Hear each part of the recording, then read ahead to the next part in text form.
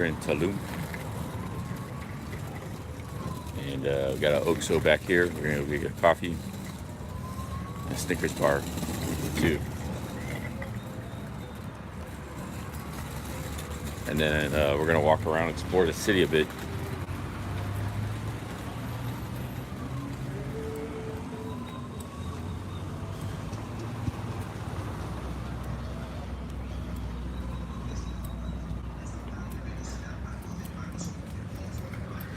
Hey, big up Spot B.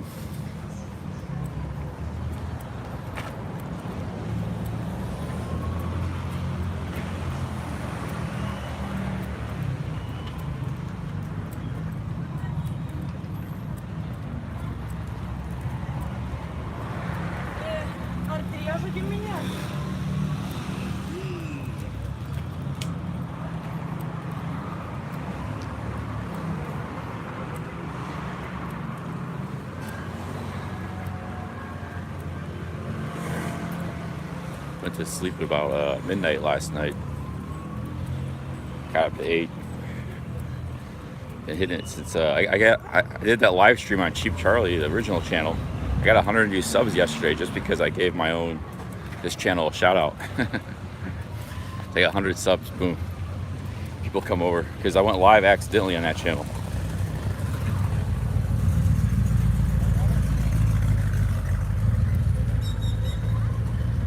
We got an OXO here. Yesterday I was up at 6:30, so it's not too early. Might be early for this town. This is probably like a more night owl type town, Pattaya type town, you know. Let's go get some coffee and Snickers.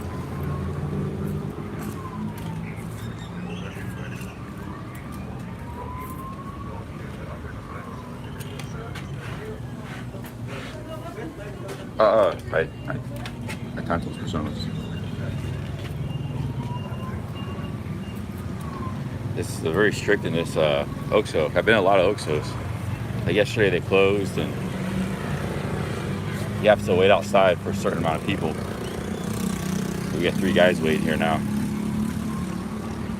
They only let a certain amount of people in at a time. 4 people in at a time.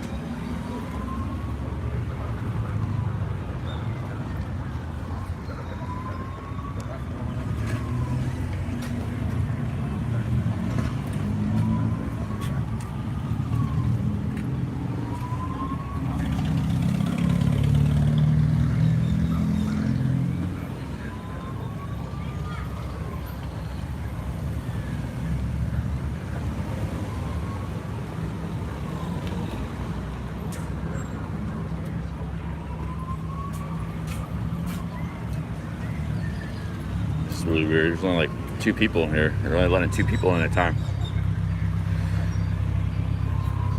I was in OXO. I was in Izamal. Had like 12 people in it, all clustered together. There's a little one too. This is a big one.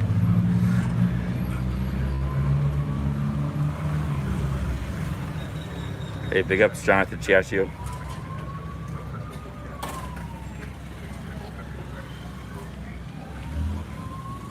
Yeah, you might like this town. It's really set up for biking. You got the whole peninsula to bike.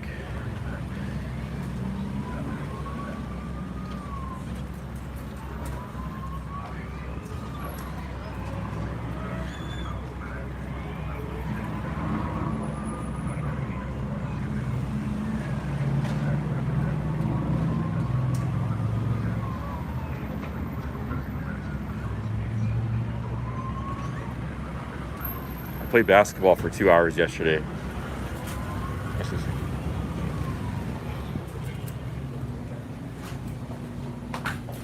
Okay, we're here for the coffee and the Snickers.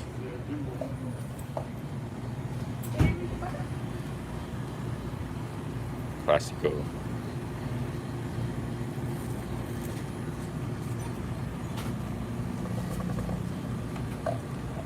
This is pretty good coffee.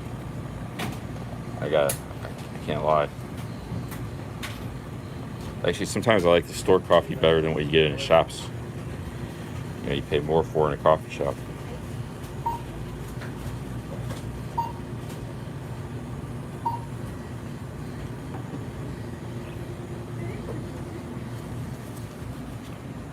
I don't know, like around $1. But I'll tell you, I mean, I've only been in this town for half of a day, but I'll tell you all the things I like about it. That's kind of hard to find right now in the world. Let's get some Snickers.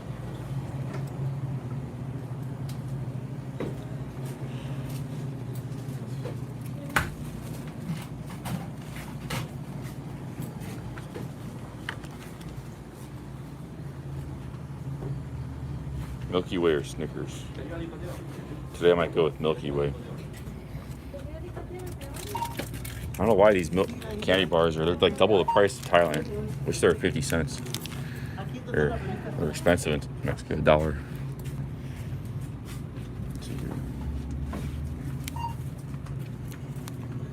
Yeah, small bottles of water over here.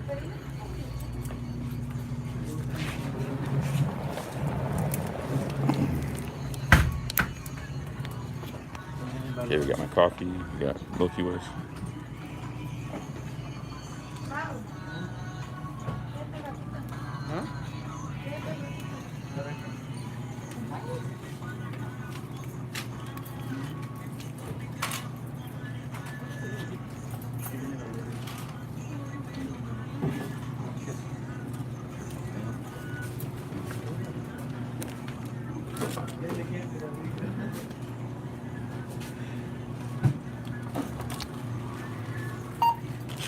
Gotta do some laundry today.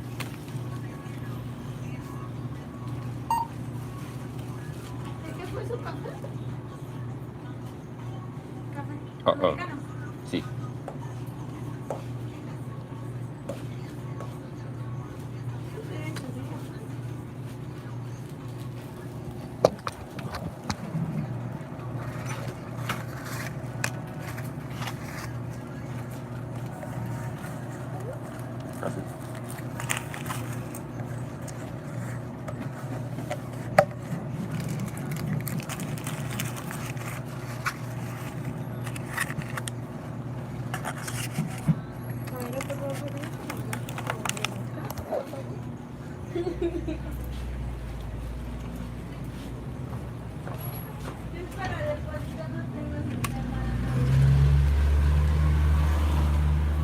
So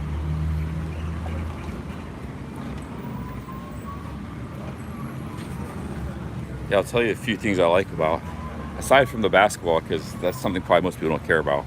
Just something I like in particular, but you don't have to wear a mask. And there's not much. I mean, that Oxo had very strict COVID thing going on, but the rest of this town, everything I've seen is like most people not wearing a mask, very strict, very unstrict COVID stuff going on here. No curfew, stuff stays open late.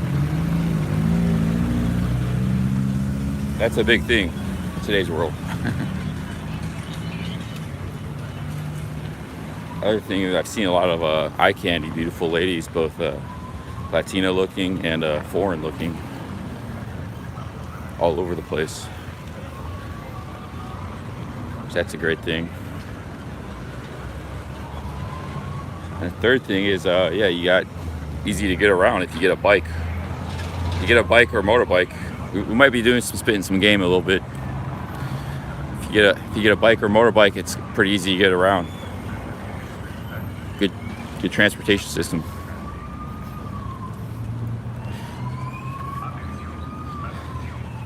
And a fourth thing I like is it's not just tourists. Like there's a Mexican side to this city too. Like I see everyday Mexican people and street food, and so you got the presence of everyday people. They're not going to overpay on stuff. It's just like in Pattaya, you have the kind of the overpriced areas of town. It's really just like Beach Road, but you know, they got so many Thais that live in the city that you know, it's very easy to find cheap food and stuff like that, cheap rooms. I imagine it's the same thing here. See, where's the park at? We're gonna go sit at the park. The park's back here. That's where we played basketball last night. Have our breakfast here.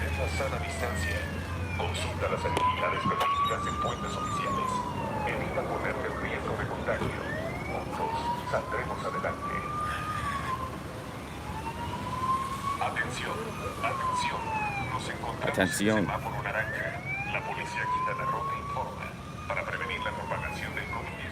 Here's the town hall. Ru, that's the name of the province, Quintana Roo.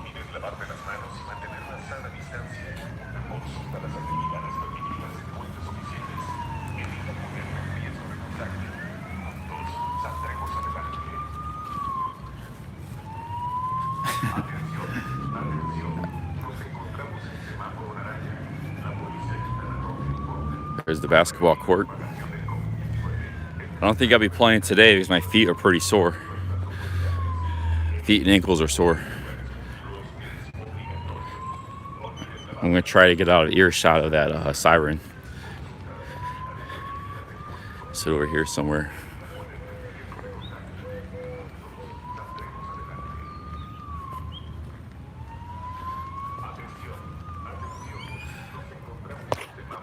Also, they got direct auto buses right to the airport, so you can fly in Cancun. And I didn't know there was a bus station at the airport when I came here last time. But boom, you can just hop on a bus, get here, and it's like an hour and a half bus ride from the airport.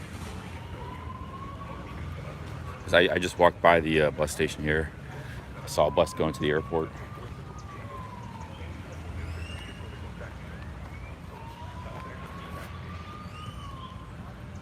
Well, we had a lot of birds here last night. Mexican grackles. Here's the court. Let's try going over here in the corner.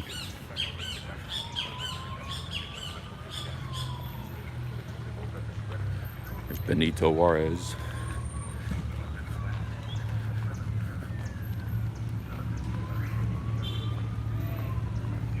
Looks like it rained this morning.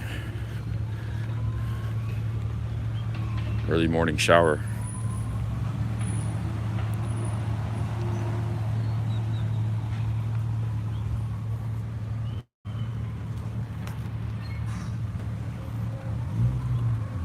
There's some towns I want to check out too. To the south of here is I don't know how to say it. I don't remember how to spell it. Bacaret or something. And then you go to Chetu Mall. They're like 3 hours, and there's a lot of towns, nice places, but.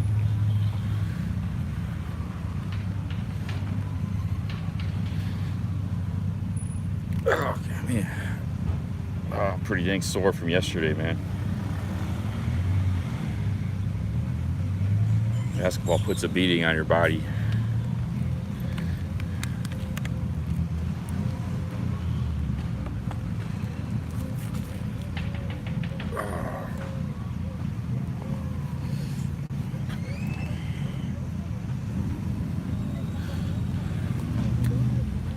Weather's perfect right now here too. It's actually a little bit too cool in the morning.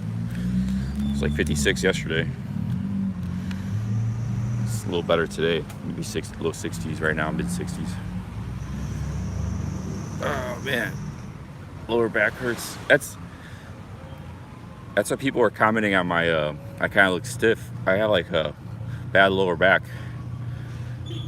It's another reason why I need to lose some weight. So I kind of like. A little awkward to move sometimes. Like losing weight helps everything in life. Your ankles, your knees, mobility, back. Cartel tour or riot. Cusco. Sounds like a IP2 type comment. I haven't seen anything real shady. You don't really see anything shady in Mexico, you know. Like, just all nice and, I don't know. I think you gotta go watch Hollywood to see that.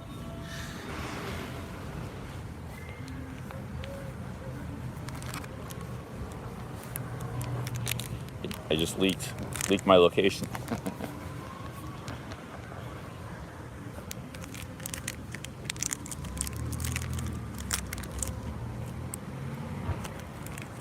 Milky Way.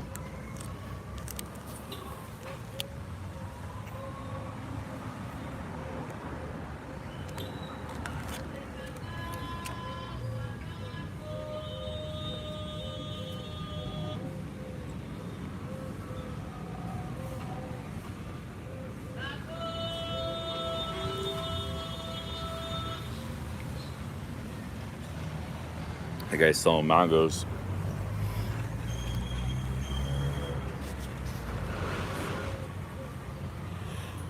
So I don't know what's on the agenda today. I'm pretty sore. I'm not going to play any basketball. Let's get this coffee and we'll figure it out.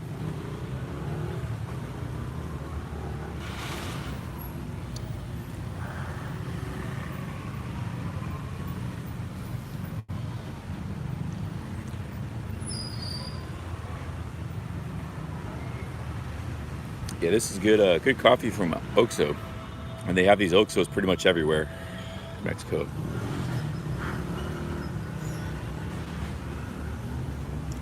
They have 7-Eleven too, but they're not as common. They're not so common. They are around, but Oxo is like 10 times more common from what I've seen. Have I been to San Felipe or Rosarito? No, there's a lot of places to check out. I mean, I didn't make it at Chichen Itza. I didn't make it. There's Holbox. So you can spend a lot of time exploring the Yucatan Peninsula. I've heard of, San Felipe is over by Progreso, like 20 miles down the coast. There's also Celestun. If you go west of Merida, there's a beach town called Celestun. So it's really nice. Not as big as Progreso. More scenic. The Yucatan Peninsula has 3 coastlines. You got the Gulf, the west side of the Gulf, facing towards Mexico, the north side of the Gulf facing towards the United States, and then the Caribbean, the east, facing the Caribbean.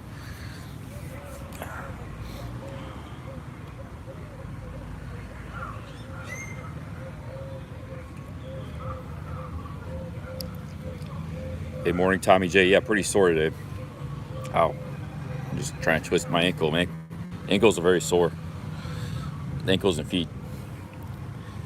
Basketball puts a ton of stress on your ankles and feet.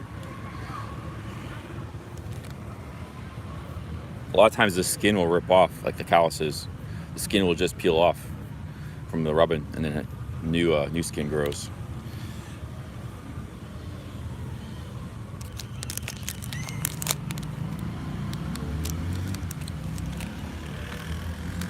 It's just being out of shape. I haven't played like that in over a year or something. Maybe longer.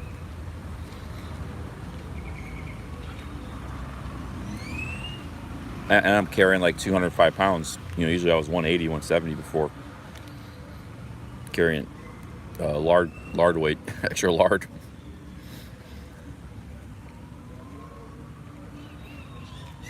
It's not inflammation.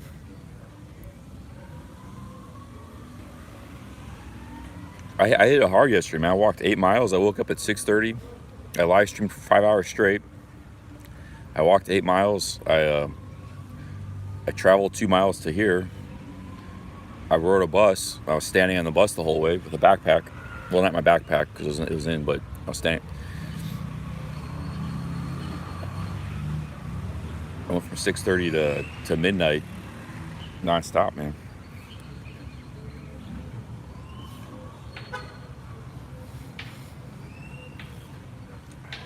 Cancer doesn't feed off sugar. Every cell in your body requires glucose to function, including the cancerous ones. Your brain also requires glucose, and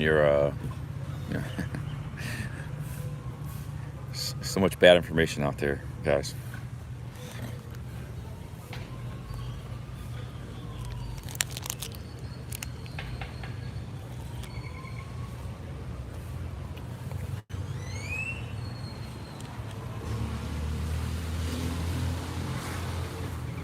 kind of look like a female with this haircut. I need to grow a beard.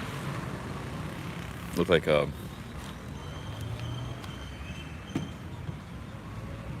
I could have been a good Lima Bravo.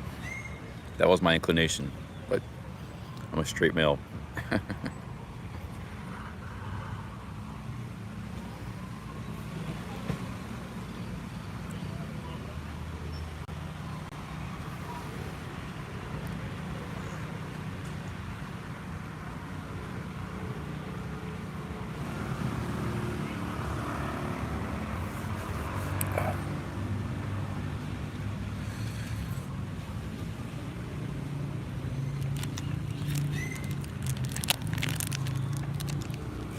You could almost live off sugarcane juice in Vietnam, Cambodia, where they make sugarcane juice. You can almost live off that stuff. It's weird. It's almost like it's filling. It's drink like six, seven cups of that a day. That stuff is amazing.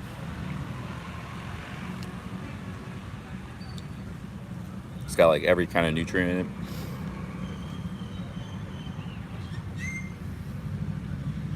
Big ups Pepe the Frog. He knows fat equals obesity, sugar equals skinny. You see this candy bar, you say sugar, sugar, sugar, but it's like 40% fat. Probably has more fat than sugar, actually. So I never said like these are healthy, but I like them with my coffee in the morning. If you want to see a real sugar diet, I have to go on fruit and sugar cane juice. Maybe a little bit of rice. A little bit of rice and vegetables.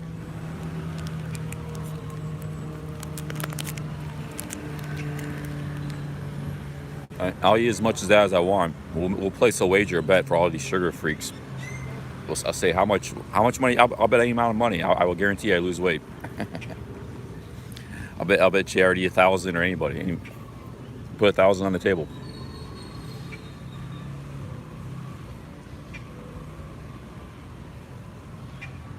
This is like 40% fat. It's got a lot of fat.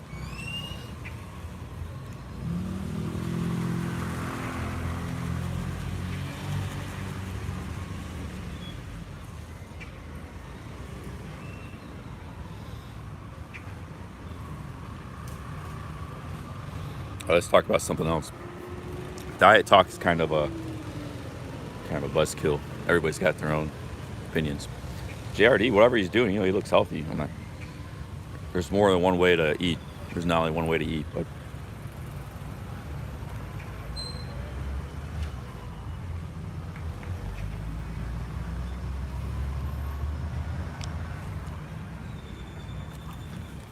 I haven't been eating a lot of like traditional meals. All I had yesterday was I had 2 Snickers bars, coffee, and I had 2 micheladas for like breakfast, brunch, like that was my brunch.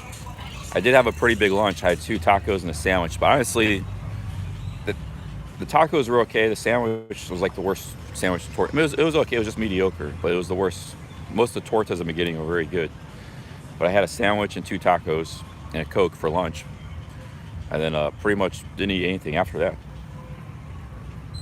So I had like nothing all evening.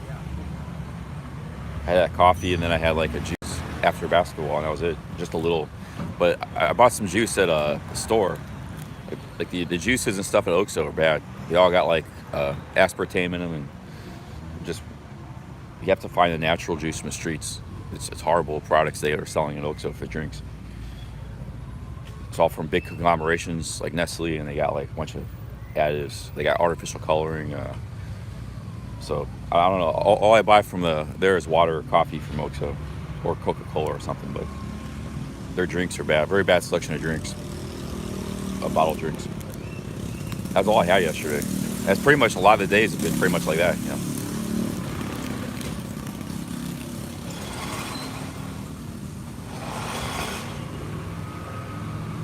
It wasn't intentional intermittent fasting. I was just busy all day. All I had was Snickers bars, pretty much, and lunch. I think those micheladas help too.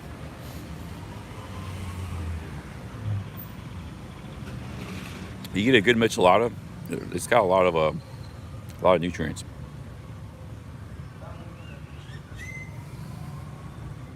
Jonathan Chiacho might be coming to Tulum.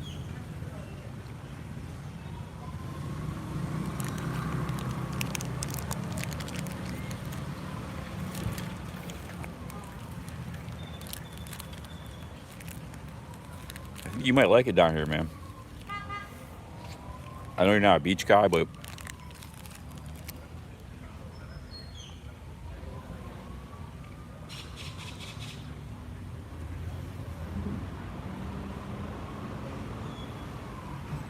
yeah, there's a bus. There's collectivos that run all the time to Playa del Carmen. I think it's only like 30, 45 minutes away.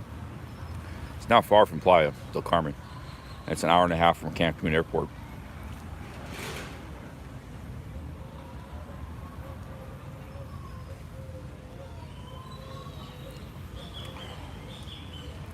Yeah, you got smooth roads, beautiful weather. Not a lot of traffic as far as I can tell. Uh,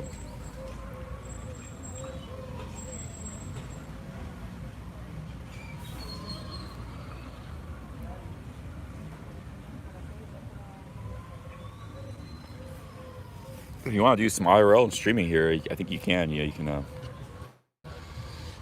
find some girls and stuff, and there's ladies everywhere here. It's like they're all mostly probably all sleeping now, but early in the morning. We're gonna Jeff Leopard's coming here Friday, so you guys tune in Friday night. We're gonna be having some. That's why I'm gonna be having some more tequila. I'll buy another bottle of tequila. Be sipping that all night with Jeff Leopard. I'll probably have to pack my own tequila in my bag because I don't know what the situation is with the alcohol. But I'm not gonna pay $5-10 a drink. I don't know what the situation is here, but it might not be overpriced. But I'm gonna party up with Jeff. See what the nightlife's like here. It'll be Friday night too.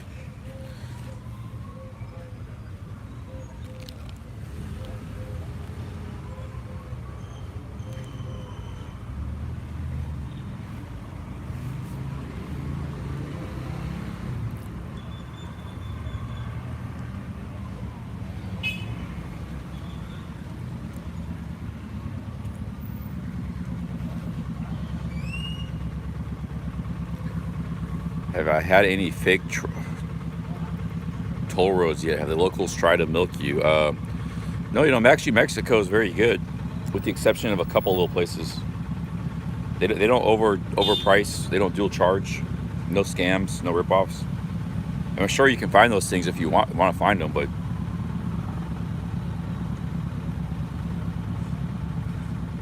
I just spent 10 days in the Yucatan province, which is a different province than here. And yeah, very, very good. People seem super friendly in Valladolid. Not so much in Merida. It's a big city. They didn't seem so friendly. They didn't seem so friendly in Progreso. Izamal, yeah, pretty friendly in Izamal. Pretty friendly in Valladolid. Very friendly.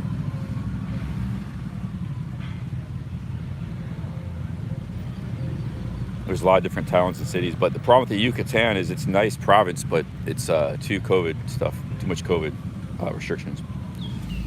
Everything's kind of dead. Everybody's wearing masks everywhere. Here is none of that.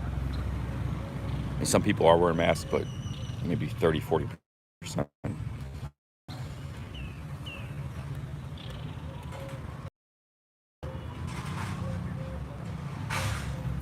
Yeah, I know like 8 guys. Some of them are here in the chat that spent a lot of time in Mexico recently. Nobody really had any problems. It's all you're much more. Colombia is much more sketchy. I thought Colombia was supposed to come a long way, but it's funny. Like Colombia should be the one that has a bad rap. I mean, they've had like civil war for 50 years and all this really bad history. Mexico gets the bad rap, but they don't really deserve it. I think a lot of the stories come out of like the border, like Tijuana. Tijuana might be sketchy. I've never been to Tijuana, but you get a lot of like Americans from California. They just cross the border to Tijuana for a night or two, and maybe there's a lot of sketchiness there. Who knows? And also Cancun, Cabo San Lucas, you get like some overcharging and aggressive touts and hustlers. And so if all you see is those things, yeah, you make it a bad impression of Mexico.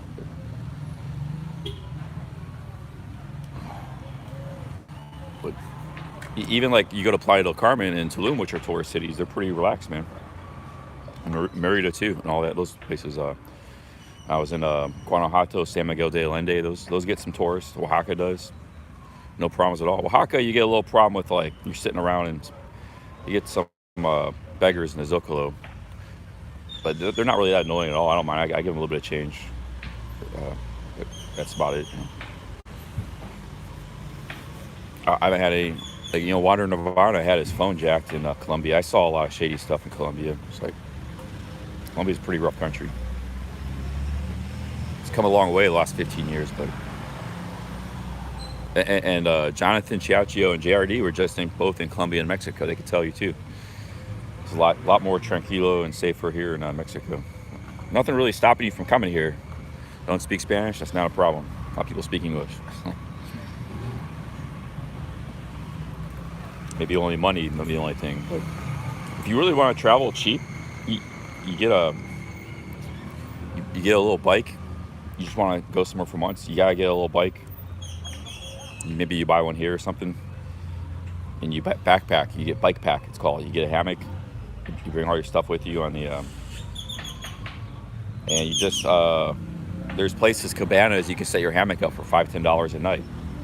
You get the local food. You use your bike for transportation. You'd be spending $15-20 a day. That's $500-600 a month.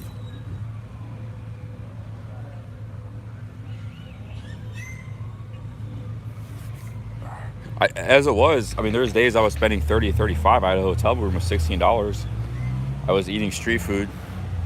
Like, there's some days I only spent $30, and I was getting some cheap hotel deals, $16.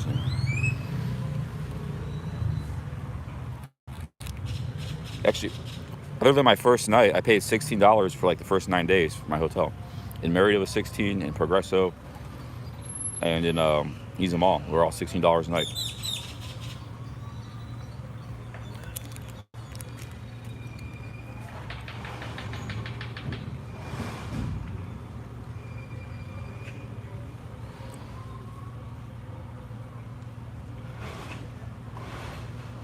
Cool, Jonathan. What's the deal? Are you going with your car? You should just fly here, man. Forget the car. Forget the. I'll take you forever. You might be going through some. There are sketchy parts of Mexico that could be not a good idea to drive through. In up in the deserts and stuff in the north by the border. I just don't see any really upside of driving around with a car. Like, you got such a great bus transportation system here, and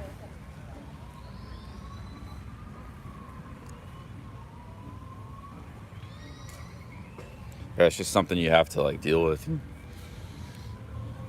And you have this dream to go to Argentina, but that might not be possible for a long time. You might not even be able to get through Central America. First of all, there's no there's no road that connects Panama and Colombia. You got like 300 miles of jungle in between the biggest cities in between like Panama City, and then you got like, I don't know, Cartagena or something. If you look at northwestern Colombia, it's all jungle, no roads, and same with that part of Panama too, bordering. I don't know, there might be a ferry or something, but it's like, is there a lot of demand for a ferry to go from Panama to Colombia? I doubt it. It's like, got the sunshine in my face. Let me put my hat back on. Yeah, you gotta have insurance. Just leave the driving up to the bus drivers. The bus system is amazing here. It's like you got first class and second class buses.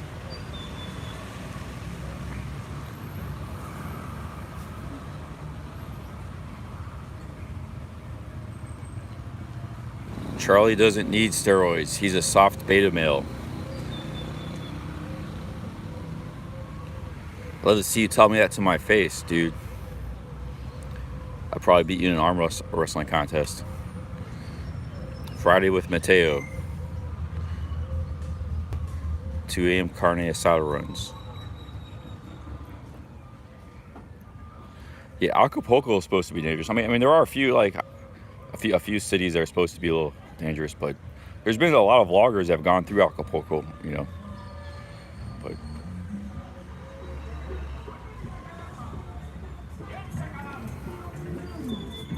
Acapulco just has a name. There's maybe not really any reason to go there. Like, that's the name travel. People just go to places with a name.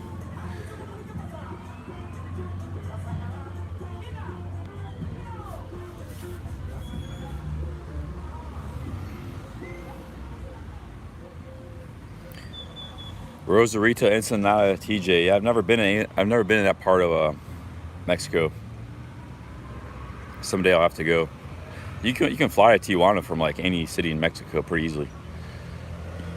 Or you might have to transfer to Mexico City, but they got a pretty big airport there too. Yeah, there's a endless amount of places almost to explore. Mexico.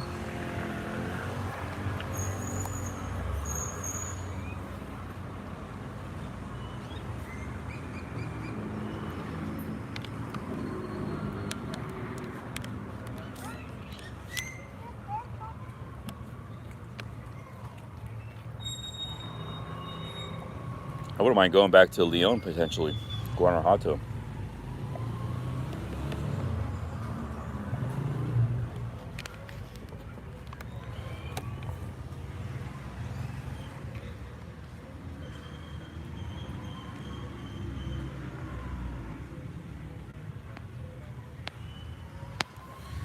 There's not much of a view here, just a little side of the park. You got a little park all back through. In the evening, everybody comes out in the evening. Like, this place is full. When I was playing basketball, you had people everywhere. Families and people hanging out. You got street food all along the sidewalk here. Really nice vibe here in the evenings.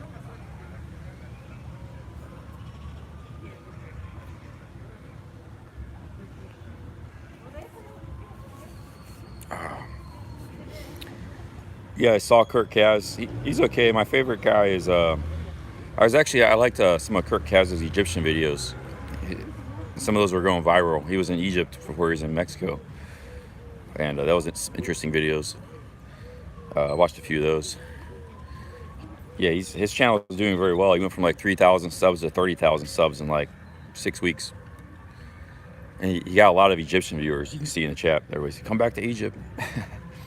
Some of those videos. But the guy I like is William Tardier, or just search William T from William Tard. It's William Tardo from and he's been in Mexico for like a year. He makes good travel videos. He's about 30,000 subs. He's also grown from maybe 3,000 to 30,000 subs, but it took him a year to do it.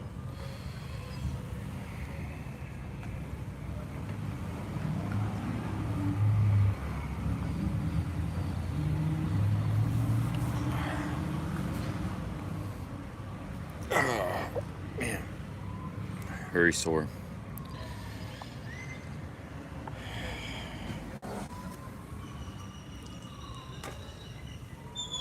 I think that's a big part of Action Kid's success, is consistency, and the fact that I think just staying in New York helped him. If he jumped around different cities in live stream, walking around streams, I don't think he would do as well.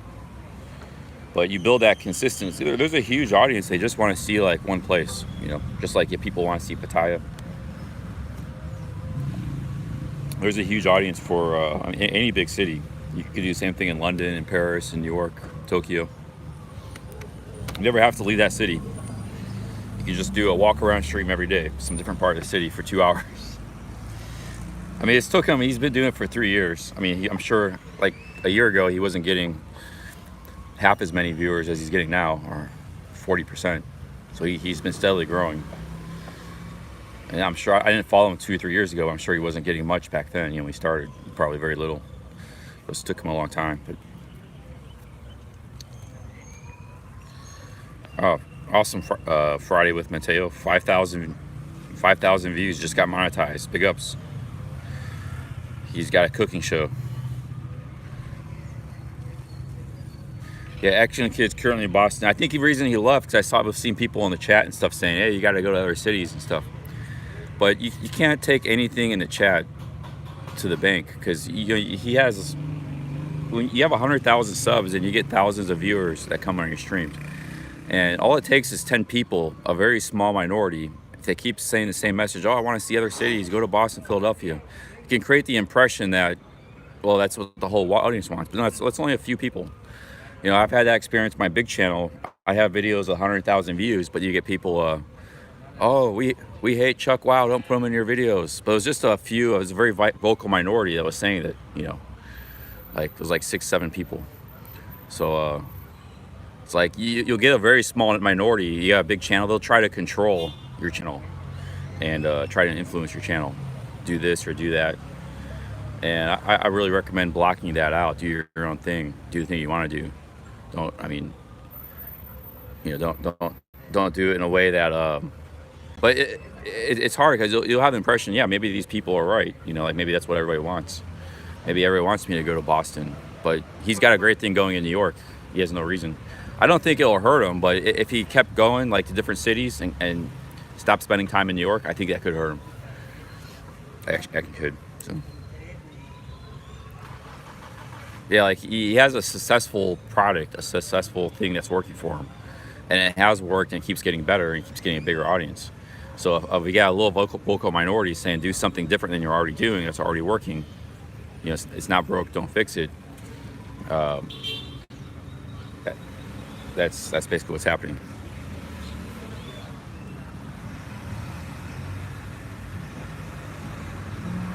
Nobody's seen Chuck Wow since August 2019, over a year and a half.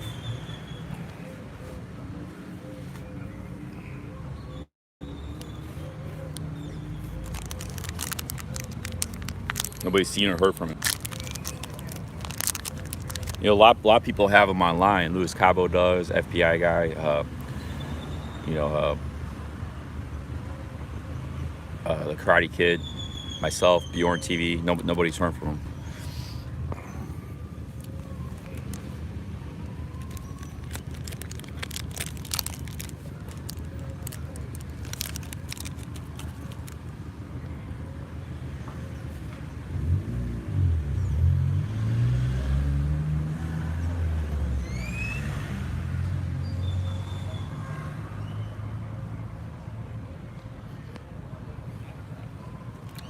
Yeah, second Milky Way. This actually has vegetable oil and stuff in it. It's like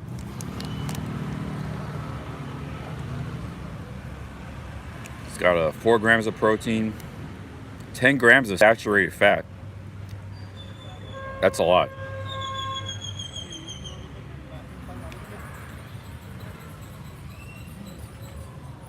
$220 calories, but mostly a lot of fat. It's that fat sugar combination I like with coffee though. I think Snickers is healthier than the Milky Ways by for sure. Like yesterday I had 2 Snickers. Had a very productive day. But I didn't see, all I saw was Milky Ways. So I just grabbed the Milky Ways. But sometimes I like taste of Milky Ways better.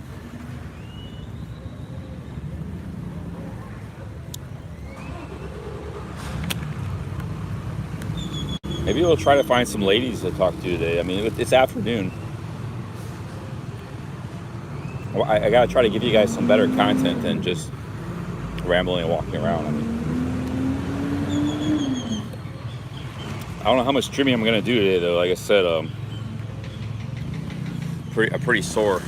Might need to slow down a little bit today. Maybe we'll just walk around a little bit. We'll walk, just do a little walk around. Maybe try to approach a few ladies.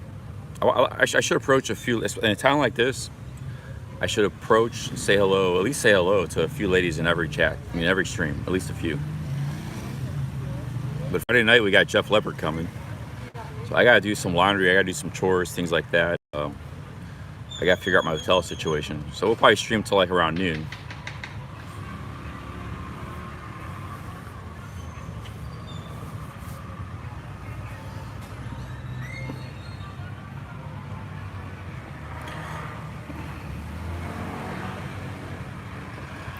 Yeah, I guess that's kind of my content, right? Don't if it's no broke, don't fix it. My content's not approaching hanging out with ladies. I mean, there's a lot of channels that do that, but it's I like to mix things up a little bit. It's nice to have some of that in my so if you got them around, and you never know what it could lead to. It might lead to something positive for me. So it's just something that should be done anyways.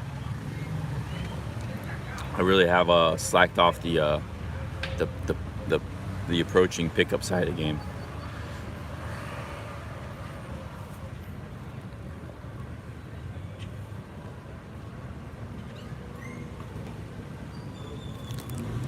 Yeah, I get shy. That's why one of the reasons I drink is liquid courage. I get like I see a hottie, you know, it's like I get a little flustered, you know, a little anxious. Difficult for me to talk to him. Alcohol helps with that. Helps with social anxiety. But you get keep practicing, you get better. I haven't been practicing. So.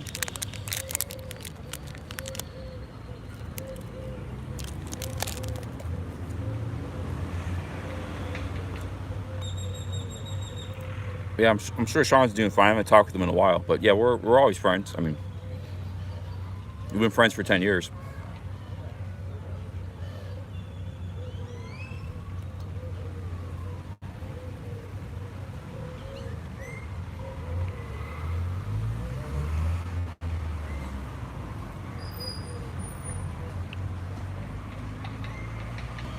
Yeah, he's a very high character person, very loyal, trustworthy, never burn you.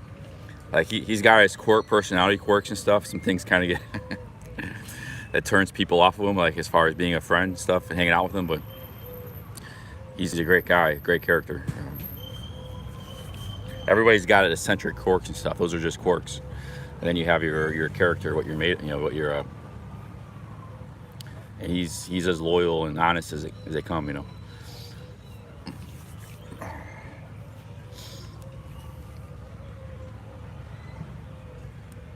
Hey, he's very good friend. Probably be, you know, lifetime friend.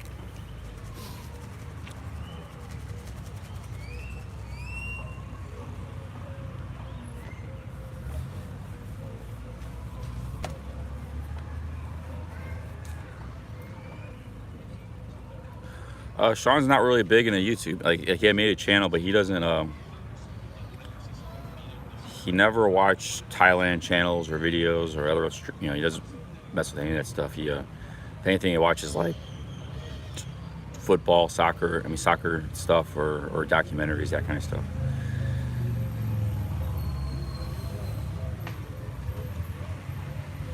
You could probably tell him. You can tell him 20 Thailand vloggers. You might know one of them. You might have heard of one of them. You might not have heard any of them. I think the only ones he was aware of was Bangkok 112, because he was so big, and Kevin Thailand. He used to watch a little Kevin Thailand here and there. That's probably all he knows, the Thailand vlogging scene. Or people I introduced to him, like Chuck Wow, but you know.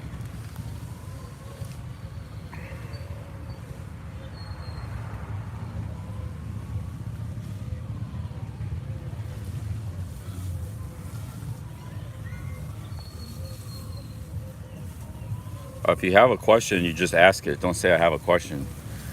It may get answered, it may not, but or send a super chat for a question. It'll definitely get answered then. I'm just kidding, but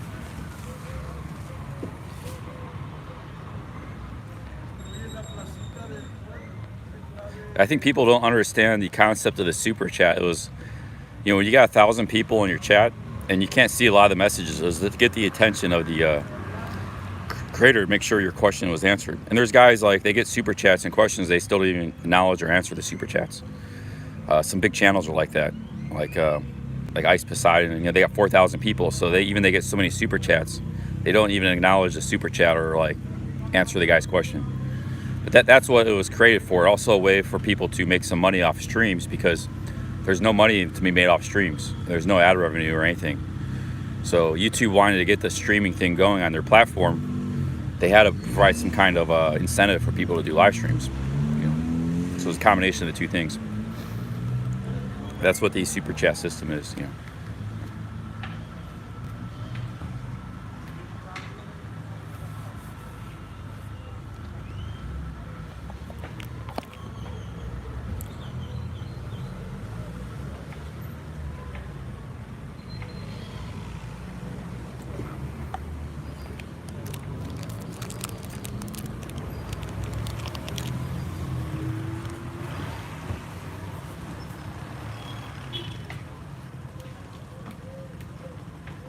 I should turn into more of a quote e-beggar, like pimp out the PayPal and constantly ask for super chats, just to piss some trolls off.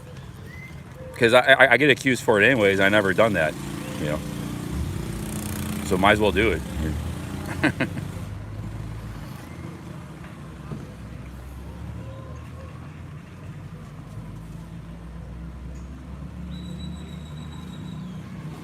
It's like some live streamers get a pass from the trolls, like 100% pass, and then the other ones get like, oh, he's an e-beggar.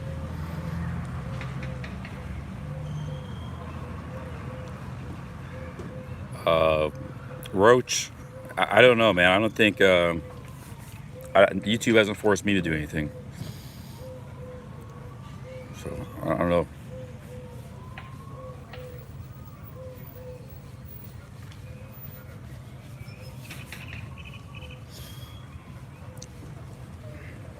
No, I'm not going to go back to Thailand with quarantine.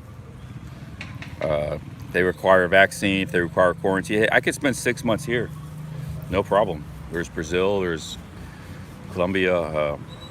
This town, you get a bike, you get an apartment, you're good to go.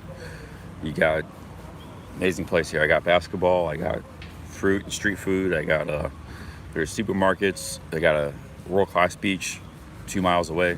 I mean, there's beautiful women here, so I just beautiful weather.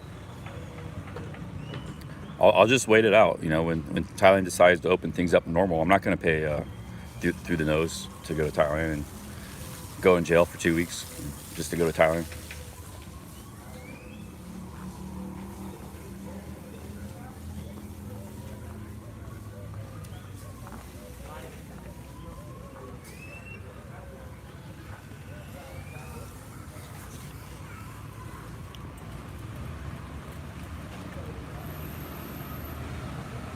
I need to find a cheap bike.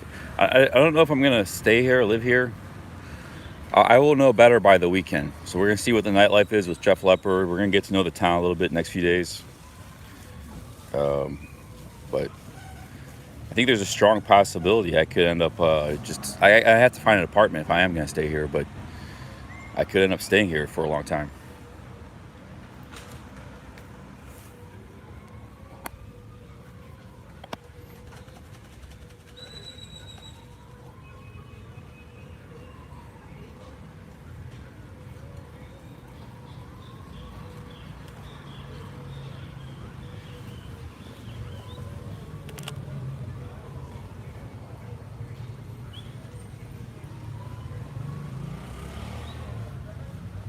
I sort of need to go home if I'm gonna live here. I need to go home and get my laptop, get my other iPhone. I need to get some of my equipment. Round trip ticket to Cleveland from Cancun probably be like $150. If I'm really serious about staying here, I might have to do that. And I can make some beautiful videos and edit them properly.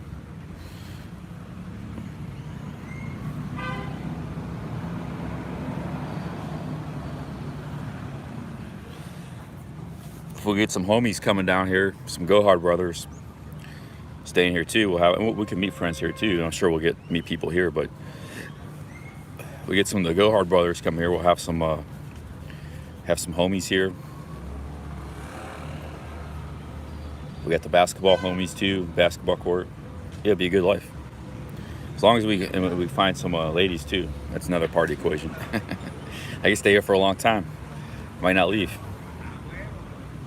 Might not want to go back to Thailand, even if they're wide open.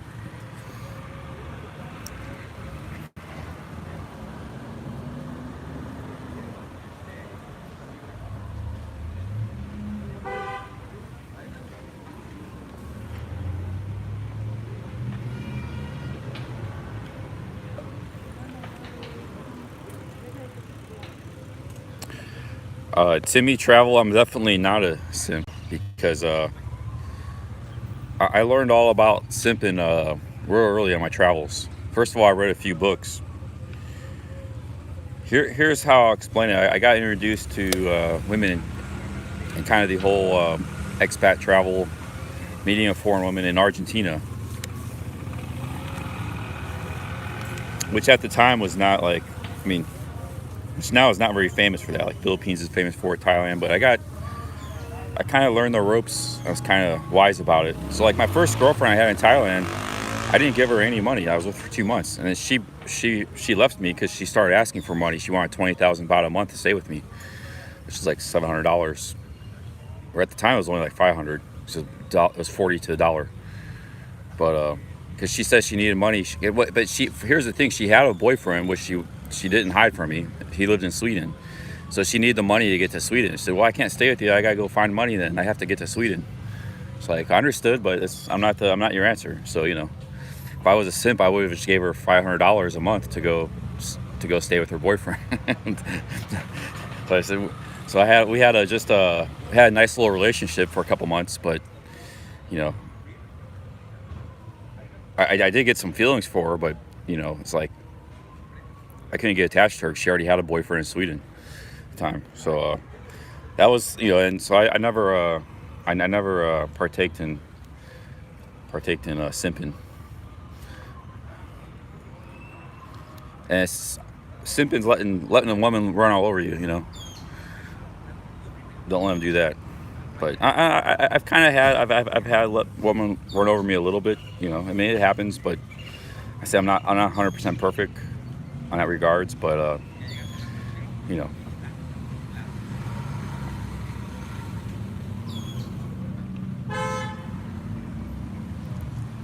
that was 15 years ago, 2005, when I first started coming to Thailand. I met her in Pattaya on a street corner. I was walking back then. Everything was internet cafes. I didn't have a laptop, so I would go all day. I would work at the internet cafe. And I would work 10 hours that day. I was real tired, and I got locked out of my. I was staying in a shop house on Second Row. It wasn't even a hotel, and they closed the door, and I got locked out of it. And I met her. She saw me walking by, and she saw I was locked out, so she came down the street. Said, "You need any help?" I was like, "Yeah, I'm locked out." It was like 11 at night. I'm locked out of my room. Like, what am I gonna do? He said, "Oh, there's a hotel right down here." That was the High Five Hotel on right on the corner of Soy 8 and Second Road. Soy 7 or Soy 8, one of the two. I think it's Soy 8. And so she followed me to the High Five Hotel up to the room, and that was that.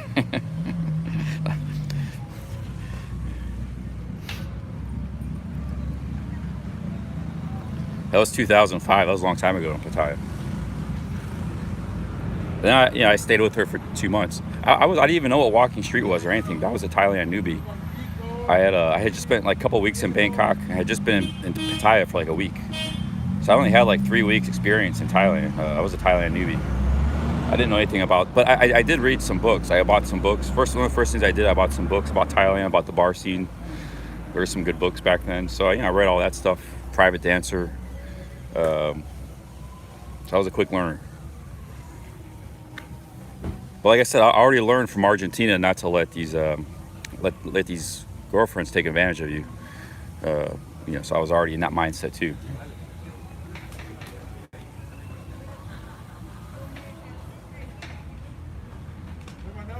Yeah, I got a lot of soreness. But hey, if you got the money, like Toronto Skyscraper, he openly promotes sending women money overseas. He's never even met them.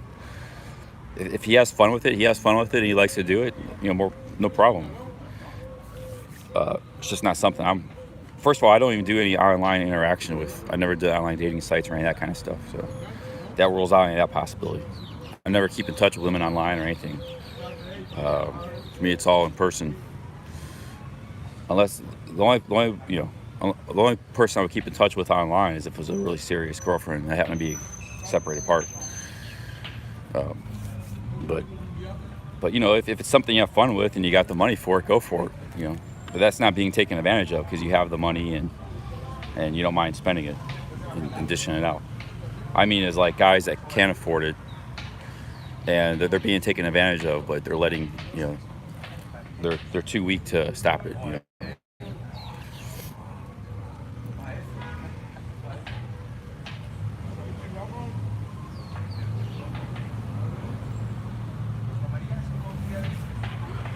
I don't talk to any woman anywhere in the world online. I don't talk to. That's a waste of time. If you're in love with someone and have a strong relationship, yeah, you want to talk to them. But I'm not in that state with anybody. I don't talk to anybody, a woman online, unless they're in the chat here. That's the only way I would talk to them. If they're in the chat on my channel.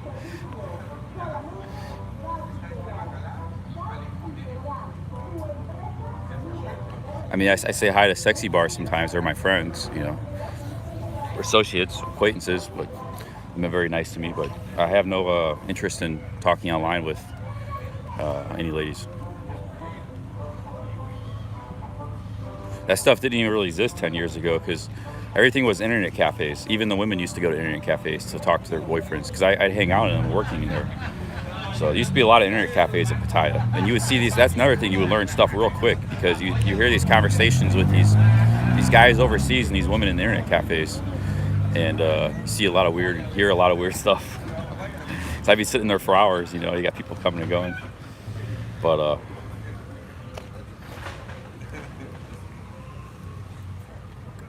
But then everybody got the smartphones, and then that changed the game. Once everybody got the smartphones and social media sites. Honestly, I enjoy this, but you know, I do this to make money too. Like this live streaming. I mean, like I said, I'm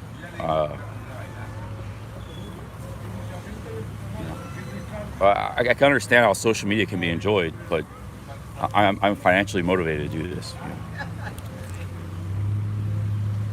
That's just a hard core reality, you know.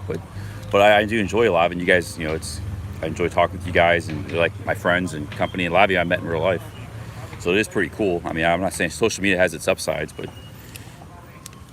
I've met like 300 people from doing this live streaming.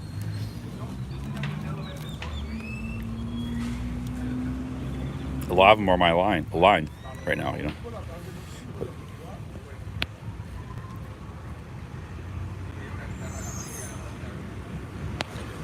Yeah, a lot of the guys sending money, you know, the real Philippines is real big in it. The dating sites, you got thousands and thousands of. A lot of them aren't even women. They just got a picture. It could be some guy working it, or they're taking advantage of guys who are. A lot of them never even been to the Philippines or Thailand. It's way more prevalent in the Philippines than it is Thailand. But I don't know. I haven't even been on a dating site like in 8 years. Every time I go on one, like I never get a chance to talk to any women. It's only Lima Bravos that contact me. Every time I send a message, they never reply. You know, the beautiful ladies get on the dating sites get thousands of messages, hundreds. So it's just such a scam.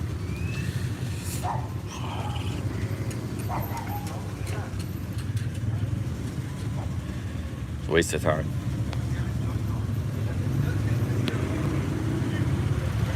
For me, instead of going on dating sites or anything, I would just be dreaming of my next Thailand trip or something. Or I went to Philippines a couple times too, but I'd just be dreaming of my next trip. You know, usually I was able to travel a couple times a year, Southeast Asia, even when I wasn't making much money.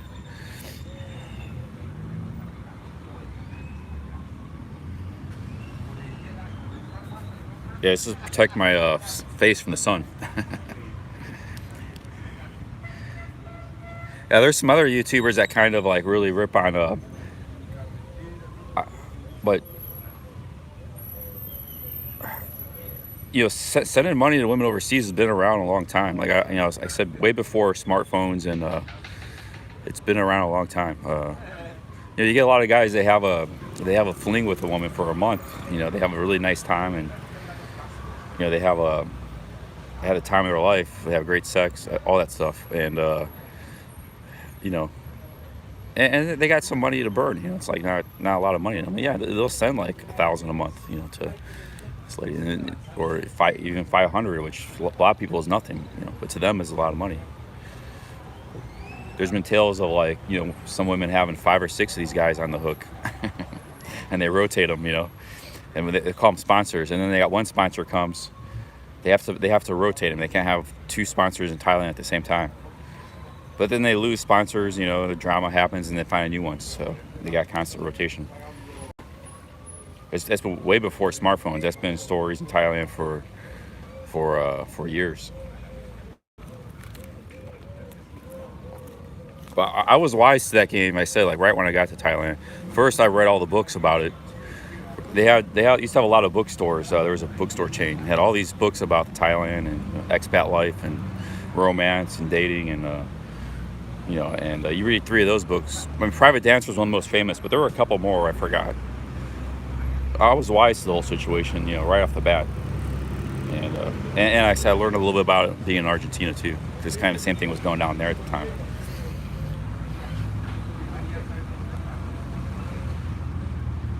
Yeah, some guys don't. I said, as long as like, if the money's not important, it's not a scratch off your back. It's a little bit of money, and you can afford it. And it's just a way of you to keep in touch with a lady, and maybe make sure you see her next time when you go, and you get a little fun out of it, and you enjoy it, and you don't get caught up in anything, And yeah, there's nothing wrong with that. I know there's guys, but then there's others that do get caught up, or they get heartbroken, or they get financially distressed because of it.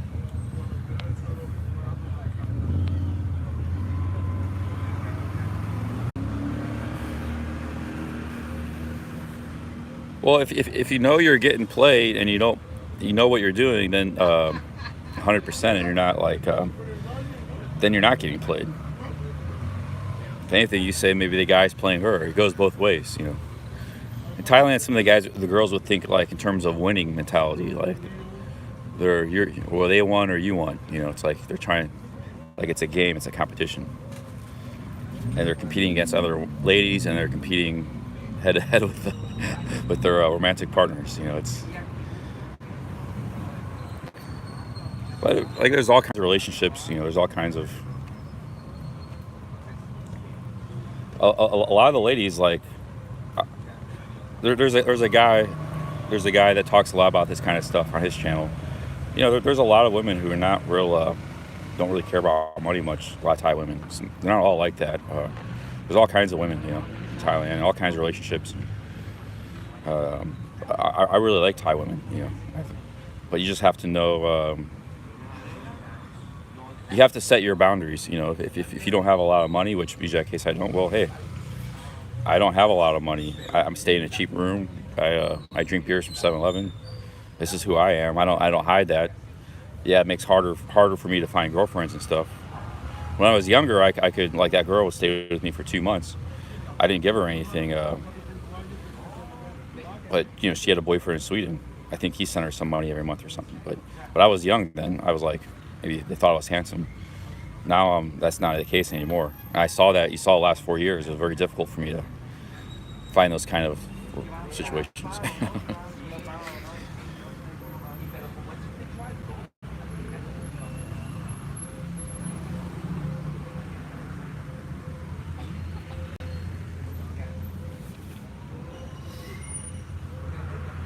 I didn't know. I liked her. Like I had that, and she just like we had that first night together. I said she followed me into the hotel, and we had a good night together. And then next thing I know, she was moving her like her they move their clothes, and they try to like colonize your room. So like they move your clothes and their toothpaste and toothbrush and everything. Next thing I know, I have all this stuff in my room, shoes. It's like, okay, I was like, it was fine with me. And then, but the funny thing is, she had a roommate on Soi Man in Thailand. There's an apartment building there. So she still had a room too. Like she had that room with her roommate, and but she was a player. She was a player. And she even played me because like I started to get feelings for her. And and one night I caught her in a Marine 2, which is a disco, doesn't exist anymore. Like 5 a.m. grinding on a really handsome Australian guy, buff guy. So she was having a good time. She had a lot of boy toys. I got kind of upset and jealous, Yeah, you gotta you gotta learn those lessons the hard way.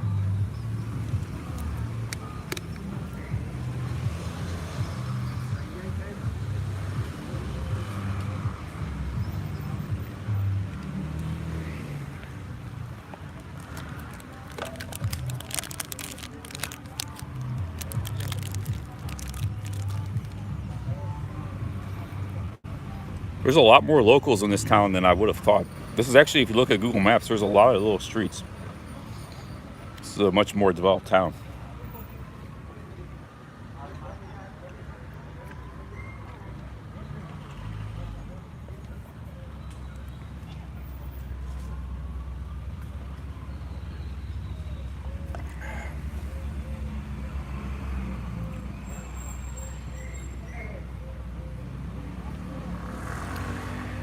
Toe Man Dave, hey, good morning, man. Just sitting around. I had my coffee and I had 2 Milky Way bars, just kind of yakking.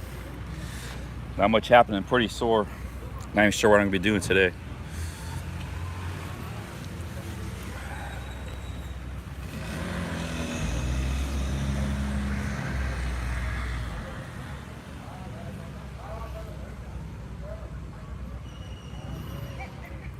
Maybe we'll go for a little walk here.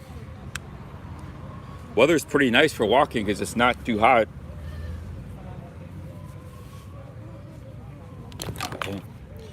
It's not too hot. Yeah, you don't have to be Chad to do well, like Philippines and Thailand, but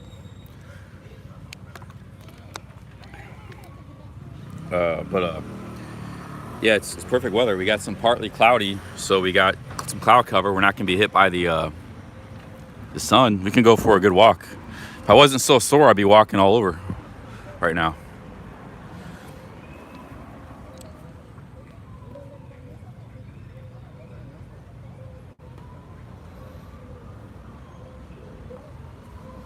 I have iPhone SE 2. I think that one might have stabilization. It works on the walking around. That would be a game changer. You wouldn't, if you have stabilization while live streaming without a gimbal. It's the iPhone SE 2. If I don't have it with me, I'm using the old iPhone SE.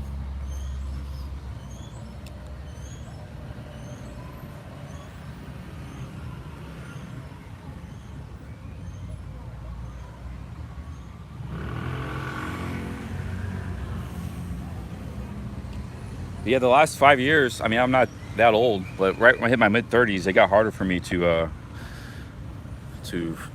kind of have, to meet women, to have fun doing that. And I was never like really a hardcore P4P guy. Like I couldn't afford going to go-go bars, that kind of stuff. So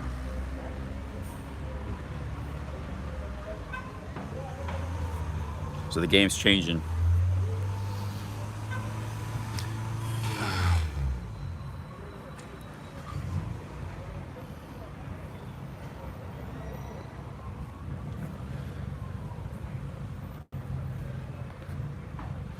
You gotta appreciate the game. You gotta know your strengths and weaknesses.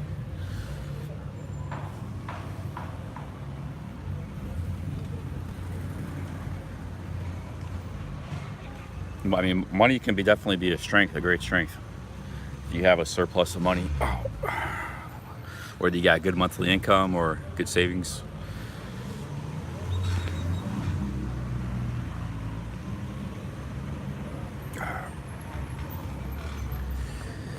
Man, my bones are sore. Yeah, I'm pretty much poor, but I have income earning potential. You know, I can earn income. There's a lot of guys that they got a lot of savings, but they have no way to earn money. The only way they can earn money is through interest. They try to make interest off investments. They end up spending all their time trying to figure out how to invest their money and worrying about it. You know, 'cause that's all they got.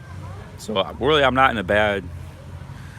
I kind of prefer my situation than a guy with a lot of savings but no income earning ability. You know, it's people don't talk about, but the ability to earn income, especially on the road, traveling as a digital nomad, that's a big thing. I've always been able to do that. Not that great. I mean, from 2010, 2017, and before I started YouTube, I was had it pretty rough. I wasn't able to live my lifestyle that well, but I was still able to do it some. I did first. Here's my career journey. I did magic cards from about 2000 to 2004, and 2004, 2009, I did online poker, and I made a okay living doing that for 5 years. Then I went broke doing that, and I switched back to cards, but the cards were not that good at that point. I made most of the money going to Japan, but had high expenses, overhead, didn't make much profit.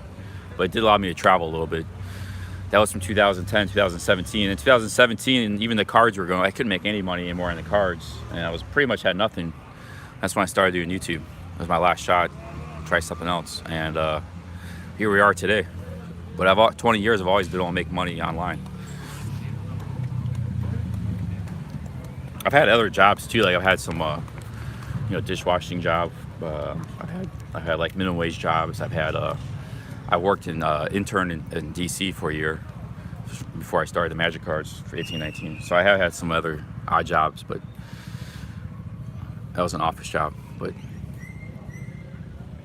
I tried to get some like other jobs. Like when I saw the Magic Cards were going bust in 2016, I was gonna try to get like fishing jobs in Alaska, try to go that route, but none of them would hire me. That kind of pissed me off. It was just simple processing jobs, but you can make good money doing that. Hey, big ups, F and Hefe. Hey, thank you very much, F and Hefe, for the $5. Cheers, man. First super chat of the day.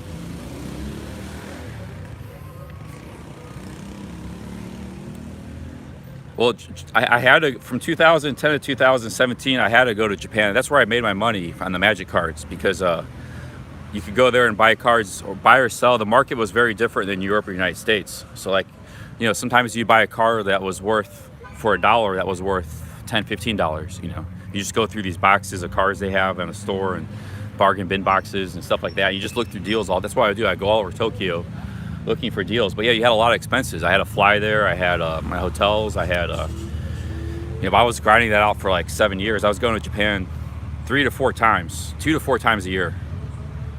Sometimes I would stay there for 3 months. Sometimes I'd just be there for 2 weeks. But it was profitable. Like and plus I had expenses. I was actually, I had a lot more expenses than that. Just the travel expenses. I had, you got your fees. You got your PayPal and eBay fees. eBay takes 10%. I had a partner, and half the money was going to the partner, half the profits, and we had to pay for I had to pay rent, I had to pay all kinds of stuff, the office. So but really there was nothing left at the end of the day. It was like $500 for me. But I did get to go to spend some time in Japan, which was cool, and then I was able to, I could jump over to Thailand real quick for a month. I was able to do that. So didn't have a bad lifestyle, but I wasn't getting ahead in life or making any money. But around 2015, that market turned, because all the shops, the shops were kind of in their own world, all the Magic Card shops in Japan. So you could go over there and make profit just hitting the shops, buying and selling. They all started to turn pretty bad around 2014, 15, where it got harder and harder. More of the local Japanese started hitting the shops themselves and just sending them to the shipping it by mail to the American shops. So they were cutting into the market, and then the shops themselves started to learn the markets and started pricing their stuff accordingly. Even though there was no demand for those cards in Japan, they would still price them up, and it got harder and harder to make any kind of profit. And pretty much at the end of the road when I started my YouTube. I had nothing else to do left. I lucked out with the YouTube. So that was my history of the Magic Cards. But that was my second go with the Magic. When I first got into it, I was pretty big. I was like one of the top 4 or 5 dealers in the world. But it was very small back then. Magic Cards were a lot smaller. I was one of the first websites. There was 3 or 4 websites that started. I was one of the first. And it's a shame. I wanted to travel, and I was getting into poker, online poker. If I had stuck with that, I could be a rich guy today in the early days. But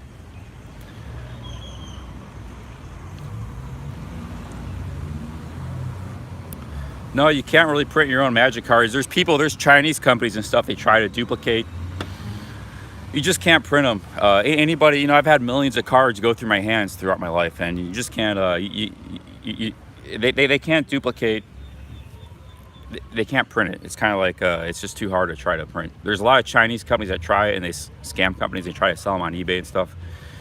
And they've never been able to try to print Magic Cards. Never been able to successfully do it.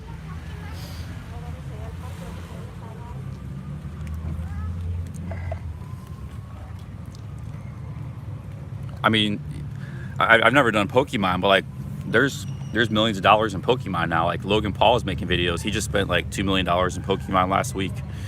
He's a very wealthy guy, but he's like crazy about it. I was always interested in the Magic.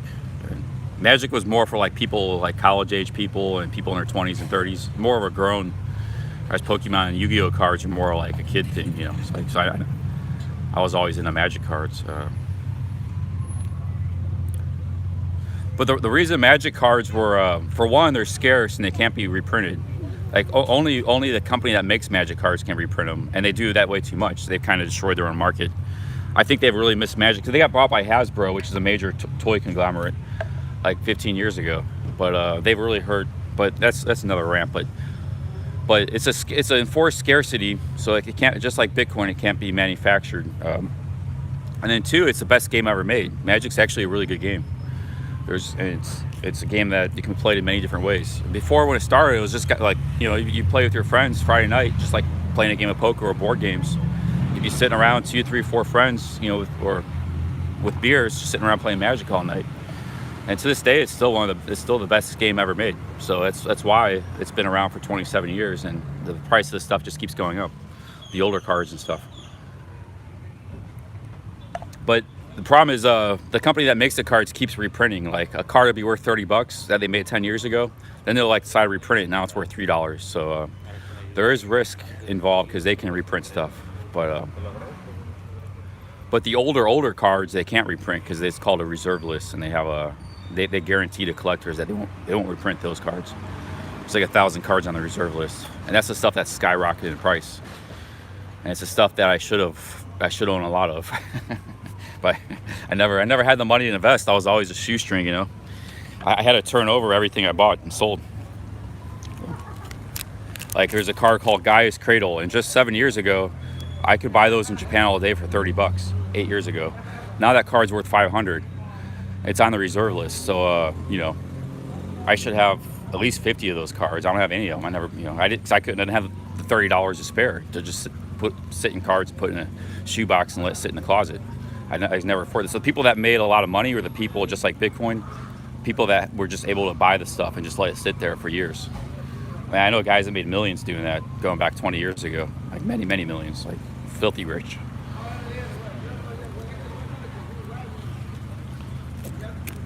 But yeah, there's maybe like 10 million people around the world that play Magic. I mean, it's big in Europe, big in Japan, but most people don't know about it. It's been around for 27 years. And even Pokemon, which I never even owned a Pokemon card, I never touched stuff, and that stuff came around later in the late 90s. Even that's like a big thing now, big collector thing.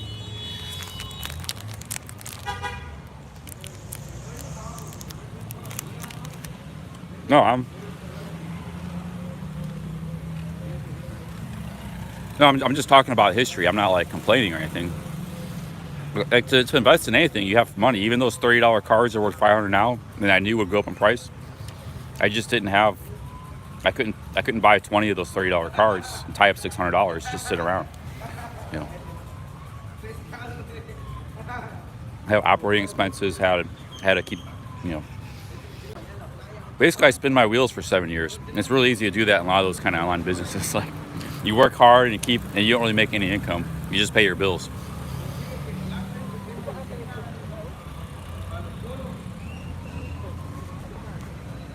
Like I worked about 60, 70 hours a week on that business, trying to rebuild it for 7 years, and traveling, walking all over Tokyo and Osaka, spending all day in shops, and it didn't make any headway. And the market just got worse and worse.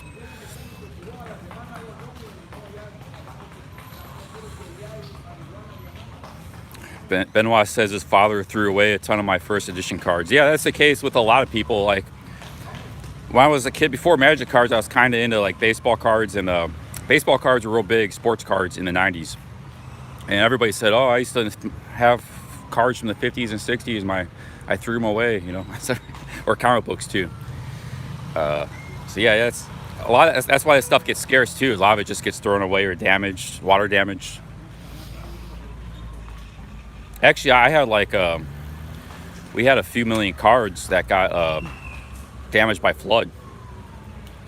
A lot of them weren't worth much at the time, but they're worth some. Like they would have quite a bit of value today. They were more the lower end cards, but still, there's so many of them, and they all got damaged by a flood. They'd be dumped off in a dumpster.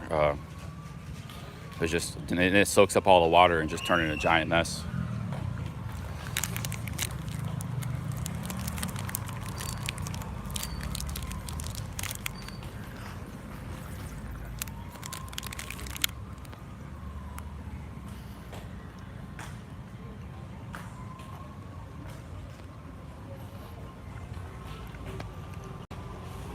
All right, let's go walk around. I'm still finishing my coffee, and I got this last Milky Way.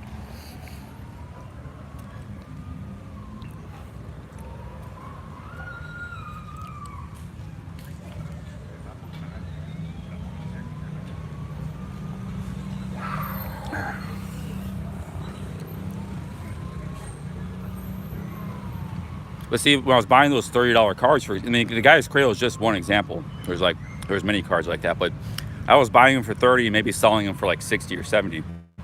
So they were already worth more than what I was buying it for. But if you really aggressively, like, there was this guy I knew, like, at the time, he's like, oh, I got like 1,000 of these, he probably still has them. And that guy made a ton of money because he had like, he had a lot of money to work with. He was a young guy too, Asian guy. But,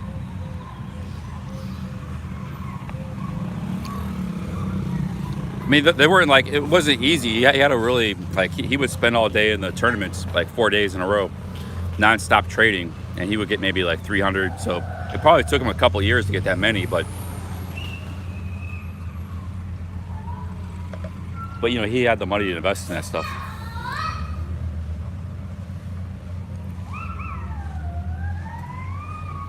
Yeah, you can't duplicate. You can't fake the cards. They have a patina. They have a look, a feel, a weight, everything.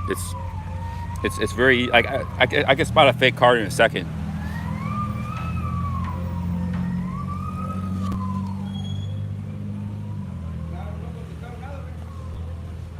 It was more like 3 million cards lost. 10,000 cards is nothing. That's 2 little boxes. But they were more the cheaper cards. There was still a lot of value in them, because there was like cheaper cards then that were worth like maybe a quarter or 10 cents that are worth like $2 now. So you can sell like 4 of them for $8. And when you're dealing with, obviously not every card is like that in the box, but there's enough of them when you're dealing with that many cards that it's a substantial chunk of change that just got destroyed.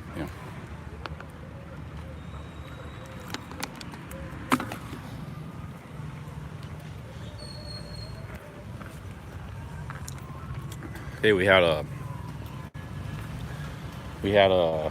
2 Milky Ways and a coffee. Let's go explore the town a little bit.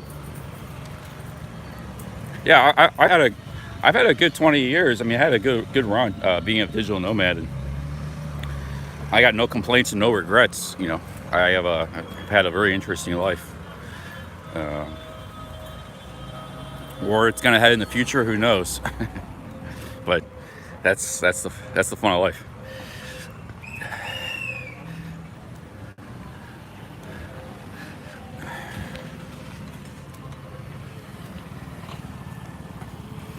Let's see here. Let's head down this way, explore the town a little bit.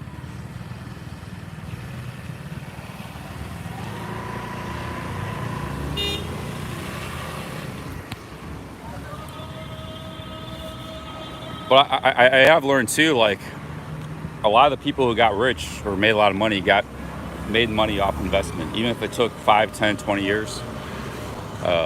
Whether it's magic cards or Bitcoin or sometimes you have to have money to make money, So you have to focus on income and saving. That's where the cheap Charlie thing comes in. I haven't done a great job of that the last 4 years. I should have saved a lot more.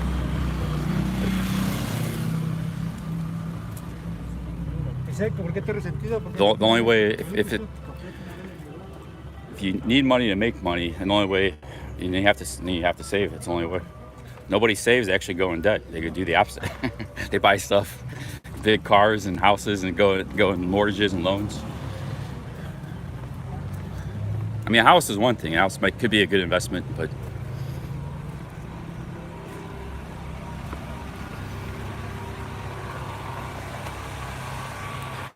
Somebody filming a Ricola commercial. No, those are guys, they got like, they drive around trying to sell fruit or something. They from their farm. Same way in Thailand. They have a loudspeaker or they just shout. In this case, they're just shouting.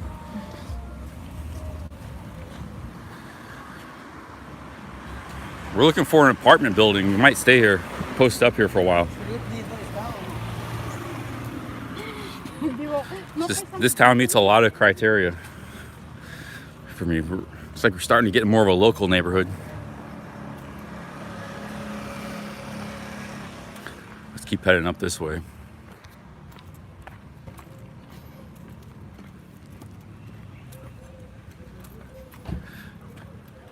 It's like an apartment building right there, new apartment building. I don't think these places are gonna be cheap, but you know, if you get $500-600 a month, you got a nice little place, nice little studio. I could live with that.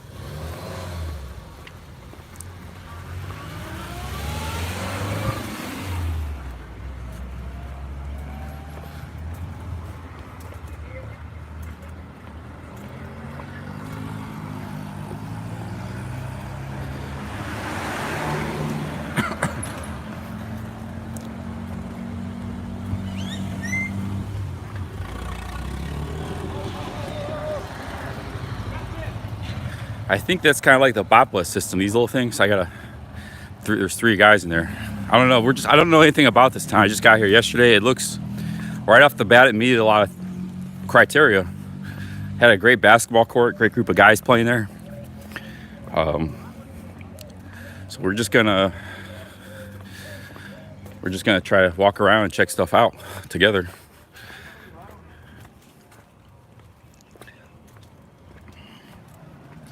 We're about 3 blocks off the main drag at the moment. It's a very new city, so there's not like it's not that big, but it's growing fast. The whole Mine Rivieras, it's a booming place.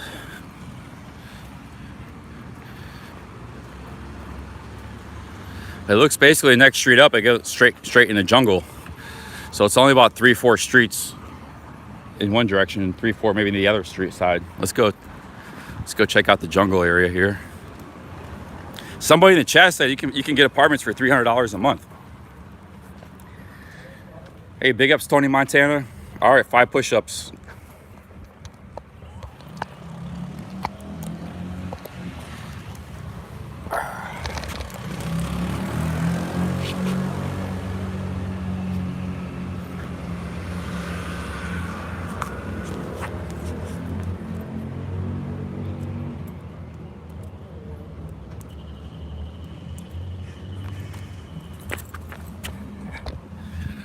Thank you, Tony. I only did those for you, though. Nobody else, because I'm too sore to do too much working out today.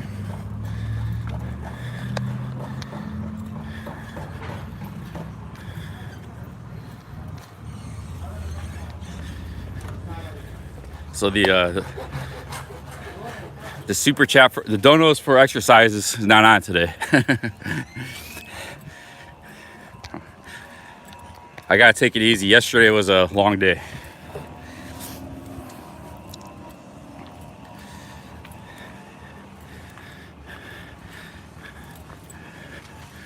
There's some stuff back here. Look, there's another basketball court. You got kind of a wide open thing going on here. You got jungle over there. I don't see any hoops on. It looks like they took the hoops off this one. This looks like a stage at one time. It's like really not being used, this area here. Maybe they used to have concerts here or something. Looks like it used to be a concert. This was used to, you guys know, in Pattaya, you know, Tree Town. This is what Tree Town used to look like. It's right between 2nd Road and 3rd Road. It was just like this. But then they developed it. Be careful, CC. The jungle has a few wild leopards lurking about. Yeah, they got leopards here. I think there's crocodiles too.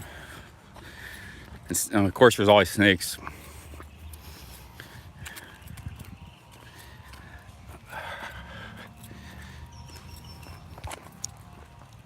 Jeremy and Nicole, new sub. Thank you very much. We got 100 new subs yesterday because I accidentally streamed on Cheap Charlie Chronicles when I was in that small town. And all these people came in. And I said, oh, I'm on the wrong channel. Go to my Cheap Charlie live channel. That's where I stream. So I got 100 new subs on this channel just from that. There's people on there, they don't even know I stream. I mean,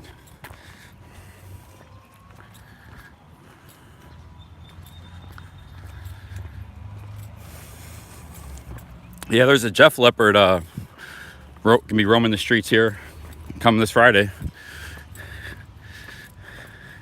Look, here's another basketball court.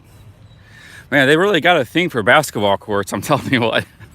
In the Yucatan, I've seen like a dozen basketball courts. You got one here, one there, and then the main one's back over there. This is like another covered basketball court. Wow.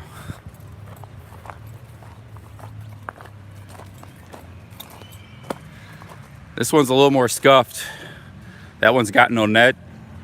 That one's got a net, but it's still good. You got shade. You can play here in the daytime because usually all these basketball courts got this roof too. They got lights, and you can play if it's raining. You can play if the sun's beating down on you. You got cover from the sun.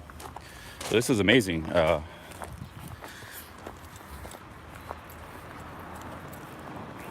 But that one's a little more scuffed, and this one doesn't even have any hoops. I don't know. It's just what's going on there.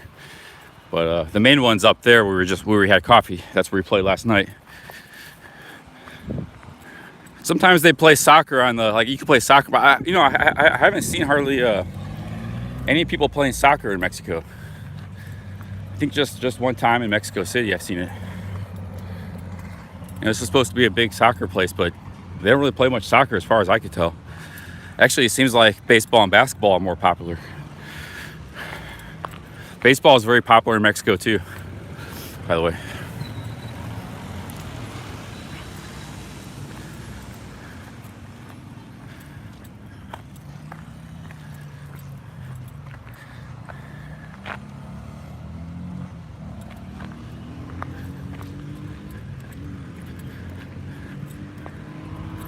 Got looks like some newer apartment buildings here.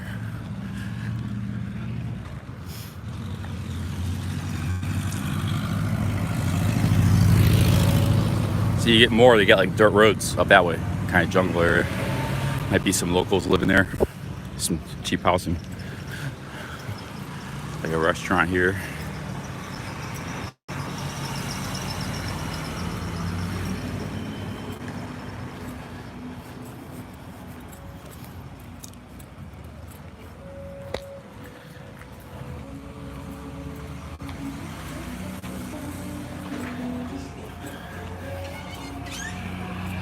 Yeah, soccer is a game you can kind of play anywhere, you know. I think that's why it's been popular worldwide. Let's go this way here.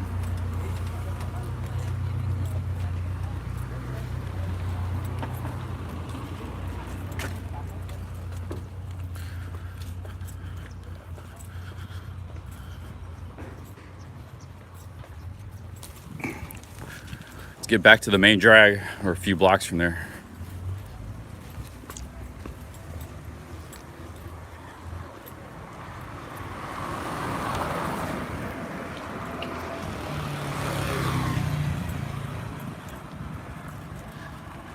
They're building this is like a cheap shop house type situation here. So you got businesses in the bottom. See a lot of that in Thailand.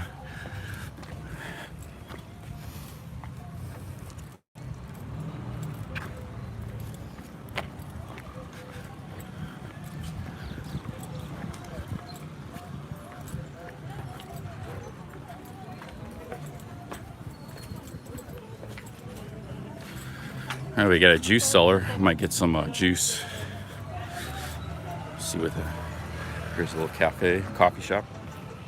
They got juices here too. Nice little place.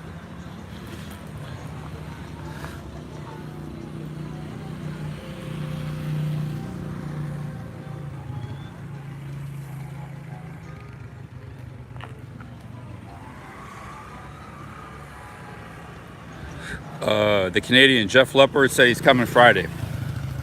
We will see him Friday.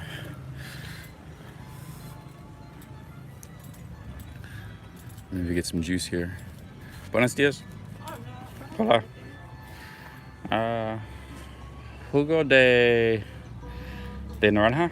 See, they already made it. I have a special today. Yeah. Two kinds, like one is made with papaya with and orange, and the other is ginger with pineapple and strawberry. Okay, it's 25 pesos. Yeah, for 25 pesos. That's what Yeah. and then I just made them 1 hour ago. Okay, yeah, the ginger sounds good. Okay, ginger, strawberry, and Ginger strawberry, and ginger, oranges. and pineapple. Okay. With orange. This is very nice. 25 pesos. Okay. Gracias, señor. Muchas gracias. Perfecto. Bye. Hey, we got a little market here too. Mercado Publico.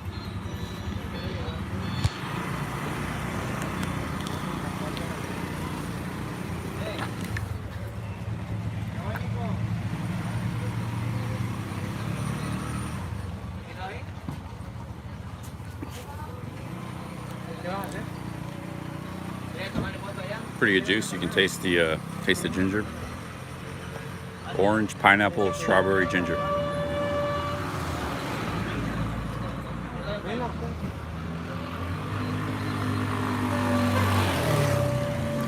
I don't know much about baseball cards. Honus Wagner was one of the most expensive baseball cards in history for a long time. That goes back to like 1910 or something. Baseball card from 1910.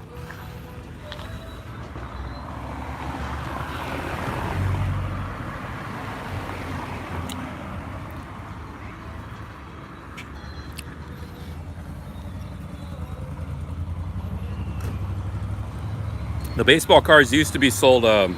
Really, it was like the way it started out was, people gum chewing was very popular in America. So like you buy a pack of gum and it has a couple baseball cards inside. that's how it started out. They're called chewing gum cards.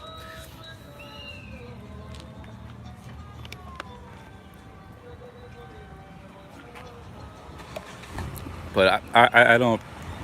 I've never followed anything with sports cards. A little bit when I was a kid, and that was about it. A long time ago, 30 years ago.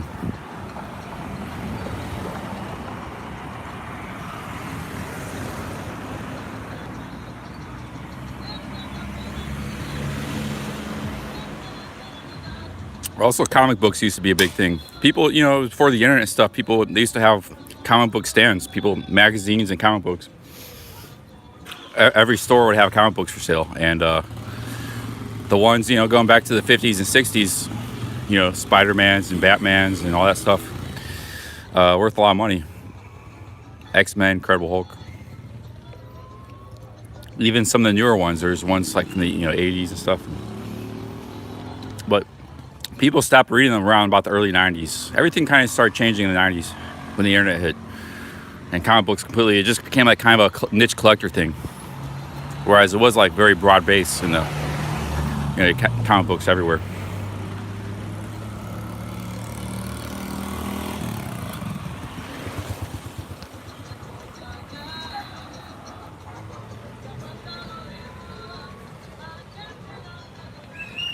Like Japan's big into comic books. They call it anime, and they have these.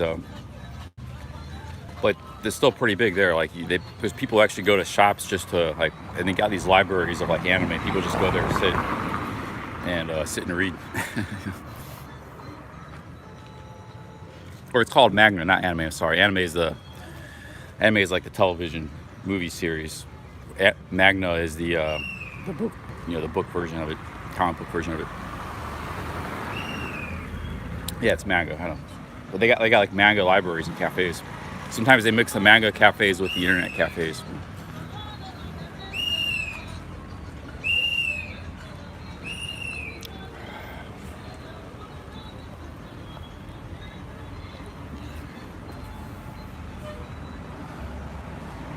I never got into anime or manga. I'm a Japan guy, but never got into any anime. Anime is popular worldwide. It's a big thing. Actually, it looks kind of cool. I don't dislike it or anything. I just, some things you just don't put, like it's kind of like it could be a great movie. You just never watch it. That's all. It's like same me with anime. I just never. Usually, if I watch TV in Japan, I had like sumo wrestling on or something like that. Or just something playing in the background while I was on the computer or sorting cards.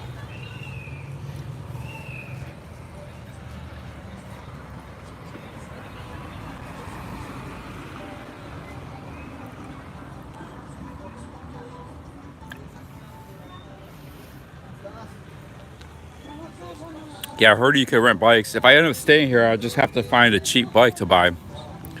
Maybe a used bike or something. Just to get around. $7 a day is very expensive for renting just a bicycle. I paid $3-4 to rent a motorbike in Thailand a day. Like 2,000 baht a month. Which is like $70 a month. Sometimes even less. I've actually paid like 1,500 baht a month at times. You can get some really good deals. And I've done the same in Cambodia, Vietnam. That's for a motorbike too, not for a bicycle. That's what somebody should do. Is like could be a lot of business opportunity here. There's a lot of foreigners. They have motorbike shops. So it's there's foreigners in Thailand. They make money on the side. So they buy like a few cheap condos and they rent them out. And that's how they make their income. Another thing that they do is they buy like a bunch of motorbikes. They buy like 20 motorbikes and they rent them out. It's not a lot of profit, but it does make some income.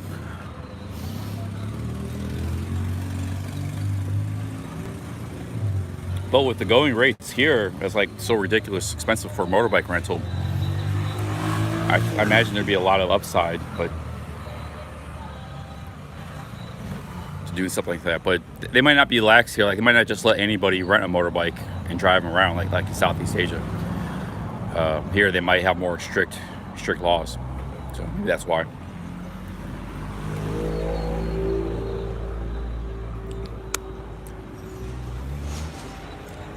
Well, yeah, it's not just Tulum. It's all of Latin America. They don't have the motorbike rental. Like Colombia is the same. Other parts of Mexico. The motorbike rental is very expensive.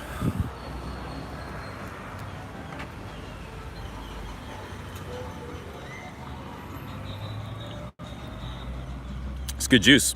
Pretty good juice, man.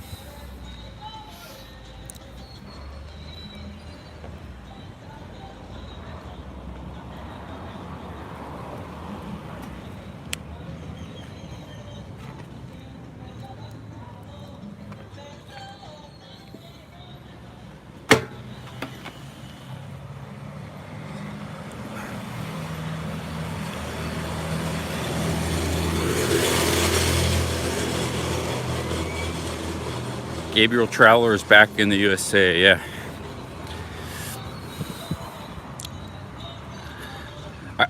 I should do something like Gabriel Traveler kind of type videos. And maybe her Balder. I could do it with the GH5. I got the same with the lens. Kind of just walk around talking about the place I'm in. Not a lot of editing. Mixed with some hotel reviews. Maybe I should go back to doing that stuff in my main channel. Because those videos are pretty easy to make. You have to put a lot of thought into them either.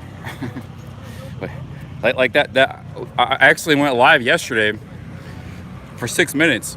And then I closed the stream on my old channel. That's got like 2,000 views. People are actually clicking on it and watching like a video. Just this like 6 minute short live stream. You see on my other channel. So I just left it up. It's like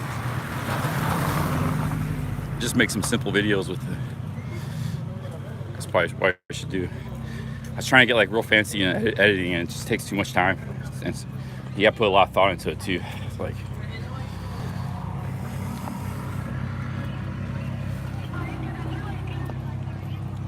yeah, I could do the same videos like Gabriel Traveler and like Harold Balder and stuff too, but with a more beautiful footage, better camera. I mean, obviously I don't have the same personality and this and that. Everybody's got a different personality, but they don't do a lot of editing on their vlogs, videos. Balder used to do a lot of editing Like he had some. That was when I first discovered him. He had some really cool. You know, he always had a knack for editing, but then he kind of stopped it because he said it wasn't worth the trouble. And he was just doing better anyways, just walking around with his action cam, talking to people and interactions, finding a story. Very low editing videos. So maybe I'll go the same way. Because I have to do more than live streaming. I have to do if I'm gonna make money on YouTube.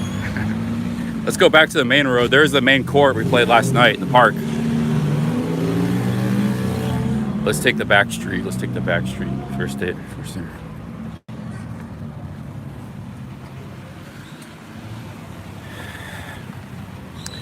Yeah, I had that tequila, man. The tequila mezcal experiment is on. Today's Thursday. Tuesday night, I bought a bottle of top shelf tequila, a little bottle, 250 milliliters. I drank about 75% of it, and I didn't get drunk. No hangover. Yesterday I had an amazing day. It was my most productive day yet. I woke up early at 6:30. I felt really good all day. So I think there's something to that, like the high quality. As long as you don't drink too much and you drink it slowly, the high quality tequila mezcal is powerful. It's good. It's good. I think it's actually good for you. So I'm probably not gonna drink anything today, but Friday I'll probably buy another little bottle of tequila. I'm probably not gonna be. That was $25 for a little bottle. That was top shelf, like extra añejo, and it tasted just like Lewis's top shelf tequila. It was a smaller bottle, so that's too much. I'll probably look for like a half price of that, like $12 version of that, which should probably still be very good, but just won't be extra aged. And we'll go with the little cheaper version, but still very good quality. Here's bikes here.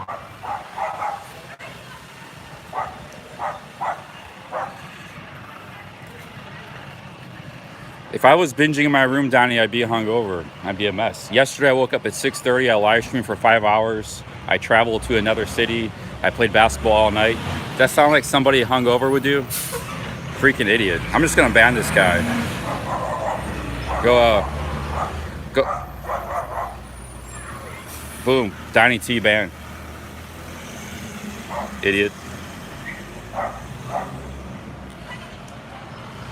All right, let's go check this bike guy out here. See what's going on with these bikes. Is this rental or?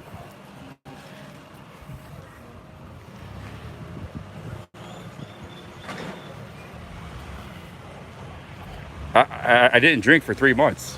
I just started up a few days ago. Had those 2 beers. And then if I'm gonna drink, I'm gonna do it right. I'm gonna do the under control. So we're starting the mezcal tequila experiment. Or these bikes here. We could get a pink bike with a basket, guys. What do you think about this bike? Hold up.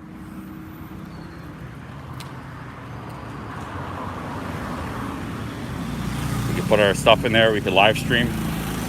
We could go live and live stream here like this. The basket. Yeah, I'm thinking I just drink like 2-3 nights a week, like a 250 milliliter bottle of tequila, not top shelf, like a $12 bottle. 3 times a week. That's 30, and maybe add a couple micheladas here and there, you know, or from out with friends, and altogether that might be like $40 a week. It's an expense, but.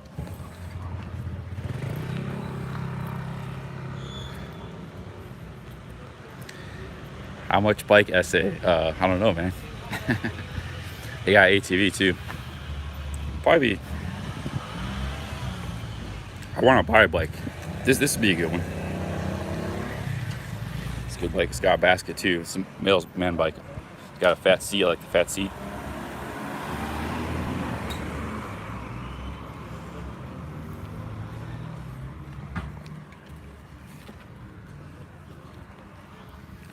Let's head on here.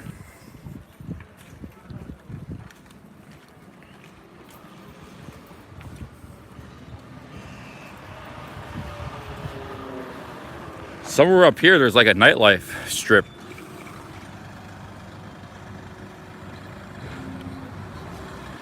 Yeah, JRD, I'm definitely gonna stay here. I'm not gonna buy anything. Not gonna, I want to stay in town a few days, get a better feel for the town, but I'm already getting kind of sold on it quick. I like this town.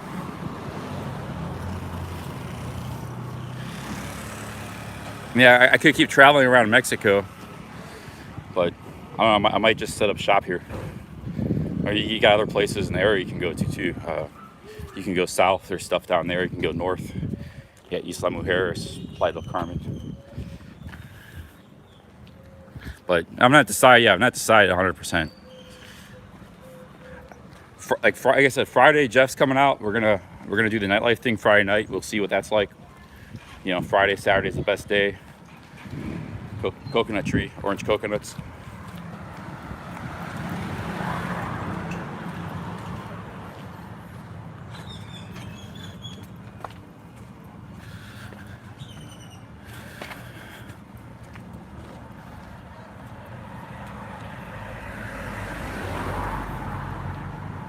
They're very healthy chicken. Yeah, I'm not 100% sure I'm staying here, but that basketball court is like, as far as playground basketball goes, it's like a 9 out of 10, 9.5 out of 10. So that's a huge.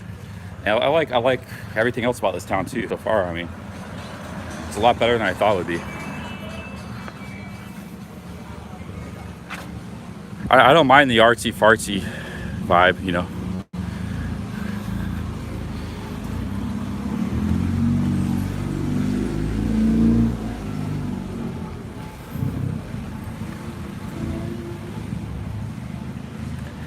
How's the food? I've not had any food here. Only food I've had is 2 Milky Way bars.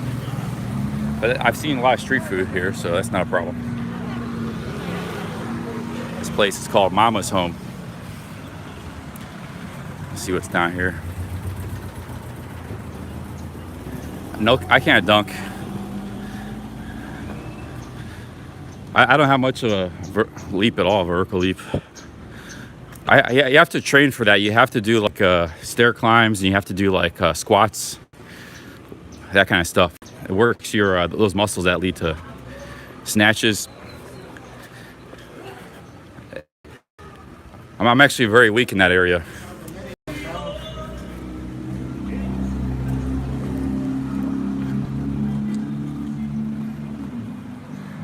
I wish I could dunk. That'd be awesome. This is cool. Cool little back streets here. It might be tough to get an apartment though, man. Because you got the Mexican style places, the locals, they don't really, it's more like houses and stuff. They don't really rent apartments to foreigners.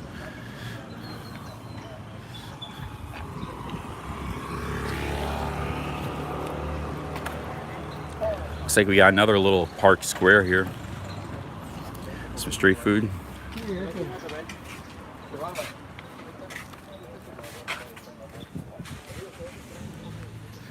Looks like maybe tortas, Mexican tortas.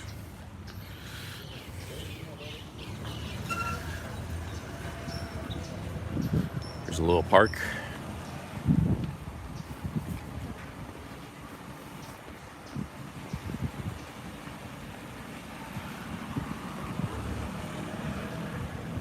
Some chickens in the park. Check it out.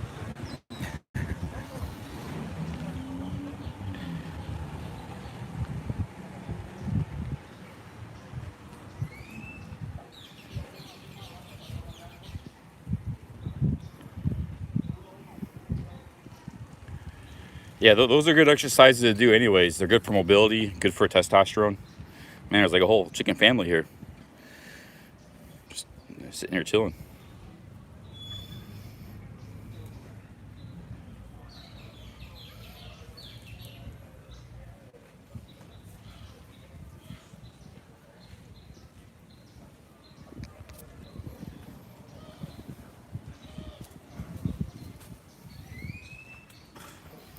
Yeah, usually you see all the time you see a chicken, it's walking around pecking for food.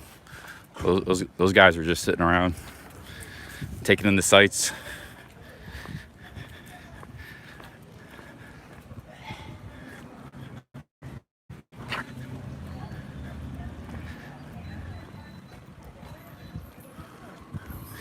Here's a little vegetable fruit cellar.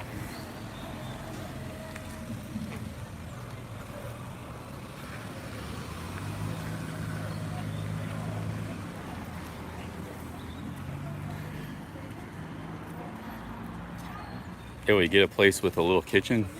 Doesn't even need, just needs a sink. Get a rice cooker maybe.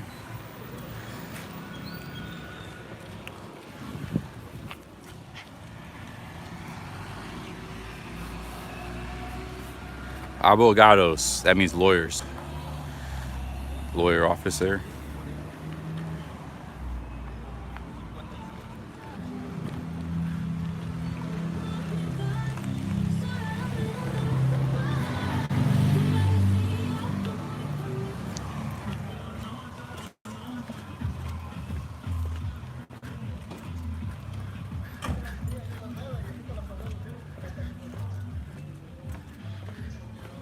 Well, I just had a juice too.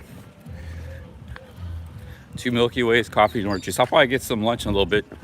Maybe after the lunch, I'll end the stream. I'll just go back to my room and probably go take a nap or something. Take it easy this evening. I gotta get my laundry to the laundry shop.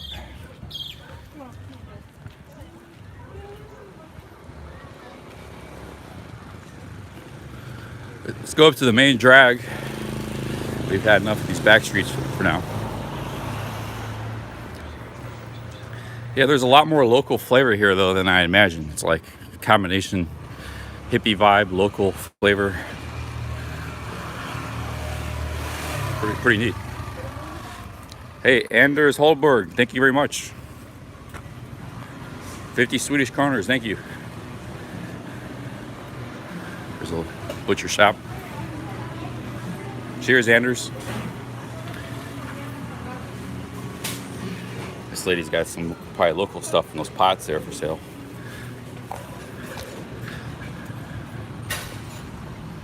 Oh, awesome tamales. I got tamales. Got your vegan tacos. Yeah, you got a very, very vibrant entrepreneurial thing going on here, I can tell. It's very, very cool. All these different little businesses and stuff. And you got some good nightlife. There's another vegan. This is a vegan hotspot. Go vegan. So I'm gonna go in the vegan shop here, see what they got. Big ups, Anders.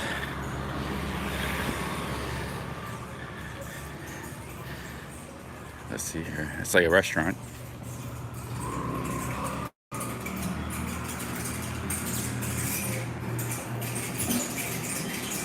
Yeah, vegan tacos.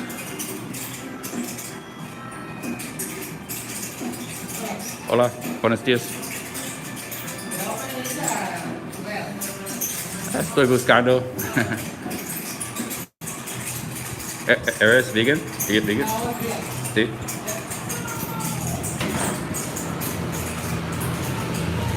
See, the carnitas is actually a mushroom and seitas. I don't know what seitas are, but they make like a style. Have to try it out sometime. Gracias.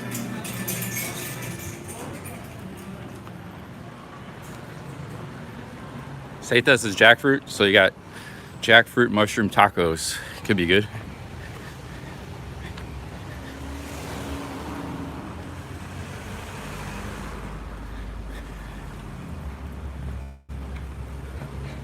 This is like a camper that's going on here.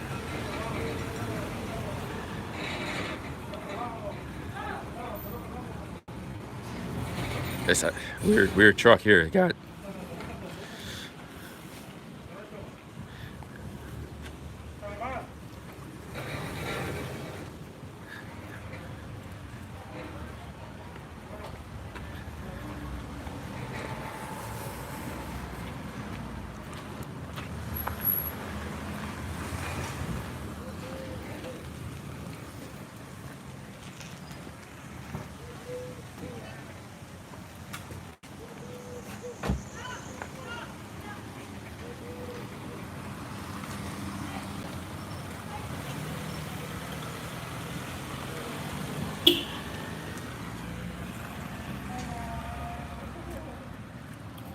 Okay, the main drag's up here, next block. Yeah, maybe I'll walk to the beach today. The beach is like 2-3 mile walk. After you get through, you have to walk through the town first. And then another 2-3 miles is the beach. It's a good walk. I have to I'll probably take a taxi back or something, but should we go to the beach today? But the beach is long too, depending on where you pop up on the beach. You might not be at the right spot. It's like, it goes for 20 miles. Well, yeah, like the weather is perfect. It's not too hot. We got a little clouds, so the sun's not super intense. It's partly cloudy. It's perfect, man. Hola, buenos días.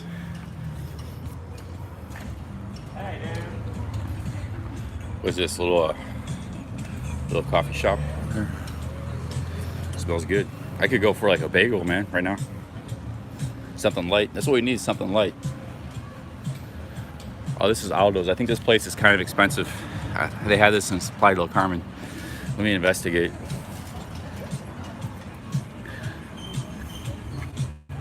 Yeah, I think this place is very expensive. We got ice cream. Hola, buenos dias. Let's see, they got bagel caprese, jamon croissant, $4. Yeah, I might chapata veggie hummus, $6. I'm gonna move on. Something else, but a little bit too expensive for me. Not really that hungry, anyways. Wouldn't mind a bagel.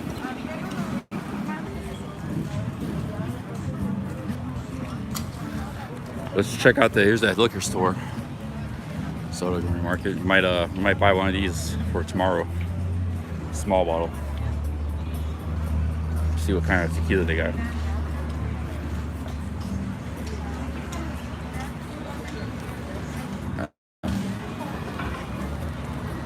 They don't got a big selection. There's a Cerveceria Chapultepec. That's like a beer garden.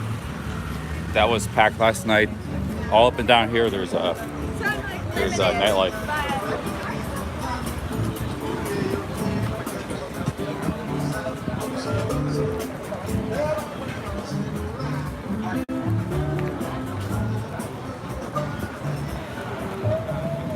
My mask off.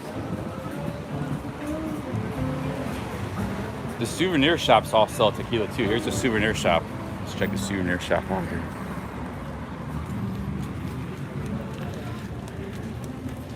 Get your suntan lotion. Don't need it today. Yeah, the souvenir shop's probably your best bet to find some tequila mezcal. Look at this selection, incredible. All kinds of stuff here, mezcal. Dude, this is a great store. Here we got mezcal. 570, 200 milliliters. Ojo de Tigre, I've had this one before, Eye of the Tiger. 420 pesos. It's not cheap. This is top shelf stuff here. It's on the top shelf. These are all mezcals. It's all mezcal. Wow, they got a huge mezcal selection, my dudes. These are all different mezcals. Incredible. See, this one's 1,600 pesos. $80 for this bottle.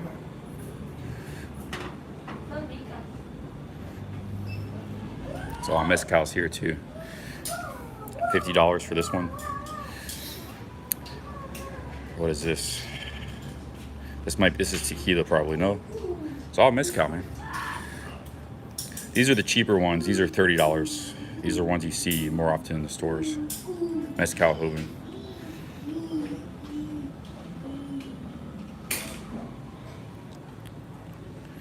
Wow, they got an incredible mezcal. I've never seen so many. This is all different types of mezcal here. It's all mezcal. I've never seen such a huge selection. This is bottom shelf stuff here. Wow, it's still pretty expensive. It takes the agave plant 9 years to mature. It's not a cheap liquor. It's like a museum. Let's go check out the tequilas. I'm getting into the tequilas. I think we're starting to get in the tequila section here. Here's Jose Cuervo. Here's Anejo. This is a Patron.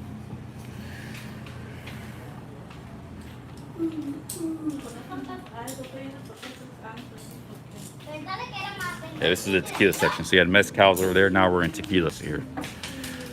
This is $40 for this bottle, but 100% Puro de Agave. I bet you they got, look, they got Cava de Oro. And we know the price of this stuff. This is the right price. No, that's $50. That's what it costs. It's actually cheaper than Cabo San Lucas. Oh, no, this is the extra añejo. You got añejo, extra añejo. This is $100 almost. I think that's overpriced because the big bottle, see, he had the big bottle was $100. It's $160 here. That's high price. Should be $120. It's $160, $170. This is what Lewis drinks. Cava de Oro extra añejo. $170 a bottle. You don't mess around. I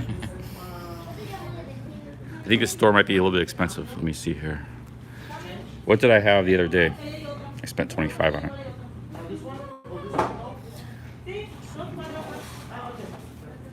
They got everything here, man. They got like every tequila, every mezcal. Actually, their mezcal selection is better than their tequila. And they got wines, whiskeys. Black label, $70. Red label, $25. So you get red label, $25, big bottle. It only gets you a small bottle of mezcal. Jack Daniels, $38. Big bottle of Jack Daniels, 700 milliliters.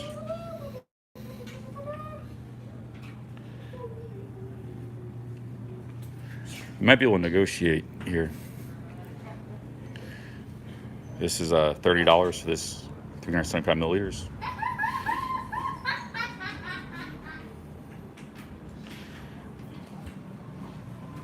By the time I leave Mexico, I'll be an expert at tequila, so I've tried them all. Try a different one every. But these are expensive, man. Dang, it's too expensive.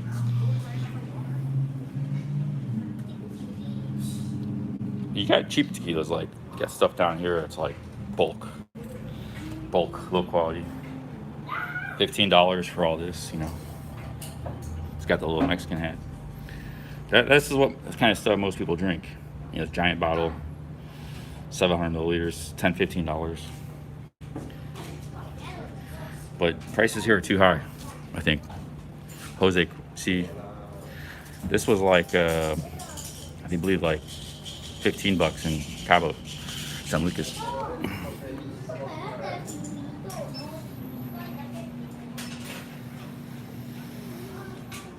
It's 50% alcohol mezcal here. Cost you $100 for this bottle.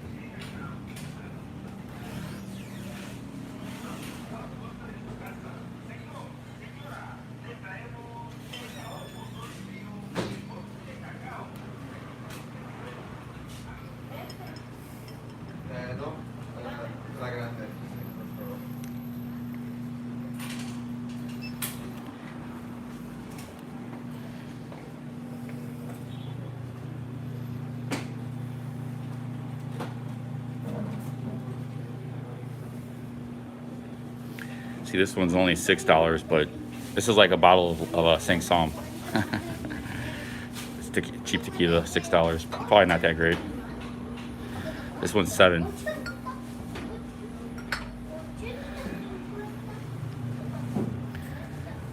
The difference is drinking the. You gotta drink the high quality stuff. That's the difference. That's how you not get a hangover. So you either gotta not drink at all, or drink very occasionally and fork over the cash. That's the only way to do it. Drink the high quality stuff, and it's actually healthy for you. Drink it in moderation. Is this another store here? I think that place was overpriced though. Yeah, it doesn't have any additives. It's pure. It's pure. It's same thing with like high quality whiskey. It's just pure and good stuff.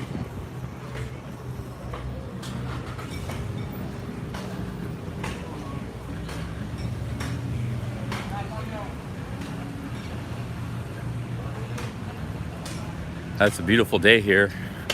They need a bot bus system that goes to the beach, like you hop on for $1. It just goes up and down. Perfect city for a bot bus.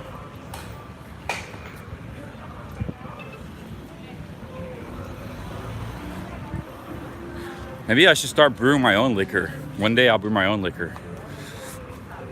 You make your own, and then you have to have, if you have a few fruit trees in your yard, you can make your own. You can make liquor from anything that ferments. Alan says they're super cheap. No, but those prices were about 25% higher than I've seen elsewhere in Mexico. I'm just starting to learn the brands and the prices. I'm starting to study it. I think that place was a little bit overpriced. But we'll see. We'll keep looking. Also, you can just go to the grocery store. Sometimes they don't have as wide selection, but they have, they have like the going rates. Check out the going rates in the liquor store. The grocery store. With the high quality tequilas and mezcals with tequila, I have I got it with me. I bought some warm salt. It's called guisano. It's grounded up worms from the agave plant, chili and salt and rock salt. You have that before you have the tequila, and then you have a little bit of sip of tequila, a little sip, and then you have some fruit with it, whatever you want. Lime, mango, orange. Mezcal, it's tradition to have the guisano salt, and then you have the orange after. They give you a plate of oranges.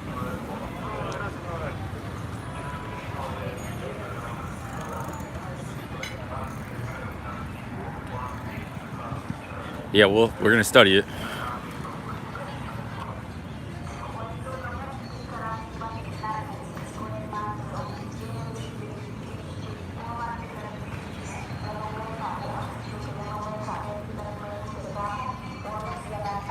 There's a hotel.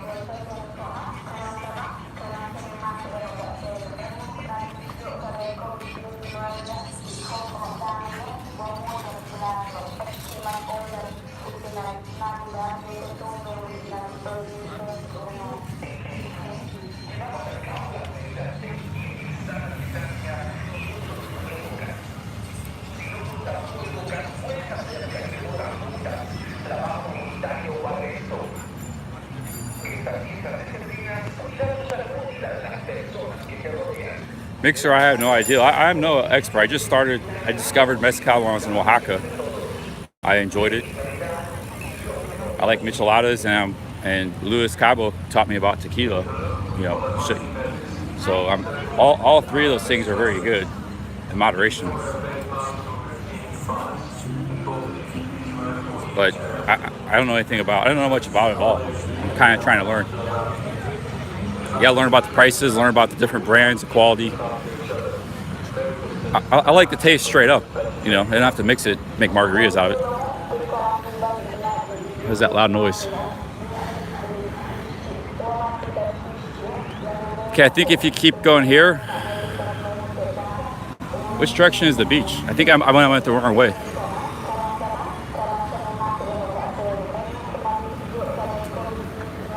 I think I might have went the wrong way here. Oh, it's the mask police. Coba is where I came from. This is that's going back towards inland. I don't know where I'm at. I know I'm on the main road, but I don't know which direction I'm looking.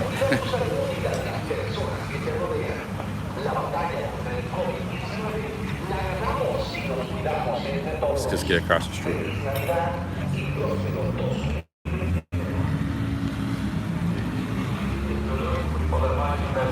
No, maybe the beach is this way. I thought the beach was this way. I'll ask somebody.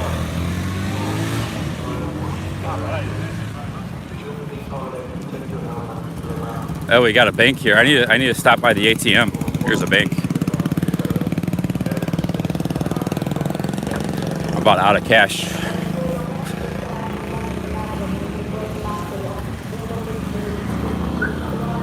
There's a line here. I'm gonna ask somebody where my mask back on.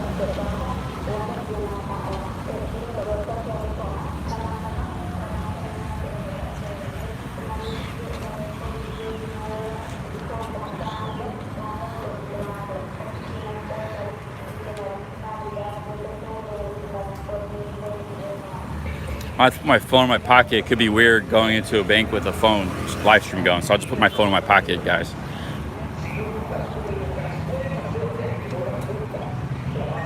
Oh, is this another ATM? Yeah, we got another ATM.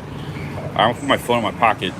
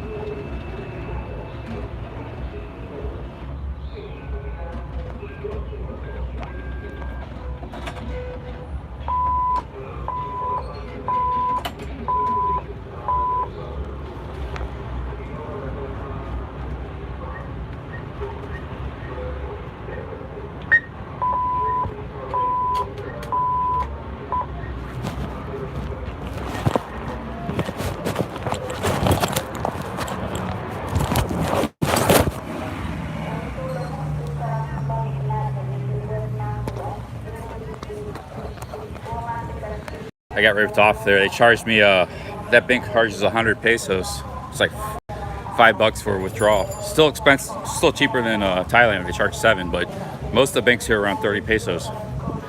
But sometimes it's hard to find the ATM, so I just took it anyways. But most banks charge just $1.50 or $1.50, $2.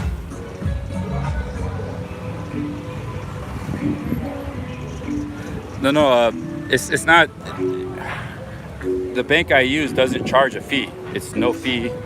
But the bank you're using the Mexican bank, the ATM, they charge you a fee, or you can't get around that.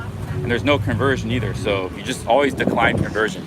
You get the exact true rate from dollars to pesos. They also rip you off in the conversion, and you might not know it. You might click yes, and you lose like 7% of your money plus the fee. So always click no. Don't make. I think I made that mistake once, where I clicked yes on the conversion. Don't always click no on the conversion.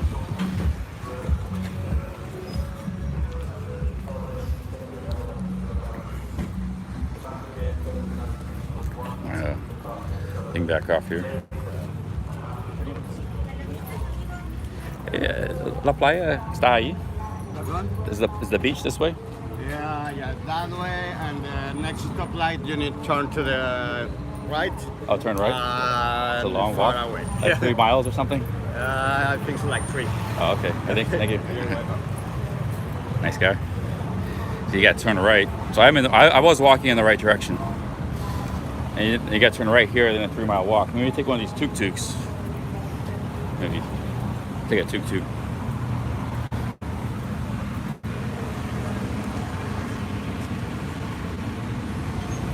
They need moto taxi drivers. They need bop buses and moto taxi drivers. I think 3 miles could be too long, but it got perfect weather. No, I could walk it. How we doing on Power Bank here, Power Life?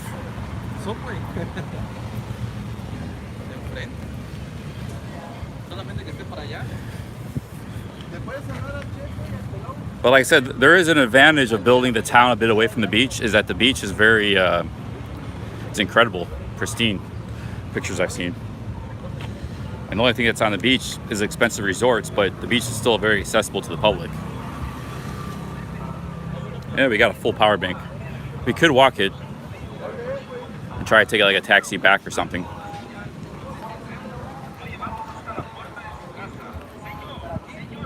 Ron Mexico says Schwab has canceled a lot of digital nomads accounts in the last couple of years. They want a permanent address in the USA.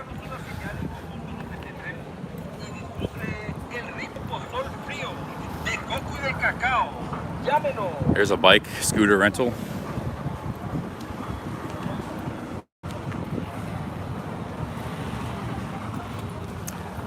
It's a big Pepsi truck. I'm starting to get a little hungry, man. I might need to get something to eat before I do this walk. Go for like a bagel sandwich, maybe get a Mexican torta.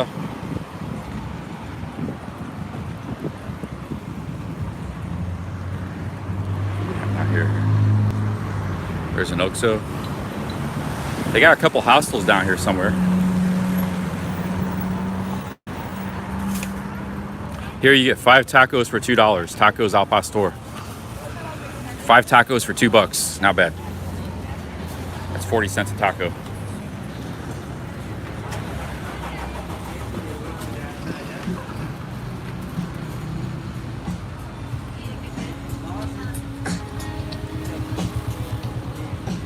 You definitely need you need a bike or a motorbike in this town. Definitely.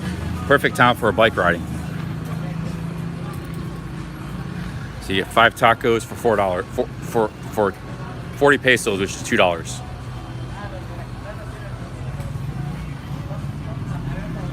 Here we got an orange juice seller.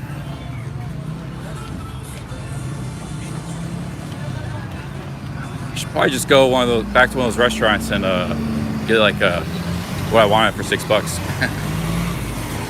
Sometimes you make a false economy by trying to save money, then you walk around and you don't find what you want. You passed up something you did want that just cost a few bucks more. That can be a false economy, but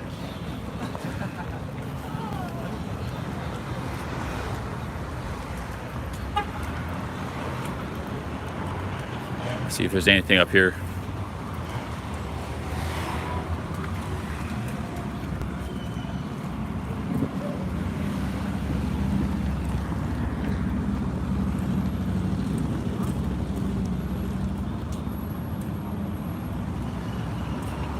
This camera is pretty terrible quality. It's like bad in the daytime, bad in the nighttime, because the daytime you got like it's overexposed and it's like terrible dynamic range. It's just a bad picture. And in the nighttime it's got so it's just basically bad all around.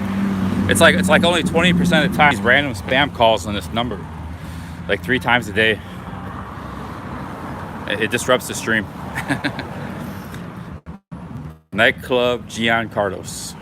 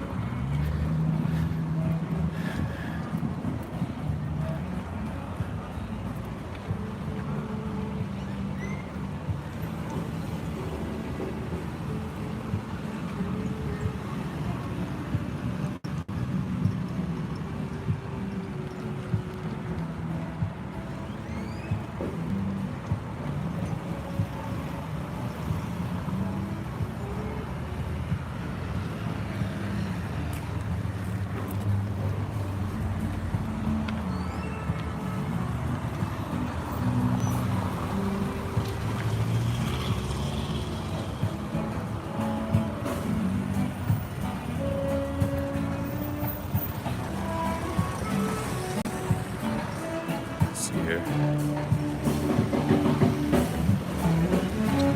Yes.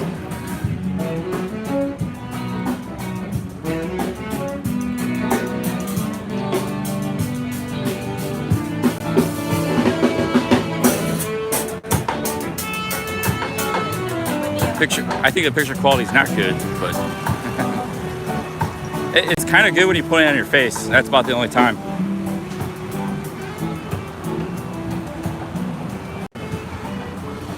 Here's another liquor store. This is Cava del Doro. I never heard that one.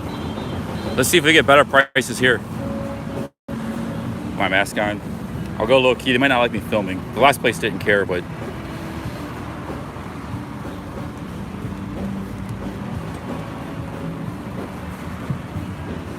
Little keys, I just point the camera down like this. Just hold it casually.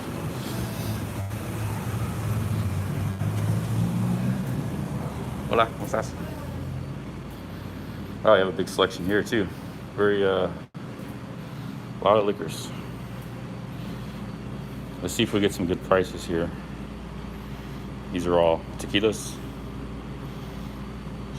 Here's Patron, $30. I think this place has better prices. The other place just has it on the shelf, you know. It never goes bad. And they got the price marked up. Occasionally some people come by.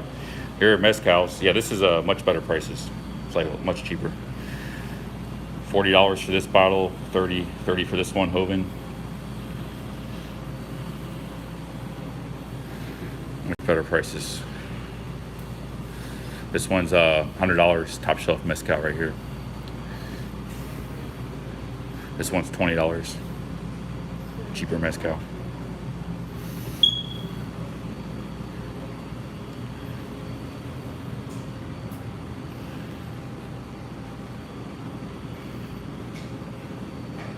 $5 for this bottle of vodka. That's like what I drank but mine was like a 1.75 liters, like almost double the size of that.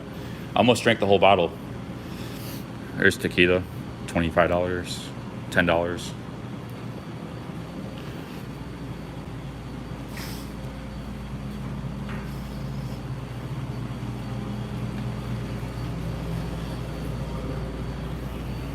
We got here. This is they don't have actually that big of a selection of tequila, it seems like.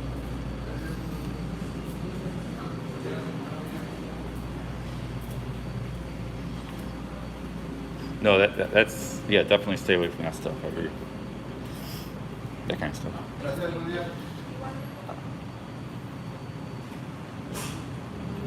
Here's $30. Reposado. This is decent stuff. 80 proof. Pretty big bottle.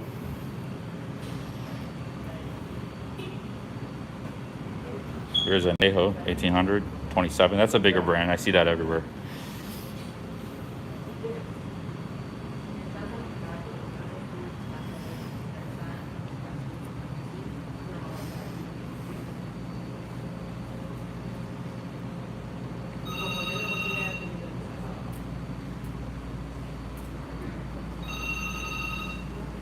I don't know if I ever had 1800. In Leon, I had some really good tequila in a place. I wish I knew what the name was. It was excellent. I like the taste of it. Got some more stuff here. Oh, this is really cheap, man. Look at this, Jack Daniels, $18. That's a great deal. It was like double the price in their place. Here's Maker's Mark, $23. This is like mid-level whiskey, right? It's not top shelf, but it's good. Good solid stuff. Top shelf is probably this right here.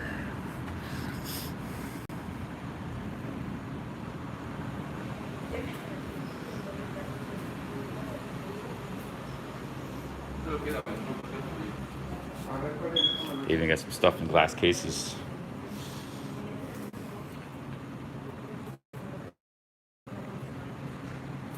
Alcohol is not alcohol.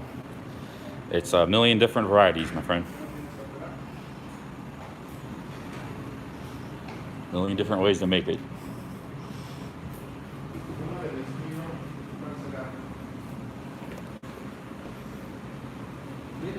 I gotta do some research on tequila brands.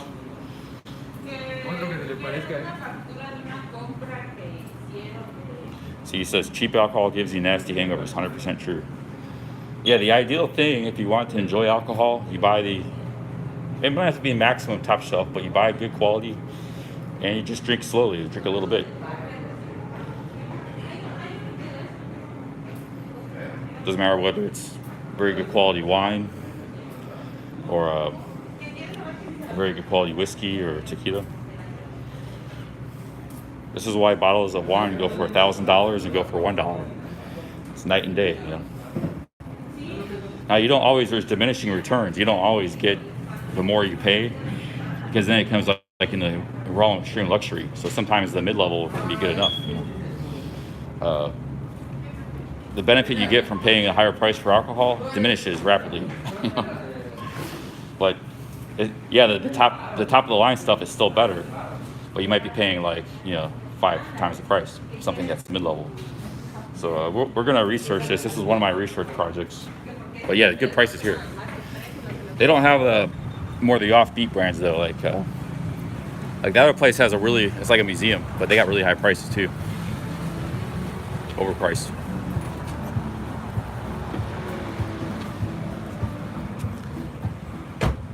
I gotta do some research in the different brands.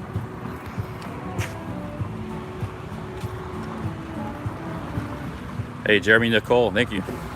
Here's a grocery store, Aki.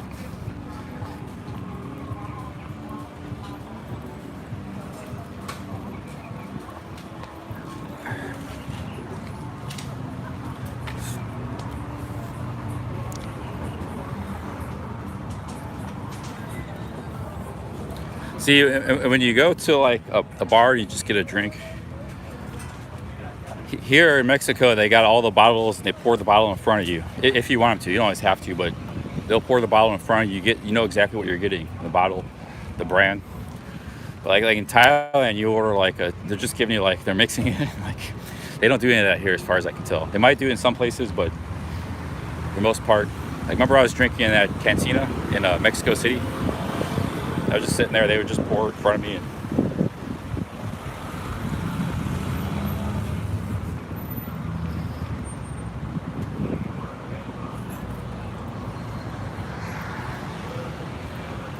They're super acky. I don't know if I'm gonna make it to the beach. First I need some food, I need to use a bathroom. So we need to find something here to rest and maybe rest a little bit, sit down. And then maybe we'll walk to the beach if we're feeling refreshed. We need a light meal. Here's a place here. They got breakfast, desayunos. Maybe I'll get a breakfast. Get some huevos al gusto with arroz, rice, beans, and cafe. I don't need the cafe. Maybe I'll just get a water instead. But eggs with rice and beans, perfect. 70 pesos, 350. Nobody here, but doesn't matter. Should be good. It's hard to mess up egg, rice and beans. Oh, what was that?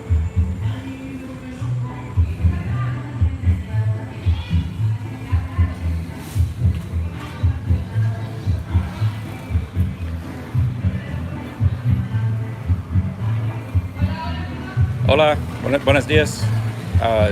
Desayuno. Sí. Huevos, arroz, frijoles. Sí, y una botella de agua. Okay. ¿Agua natural? Sí, sí. Okay. O agua con gas. Agua mineral. ¿Coca-Cola? ¿O mineral? Mineral, sí. Agua mineral y Sí. huevitos estrellados o revueltos. Huevos, no sé, huevos, arroz, frijoles. Huevos, pero Como- revueltos los huevos. No sé, how do you say over easy? Over easy. A ver. Over easy. How do you say over easy? I like how over easy. Over easy huevos. I don't want scrambled eggs.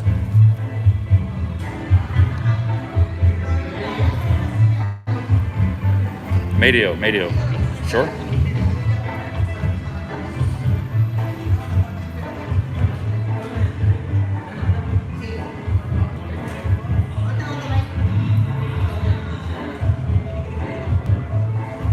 Anybody know how to say eggs over easy? Basically with the runny yolk.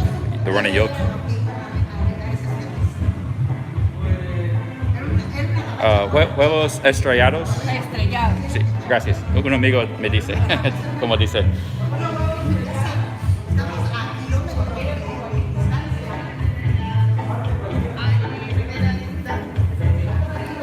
I will sit here.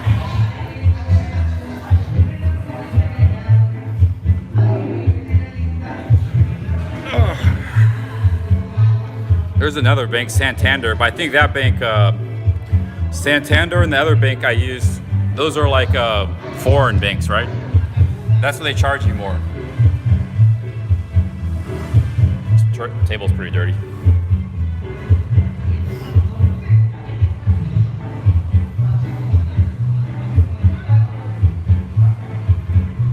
Hey, we got Michelle Ponte in the chat. Cheers, man. He says, editing is 80% of my life. What editing program you use, Michelle Ponte? Michelle Ponte is in Africa, by the way. He's a travel vlogger. Check out his channel.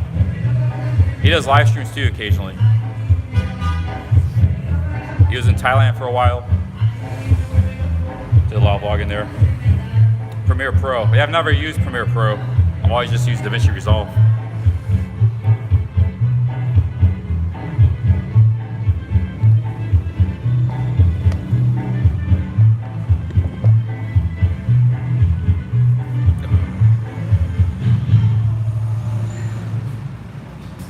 Man, sore from back, like your whole body's sore. My arms are sore, my back, my legs, my feet.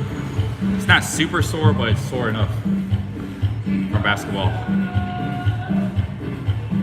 I only played like 2 hours, and then like 40% of the time I was on the bench. So I only played an hour of basketball. Just an hour of basketball was enough to kick my butt.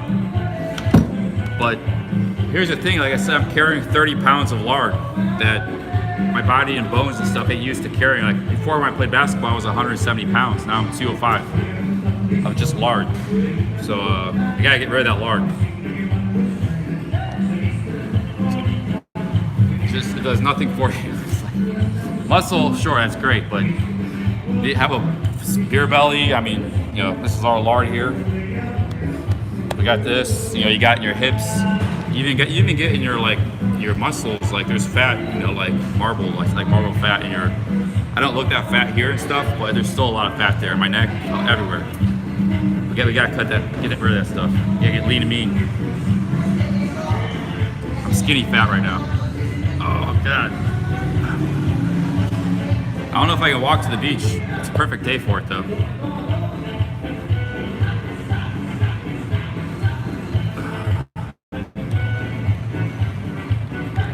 Hey, thank you. I sit in bars and restaurants plenty, but you know I do walk around. I don't have good equipment with me for live streaming.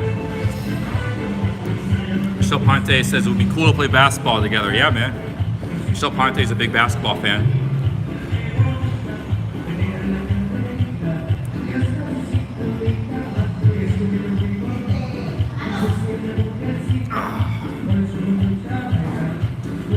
We're gonna do it. I mean, I've already lost some weight. I probably already lost like 5 pounds since I've been in Mexico. So we're gonna get there. If I stay here, we'll definitely get there because we'll be playing basketball probably 4 or 5 times a week. I can't play today because I'm too sore, but I'm not gonna play tomorrow because I'm meeting with Jeff Leopard. But you know, once I get settled in here, I'll be playing all the time.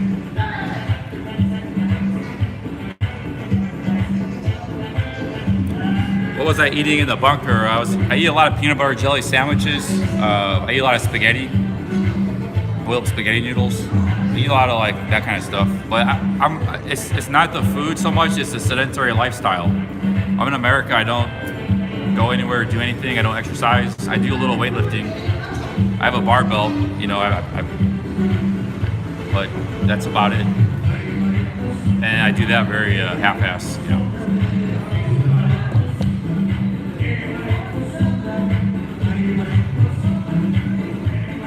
Big ups, Kush Smoke.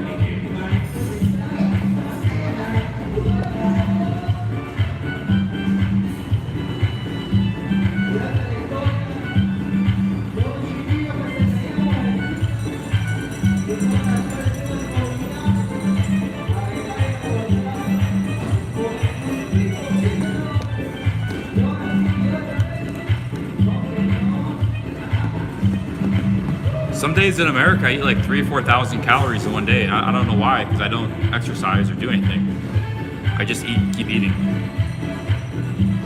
Like I can eat a whole box of pasta, 1,600 calories. That's not including the sauce, Parmesan cheese, in one sitting.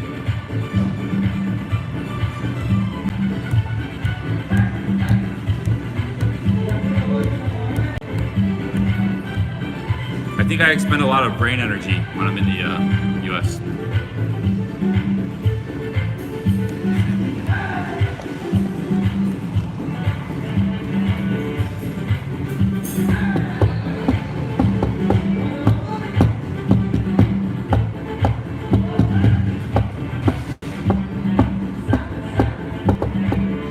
I don't know what we're... Hey, we lost connection there. First time today. It's back. Yeah, I don't know. The place I'm staying at now, I might be able to rent monthly, so I gotta ask them. I gotta talk to them. I'm probably not gonna go to the beach because I have too much stuff to do today. Maybe I'll go live again later tonight, but yeah, we're not gonna go to the beach today. That's kind of. But I'm gonna be here for a little while, so we'll have plenty of time to see the beach later.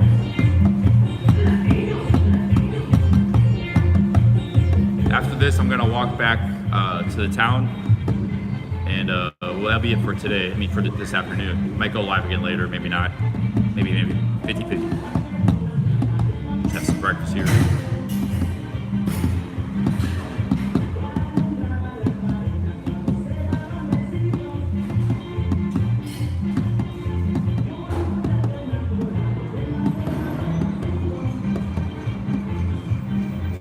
When I'm live streaming here, I get like some of the foreigners, hipsters, they like kind of stare at me because I'm live streaming. Like, so I'm walking with a selfie stick. I don't like that. Makes me feel uncomfortable. Most people don't do that. They don't even really pay much attention to day-to-day life. But these travelers, like, they've never seen somebody with a selfie stick before. But they're, you know, Americans and stuff I'm talking about. But uncool to be walking around with a selfie stick live streaming. It's not a cool hipster thing to do.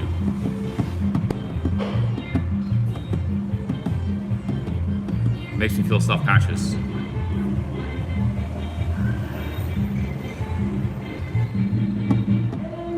Yeah, I get a lot of stares here in Tulum, but we'll see. I mean, I'm sure there's. We'll know a lot more tomorrow night with Jeff Leopards. We're going to be hanging out in that life.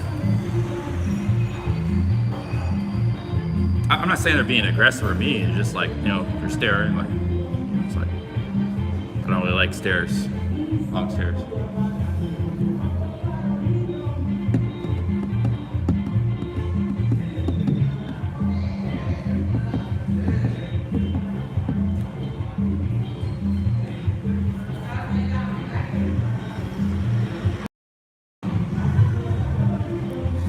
The place I'm staying, so I'll have to ask them if they weren't monthly. I don't mind the place I'm at now. It's like $30 a night. If they go down to like 500 or 600, I might have to consider it. For 600, it's kind of high. I prefer 500. Because like I was paying $16 a night for hotels, other parts of the peninsula. So I might be able to get down to 500 for a month. But I have no cooking facilities. It's like a hotel room.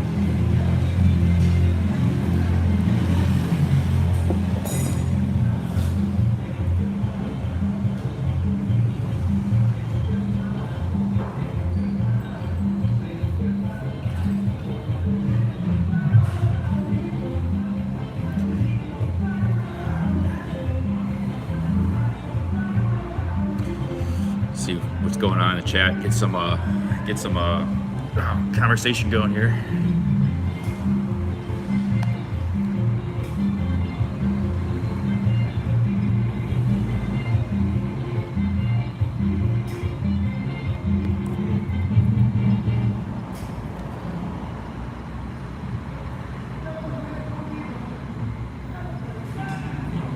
I think this is more flash packer type, but they can cross over into like artsy fartsy slash flash packers.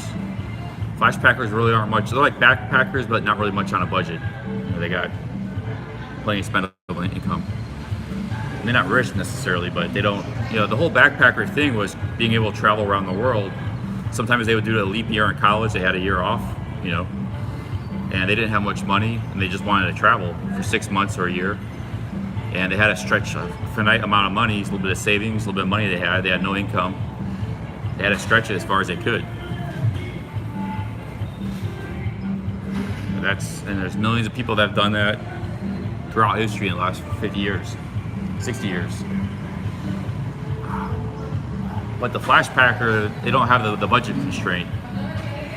And they have and also another thing that defines the Flash Packer is they use apps to travel, whereas most backpackers throughout their history, they had to just travel on the fly. Maybe they'd have a Lonely Planet book, which gave them some information, but there was no cell phone. So the Flash Packers have plenty of income, and they just they book their Airbnbs and Ubers, and they might stay at town for a few days, and then they go to some other hotspot. They mostly just travel to hotspots too. Like they don't really get off the beaten path amongst Flash Packers. Like they go places like this.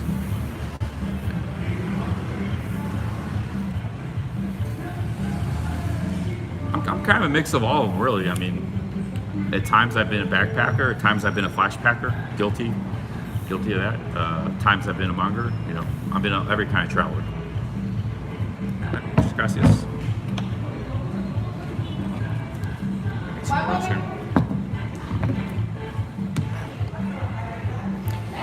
There we go. We got the eggs. We got some beans, some salad,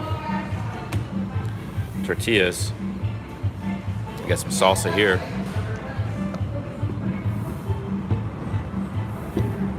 Also, you got Digital Nomad, which some of these overlap, like Digital Nomad / Flash Packer. Like JRD and Jonathan Chiacho, I would consider like Digital Nomads / Flash Packer. Excuse me, no coffee? Oh, yeah. No coffee? No coffee, just water. Coffee? No, No coffee, Water. sí. I get some habanero. That's not an insult, by the way. I've been a Flash Packer.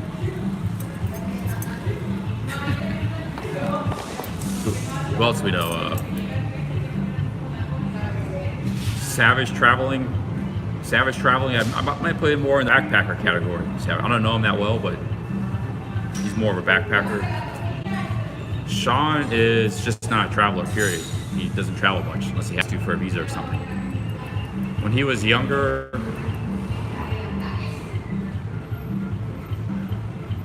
I don't know how much traveling he did when he was younger, but I'd probably say he was a Flash. Like they didn't really have Flash Packers back then because they didn't have smartphones, but he would be the earlier version of a Flash Packer, maybe. Because he wasn't a backpacker, he wasn't a digital nomad, he wasn't I don't think he was really much of a monger, maybe a little bit,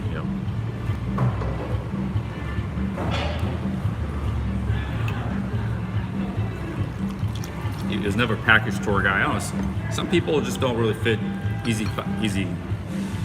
He was not artsy fartsy.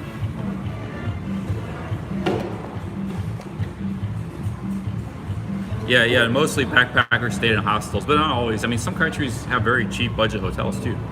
Like Cambodia, I paid $10 a night for a decent place, in Camp High. But yeah, they mostly stayed at hostels.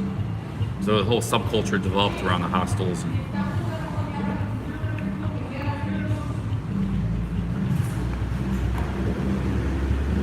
All right, so we got some soda water, very good. Good breakfast here. I kind of want a rice, but no complaints. I'll take the tortillas.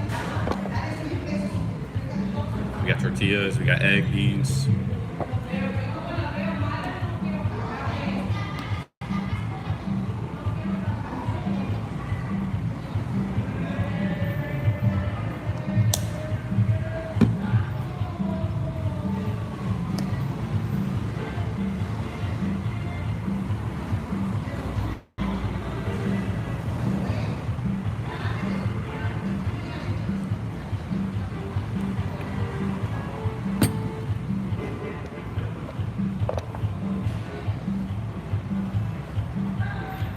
Hey, we got Patrick Daniel in the chat, big ups. Yeah, I bet you the hostels in Tulum would be very interesting.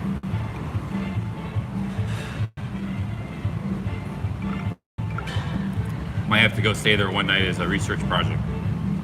Sometimes they have a very party atmosphere, hostels. Like you actually get access to like a real party, maybe access to women and that kind of stuff by staying in hostels.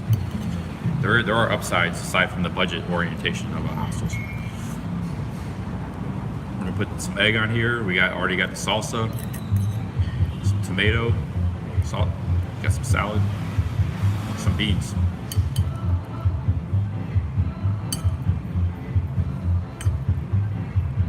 Can't beat it, man. Good nutritious breakfast.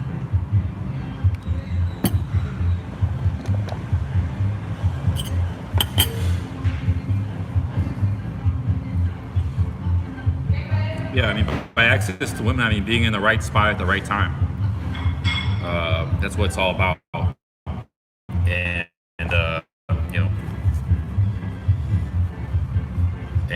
yeah, they're there, right place, right time. Potentially have access to them. The wrong place at the wrong time is always the basement, the spare bedroom that we stay in.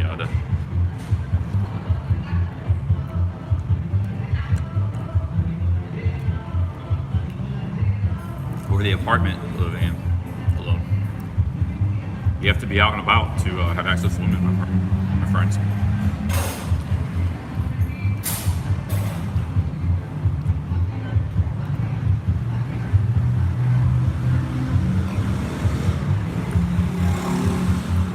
Yeah, a flash packer is somebody who's not constrained by budget, like backpackers are. They don't really stay in hostels that much, if at all. And they do everything by apps. They travel, all their travel is by apps. So a lot of digital nomads are also flash packers, but and also another characteristic is they don't, not real adventure travel. They're like they kind of hit the beaten path. They don't get off the beaten track very much.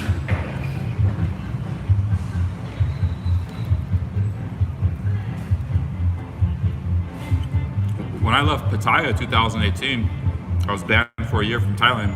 I was pretty much a flashbacker. I had good money coming in from YouTube every month. I had good income. So I pretty much just traveled just like a flashbacker pretty much. For like when I was traveling in Bali and Malaysia and Philippines. I went to Boracay, I went to Bali, I went to Kuala Lumpur. I didn't go off the beaten path. I was booking my hotels online. I wasn't traveling that much on a budget. It was like,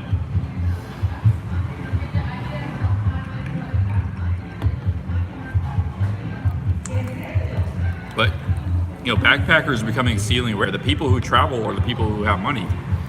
The whole concept of backpacking, like I haven't seen many, but that people look like prototypical backpackers.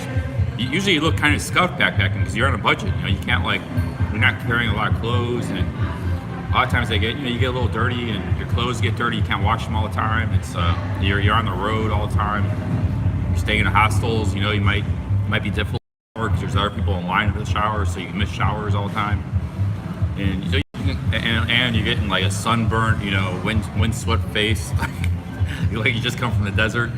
So you can kind of tell the backpackers apart from the flash packers, the people that have been backpacking for a long time. Whereas the flash packers, they're all spiffed up. They got nice fancy clothes, or they might not be they're not overdressing by any means, but their clothes are clean, 100% clean, and they got a nice watch, nice phone.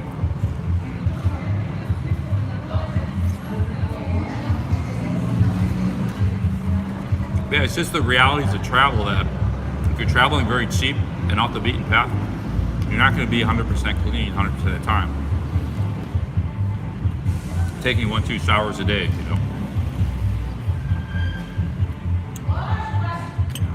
Some places might not even have a shower. You might not have they got a bucket, and you just get pour a bucket over you. That's how they traditionally did showers in Thailand. They still do. Poor people do. They just got a big garbage bin full of water. They pump out the water in the garbage bin, and then you get a bucket and pour it over you and rinse yourself.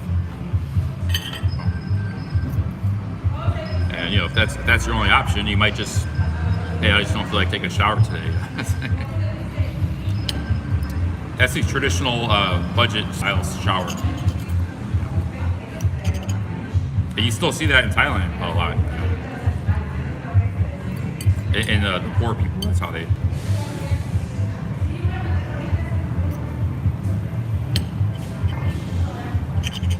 And I'm sure all over the world, not just Thailand. Probably got the same thing here too. But there's hostels like that too. They don't have like a functioning shower. They're like really scuffed, like $4 a night type places.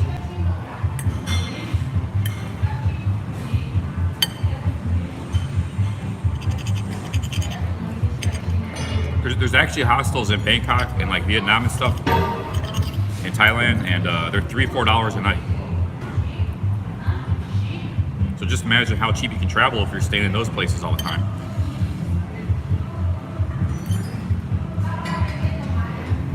And you got your street food, you know, that kind of stuff. You get a batch of bananas, only cost $1. You're good to go. I mean, that's on the low end. You might be. I mean, the average hostel is like $7-8. It's cheaper in Cambodia and Vietnam, but there are hostels that are $3-4. Because you know, in Bali too, those places like you can get a decent budget hotel sometimes for $10 or $15. So the hostels are competing against those. So they got to really, you know, lower their price.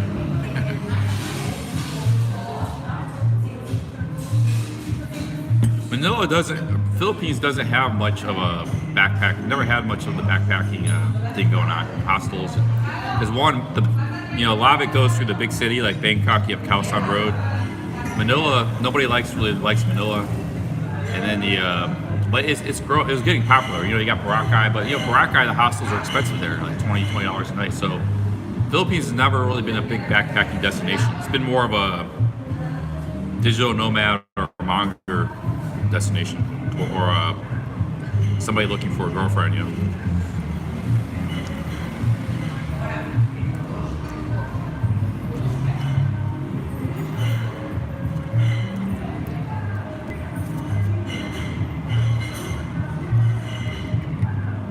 Like Southeast Asia has always been a huge, like that's the #1 backpacking destination, but with the exception of the Philippines.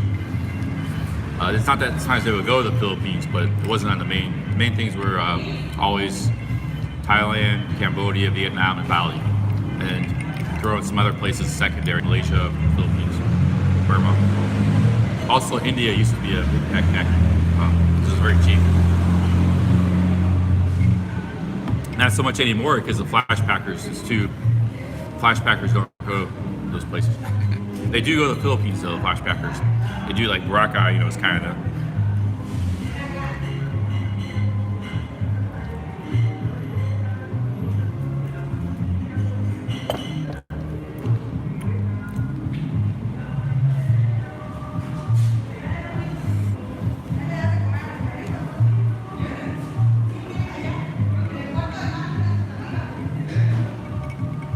like I enjoyed myself in Boracay, Philippines, but it was expensive. I was paying. First, there's an airport there. There's a big island, the main island. I think it's called Panay, and then you got to take a boat to the small island. It's just like a mile across, and the airport's across on the big island, but the main beach and everything is on the small island, Boracay. So you fly in. It's a really cool experience. The whole thing about it, the boats are cool. The little airport. You know, I vlogged all of it. I had some good videos. They're all deleted now, but if you stay across the bay in the big island, it's like 22. So I was paying like $25 a night. But if you want to stay in Boracay, but it's paying. First, there's nothing really around there. There's kind of like not much going on, and then you gotta take a boat. It's like a 30-minute commute each way, and they make you check your passport and stuff. And so you want to stay on the big island. So then I moved. But my hotel was $50 a night. Stay on the big island, and that was every place was booked. This is right when Boracay reopened, and there was a ton of Chinese and Korean travelers. There was a ton of flashpackers, you know, a lot of beautiful ladies and stuff. But it was a really happening place, but it was not cheap. It was eating in restaurants, you know. There wasn't much street food or cheap food.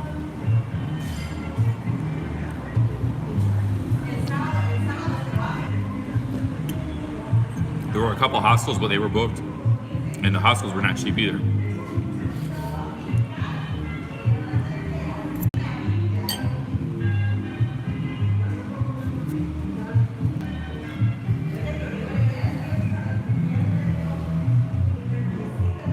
When I was there, Boracay was like it was like I said, it was full at the time. So you had about 50% Chinese and Koreans, a lot of both. Maybe 15% Filipinos, because Filipinos also go there and travel, you know, holiday. And like 35% Westerners, flashbackers, young people or older. There were some old retirees. There were some mongers with their young Philippine girlfriends, older guys. So there was a pretty big mix of everything there. There weren't many budget travelers though, because it wasn't cheap.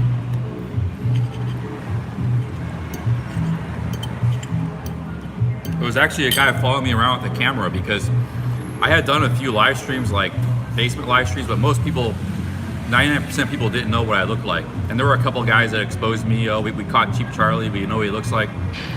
Some guy actually went to Bronx Pizza. This is before he looked like, and he went to Bronx Pizza because I would eat there sometimes with Sean, and actually gave that guy a lot of promotion. I don't know if he's responsible or not, so I'm not going to call him out, but they got the security camera, and they knew what I looked like because I was with Sean, and they posted it on YouTube. Well, this is Cheap Charlie, and I gave that shop. Me and Sean gave that shop a lot of promotion, but some snitch found what I looked like through Bronx Pizza somehow. So like, I don't know if it was a security camera. Like, we were just ordering pizza. That's what they do. Like, some of these trolls. It's been going on for years and years, way before, you know. But it was going on before YouTube. It was going on Pattaya addicts, like guys with us, you know, cause drama and do this stuff. There's a bad class of expats there. It's a very small minority, but they try to cause problems. But so some people did know what I looked like. So when I was in Boracay, this guy was like following me around with the camera all the time. This older guy, and it was really weird.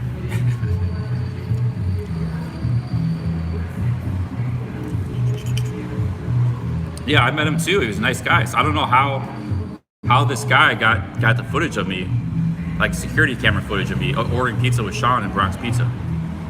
The only way he could have got it was with, but you know, the guy didn't know who I am. I didn't know the guy. I just met him a couple times. Maybe what the guy did was a story. Oh, this guy's a very bad person. We're trying to find out. You know, you got some, I don't know. Somehow he got security footage from Bronx Pizza of me, which. Not a big deal. I'm just saying I just don't like the behavior of that kind of behavior. You know, whatever he did, they obviously went to great lengths to find it.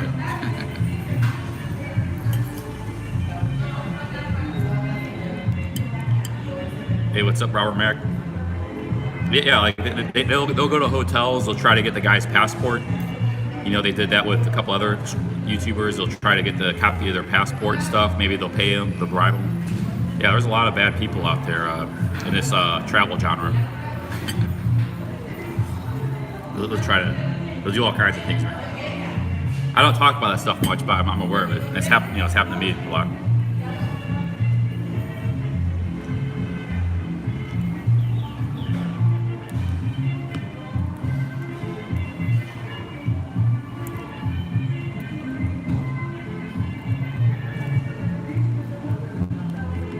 But they used to do the same thing, the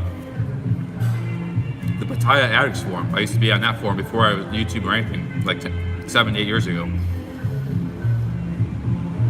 Pattaya Addicts, guys would post about their trip. They would make like a blog on the forum. They put a lot of work in. They post photos, and they would talk about their trip and how much money they spent and their whole experience. You know, how good time they had. Then there were guys that would go around. They would, you know, there'd be a picture of the lady he met or something at some bar. Guys would go to that bar and show them, hey, look, this guy's posted pictures of you on this forum, and try to basically make the lady pissed off at the guy, which is completely harmless because it was just this small community of people on that forum talking with each other and sharing their experiences. But these guys would go around to all these bars where they would get these trip reports, and yeah, so this has been going on for years and years. It's the same thing with YouTube. You know, the people that own that forum and the guys that were victims of that, they got really pissed off. I mean, they got, you know, and it's.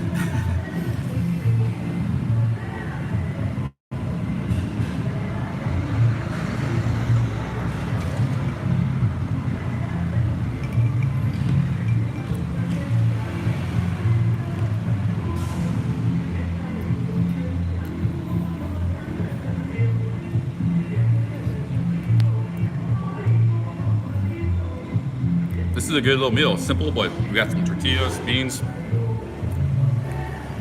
The beans are very tasty.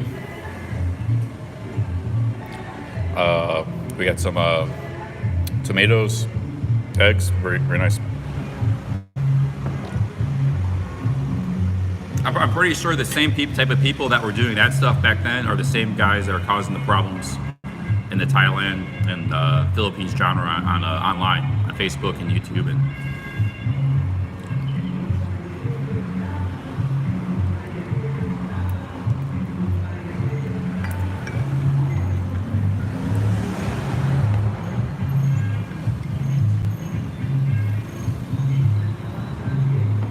And I used to do a lot of hotel reviews, so there would be guys that they would go after I did the review, they would go to the hotel review and talk a lot of crap to the receptionist about me and my channel and try to, oh, here's the video, but none of those ladies mind. I even went back, I made a video, I went back just to make sure, and that's how I know guys would show up. Some weird dude would show up and, oh, I saw you on YouTube, here's a video, this guy's making a video about you in a hotel. And I go back and all those ladies are cool. They didn't mind. Videos some of them got millions of views. It's like, and I'd see them around town, and if they did, I think there might have been one lady. Yeah, there's one lady that had a problem. I just have to delete that video in that case. But 19 out of 20, or even more, no issues. But what I started doing later was I was being very see that Philippines video in Angeles City hotel, I said right off the bat, hey, I'm making a YouTube video, It's like, yeah, no problem. So that's important when you do the hotel reviews, is explain exactly what you're doing. So a lot of times I didn't do that starting out,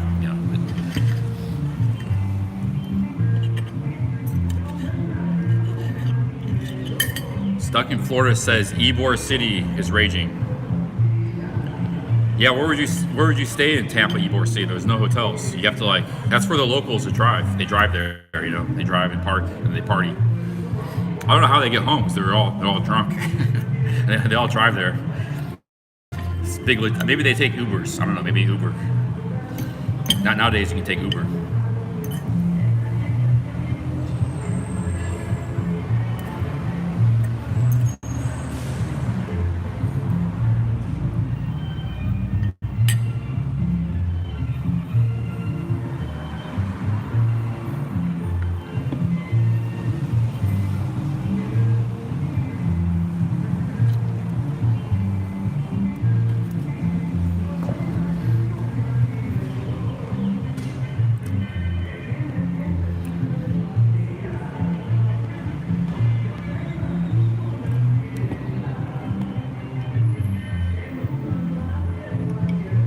But these Thai addicts, it was a pretty big forum in its heyday.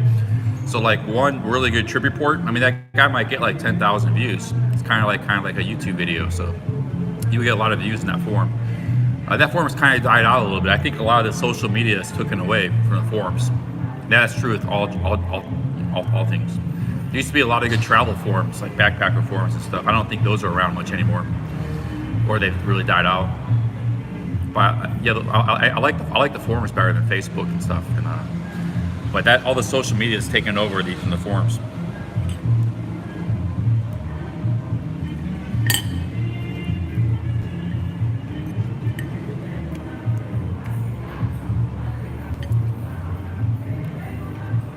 Yeah, Reddit's a part of that. I didn't even know what Reddit was until a few years ago. But I've been on internet forums since 20 years. I've been going on different forums, talking about different stuff, special interests.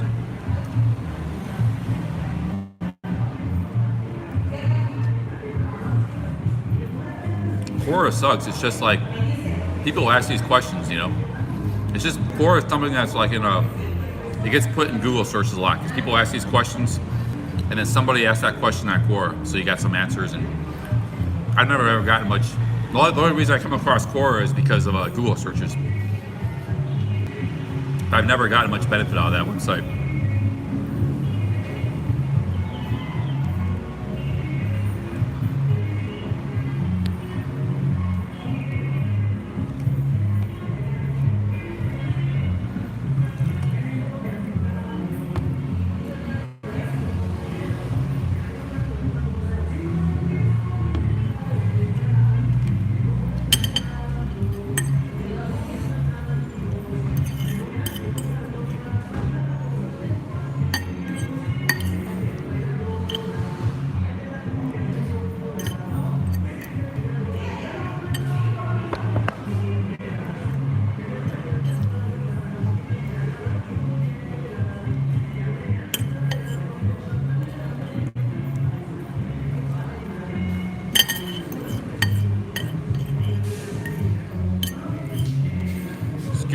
Good, simple, healthy, nutritious meal here. The beans are spot on, black beans.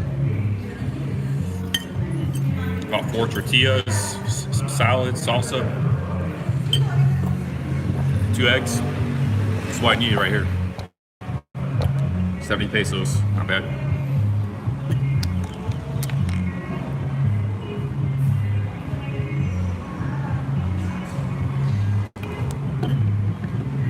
Not much fat in this meal. You got a lot of protein, a lot of carbs. You know, the beans. The beans are a mix of protein and carbs.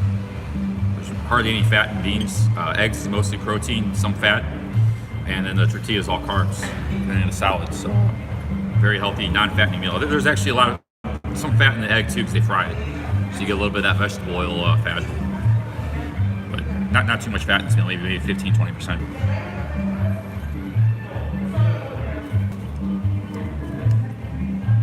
Hey, big ups, DK57. Thank you very much for the $5.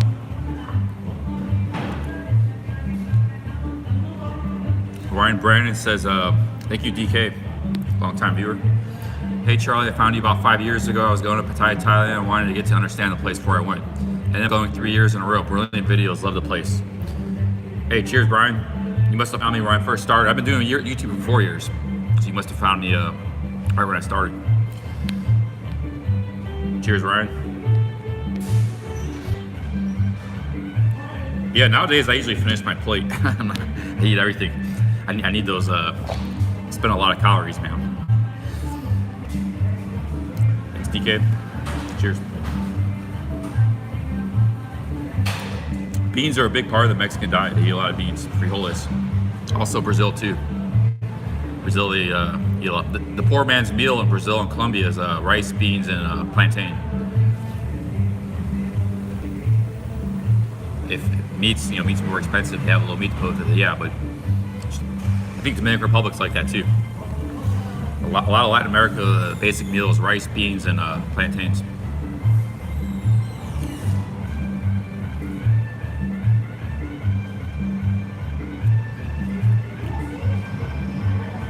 Mexico is all about the tortillas, corn tortillas, but that's the main staple, but they also eat some rice.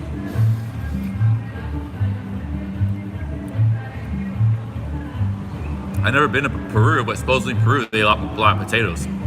Actually, potatoes are native to that area, and there's like 100 different varieties. There's purple potatoes, so that'd be cool to check out someday. This part of the world, it's corn. Peru, it's potatoes, and Colombia and Brazil, but they're more rice and beans. Also, in all these countries, you got bread. You know, like they got really good bread here in Mexico. Like they got the Mexican sandwiches, and they eat a lot of breads too. That comes from the Spanish adoption. They didn't eat bread before the Spanish came.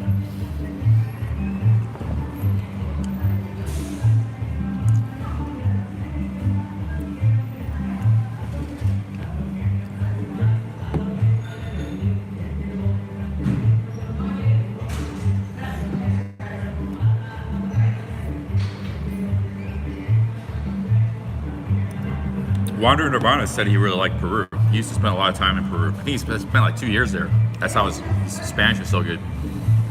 So he's the guy to ask about Peru. He's in Colombia right now, Santa Marta. He's been there for a while.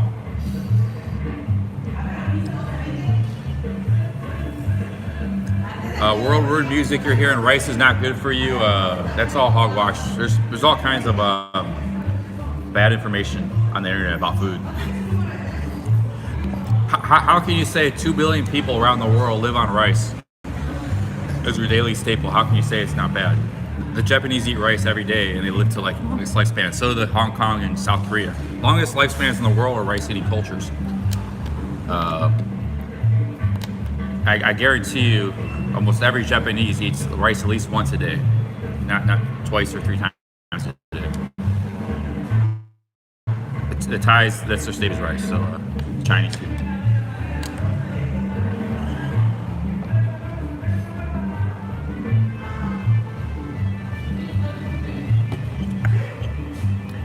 there's like a huge scam in the diet and fitness exercise because they want to sell you their like protein powders and they want you to go buy their supplements, and they don't want you just eating basic rice. You know, it's cheap. You buy at a grocery store. You gotta.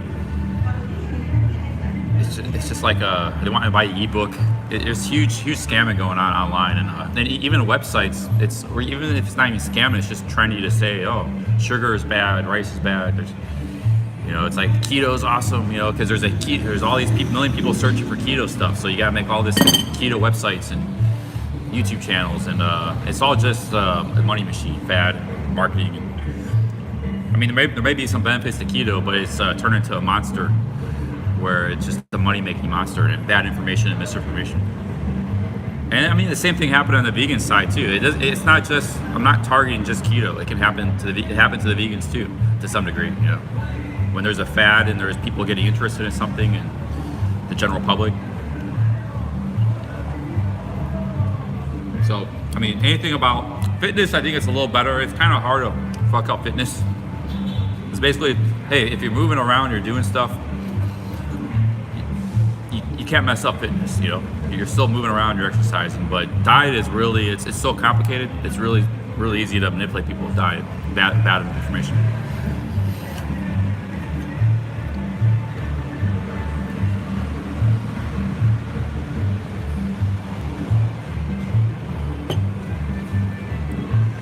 All right, let's use the restroom. We're gonna go walk around a little more, head back to town, and then Jeff Leopard's coming tomorrow.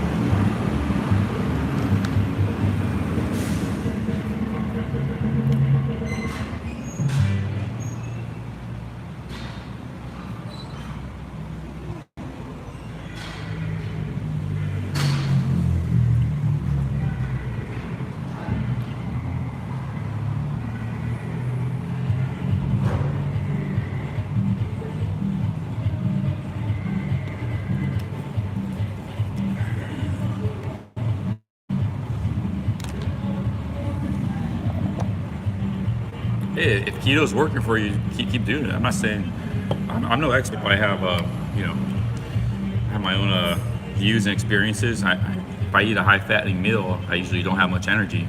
Don't feel that great. So I'm just sharing with you, and you guys see what I eat most of the time. I just share with you my experience. I mean, look at how productive I was yesterday. You know, I was on a couple Snickers bars, 2 micheladas, and a couple tacos, and some tequila the night before. I got my own Cheap Charlie diet plan going.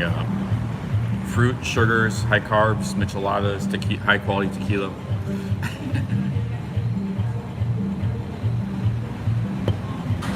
Something like this, simple meal, some rice or tortillas, some beans.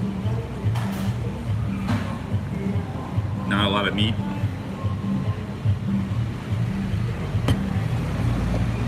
I'm gonna go use the restroom.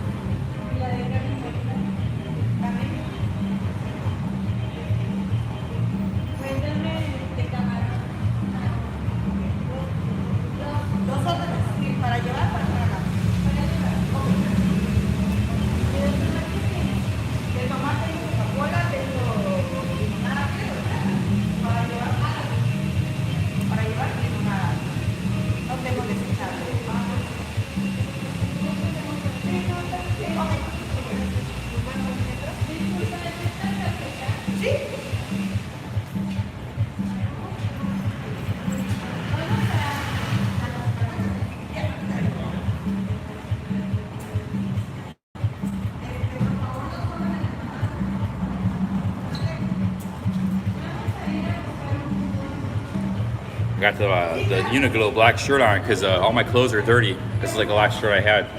I gotta do some laundry today.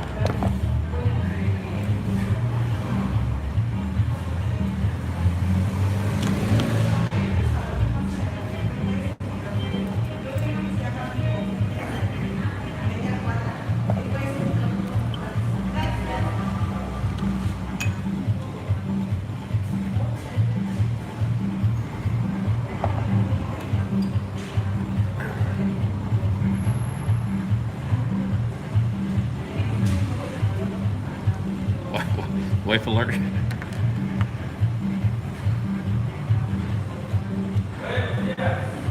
Lots of potential wives in Tulum.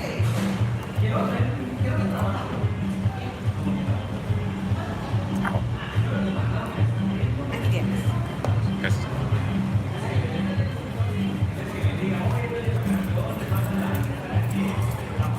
Mete tu oficio, mete tu oficio, mete tu queja. Ah, bueno. Gracias. Hasta luego. Hasta luego.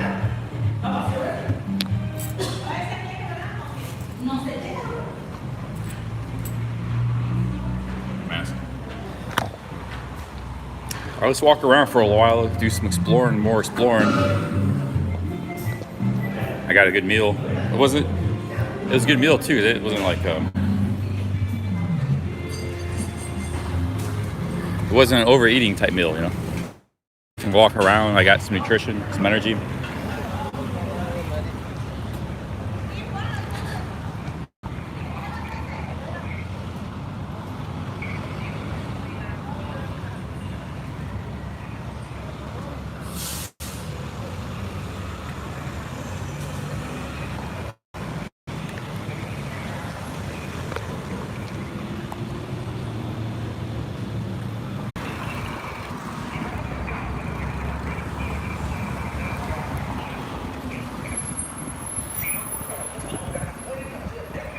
We're back. Looks like we're back.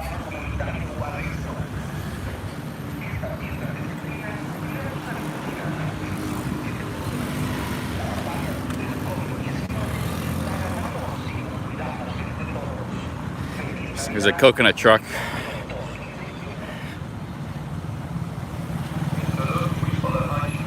(7-Eleven). This is probably going to the beach. Let's see, or it might be going to Playa del Carmen. Colectivo. Shuttle bus.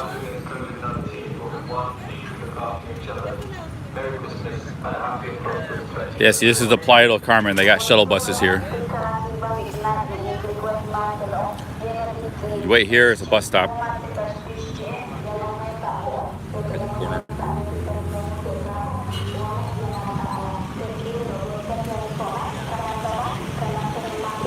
This way is the beach. I don't think I'm gonna walk to the beach today because I got some stuff to do. I need some rest too.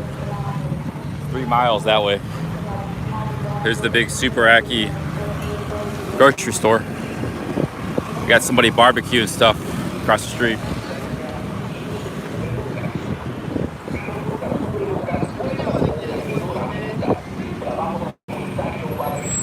I bet they could take you a taxi, but it'd be $10. Should I spend $10 for a taxi?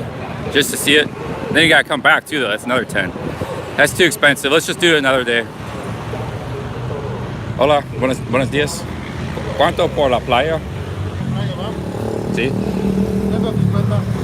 ¿Cuánto? 150? You said about $8.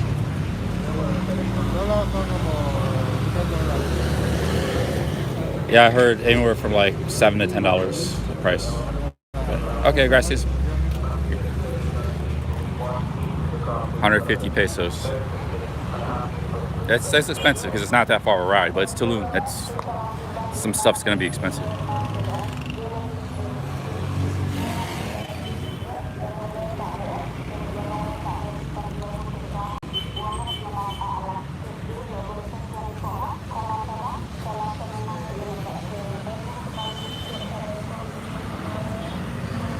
See, those are flash packers. They usually have the rolling suitcases. They're on their phone, looking at their app, trying to figure stuff out. Dressed pretty nice, clean.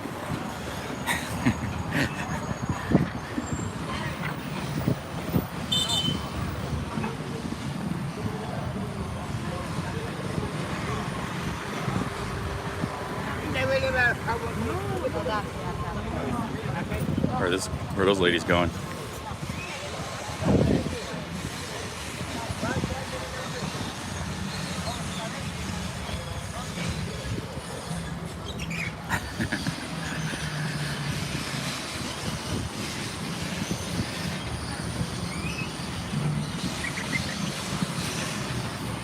There's a lot of people in Tulum, yeah.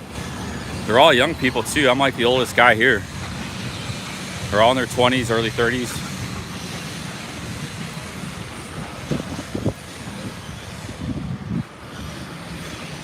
They look busy on their phones. Yeah, I should have said hello, but they were like in the middle of something, like trying to get a taxi ride or something, or I don't know. Actually, I should have said hello. Shit, we might just end up walking there. I think that's the guy from the vegan shop. There's a little coffee shop.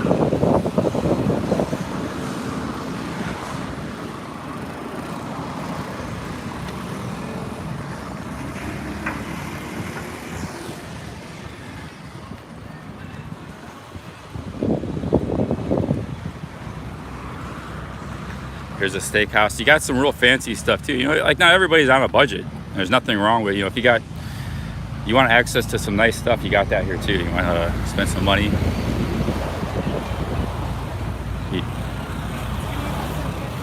You got it all here. We need to find a tuk-tuk guy. I bet you the tuk-tuk would do like $4 or $5. Maybe some tuk-tuks here. Car taxi is always gonna be more expensive.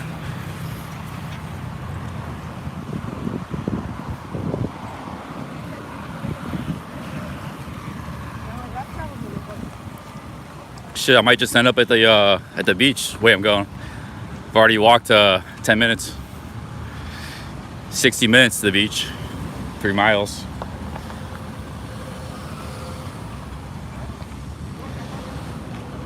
See how we're doing on battery life here.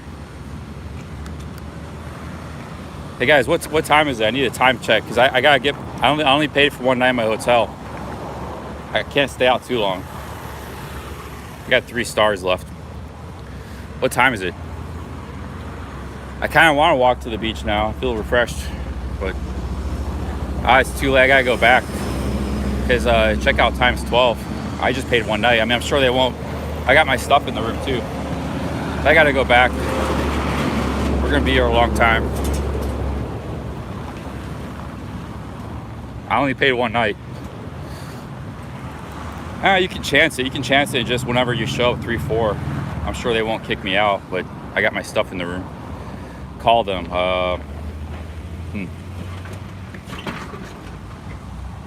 I can't call him with this phone. I'm live streaming. Damn, it's I woke up too late today. I woke up at 8:30. That's.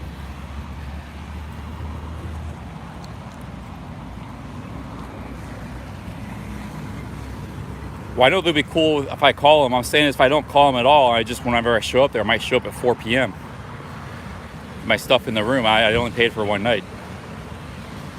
I should have just paid for 2 nights. I don't know why I paid. I excited how much cash on me. That's why I paid one night.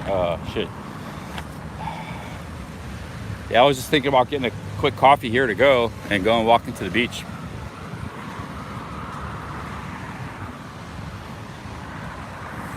I'm getting all this eye candy. I'm getting excited, man. I want to keep going. Eye candy everywhere.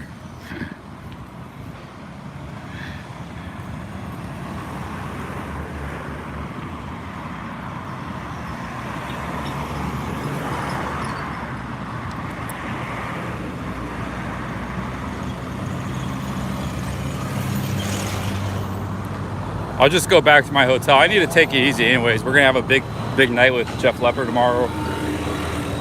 We'll just walk back to the hotel and we'll get to see stuff along the way.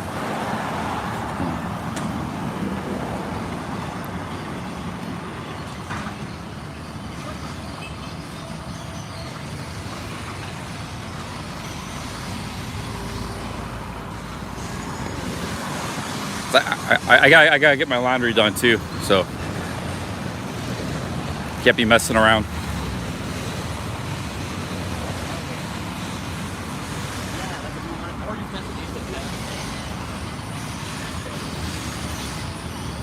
Dang, that's like a Chica bus over there. All those ladies are going to like this. Let's get on that bus. It's like a steady stream of hotties going on that bus there.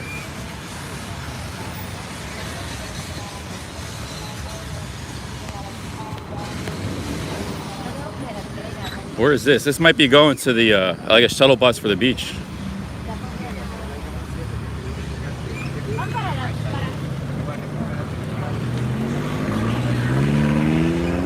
Buenas tardes. Buenos días. ¿Este colectivo es por la playa?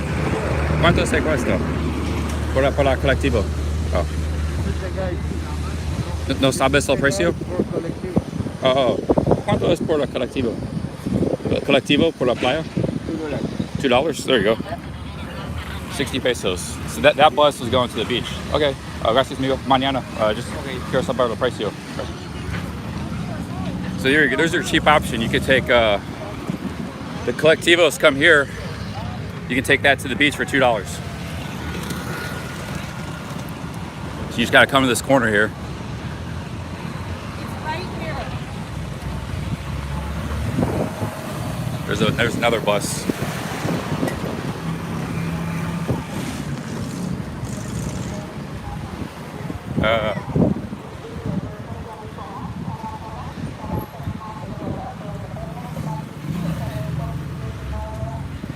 You could walk for free, take a collectivo, which is a mini bus for $2.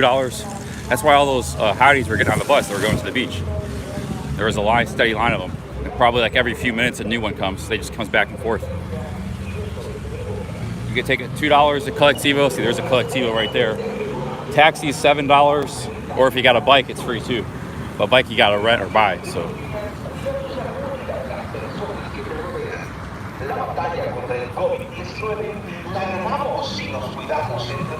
Unlimited chicas, yeah.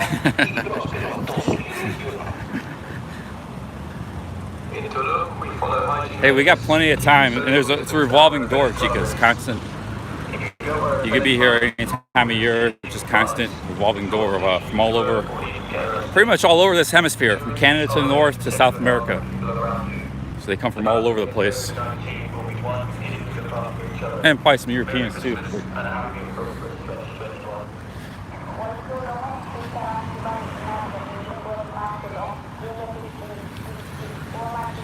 All right, guys. Well, I know you guys want me to go to the beach, but we'll save that for another day. I got some stuff to do. I gotta get back to the hotel. I'm pretty sore from basketball, so yeah, it's not gonna be an all-day thing today. But we got plenty of time to see the chicas and the beaches and all that stuff.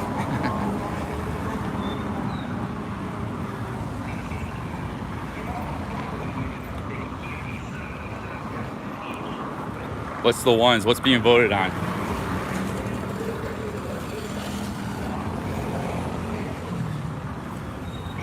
You got pharmacy, you can get stuff over the counter, the HGH, and that kind of stuff. That's another thing about Mexico.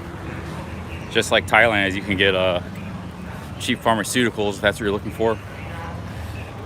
HGH.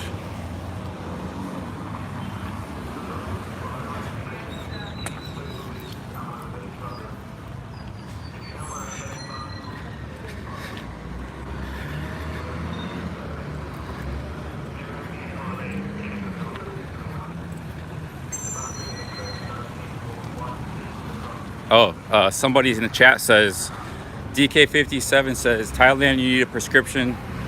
Mexico, you do not. Well, it's not hard to get a prescription because you just go to like a clinic. They got them everywhere.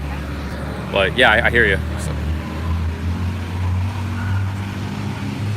it's human growth hormone. It's what a lot of bodybuilders use. Testosterone, that kind of stuff. It's like basically the juice. You know, steroids. Full natty, not full natty. But you know, there's a lot of guys that go to Thailand just for that purpose because they can get that stuff over the counter, and they want to bodybuild. There's a whole, for years, there's been a whole demographic that's into that. So you got the same thing down here too, pretty much. I'll never take that stuff, but I have no interest in taking it. But I'm full natty. But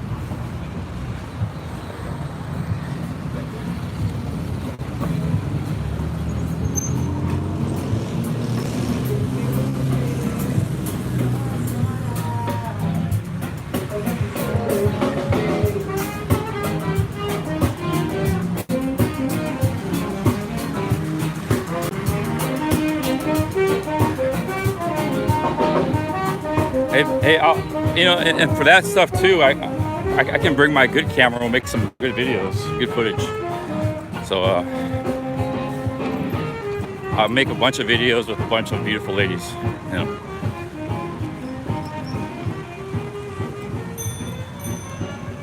that's kind of what my old channel is all about. Anyways, that's what gets me views on that channel.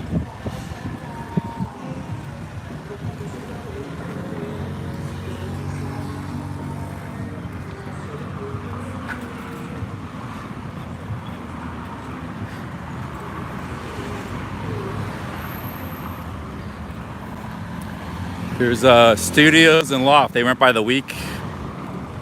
Let's see how much this place is for the week. You're close to the beach junction. This is a good location.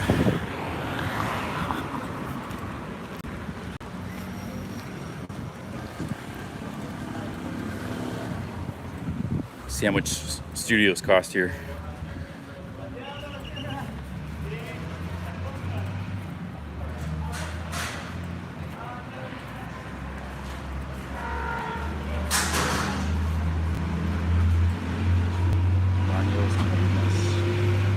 I think it's here.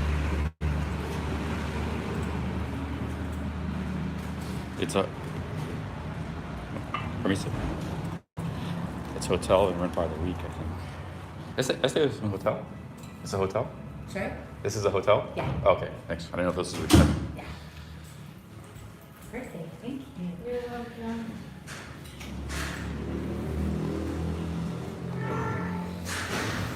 Hello. Hello, how are you? Fine, thank you. And you? I'm looking pretty good. I'm looking for a studio for a weekly Um, or monthly. If you have a price for a month.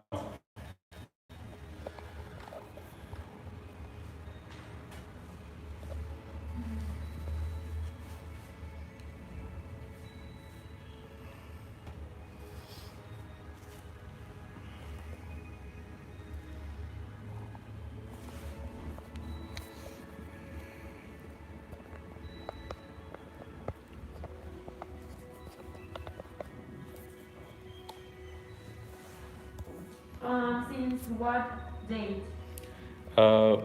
Maybe in a couple days. I start like Monday. Okay.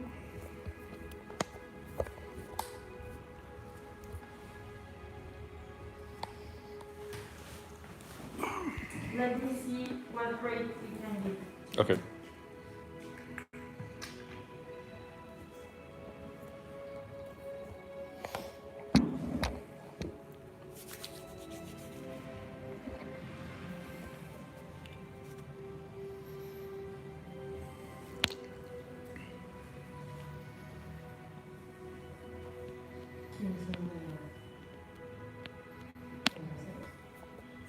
Lo que te vale. ¿Desde ya? No, me viene a preguntar sobre eso. Ah, se la tengo que pedir a Diana. Diana es la chica de sistemas, o sea, ella ve todas las tarifas y ve el e-commerce. Entonces, yo digo, sí tengo autorización para dar tarifas, pero como es dinero y luego se vuelve un problema. They got a lock to the stairwell. You see that? Pedirle a Diana Lock to que the ella stairwell. me da una tarifa y es lo que maneja. There's some businesses down here. They got apartments up there.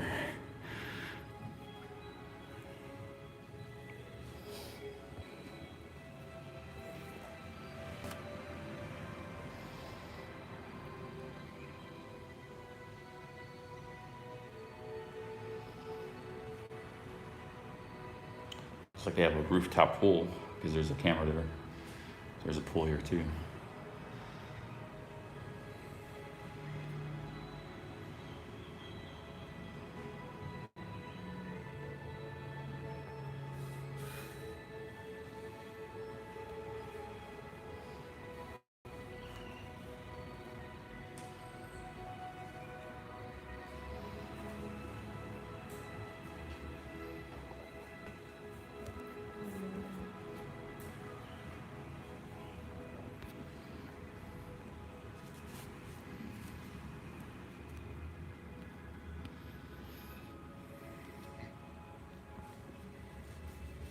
got the grocery store right there. You got the bus to the beach.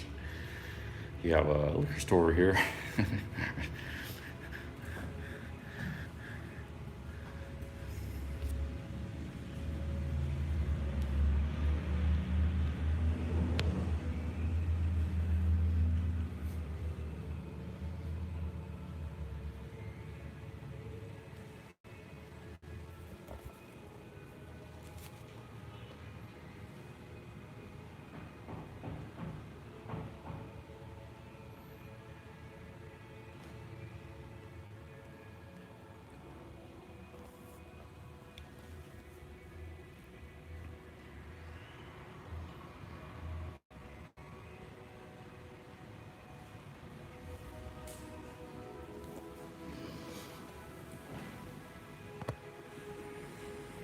You want a study, right? Yeah, the smallest room you have.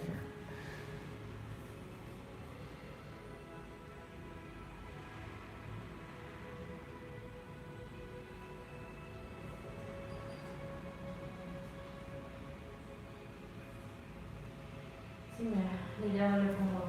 Bueno, vamos a ver, soy como aquí, quiero un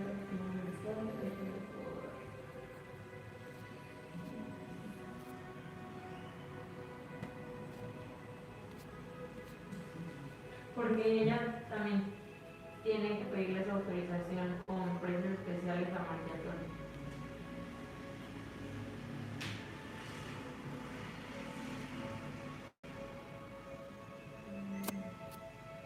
¿Sabes usar Clover? No, yo manejaba Uber. Eso fue un sistema para mí. Lo que pasa es que no todos los hoteles lo tienen, los grandes hoteles, nada más porque son muy caros. Ah, ok, Por no, eso pues entonces te vas a hacer una cosa.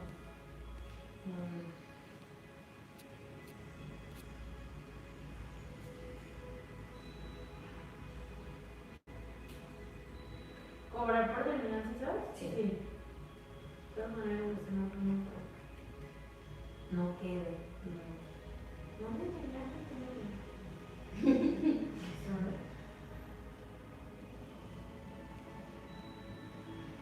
Contiana te puedes apoyar para todo, o sea, para todo lo que tenga que ver con Clover. Si quieres modificar algo, Beach is 3 miles, but the main junction where you can catch a bus, or you can ride a bike there, but catch a bus. It's right there, just like 3-minute walk. There's a main road right here that goes to the town, and then there's a road that goes to the beach.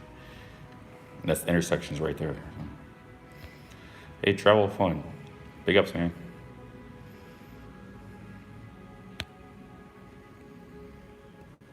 They also rent nightly too. Maybe Jeff will want to stay here.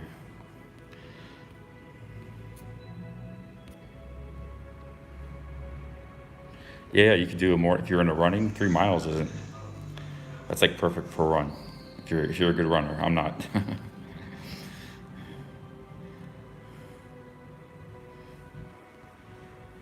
Actually, there's a lot of people just walking and biking it, you know.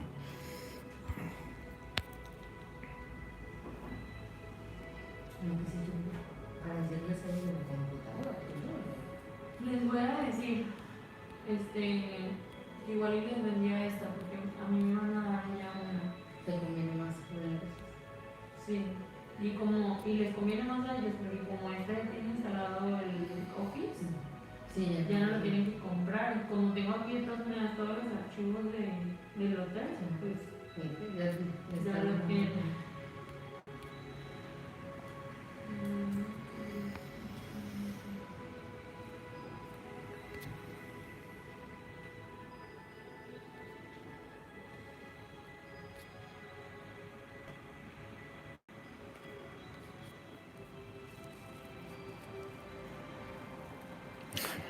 Water prices near the ocean, very expensive. Those are like really fancy hotels and stuff. And they're built a little bit off the. I've not been there yet, but first day in town. But if you just look online, it's very expensive.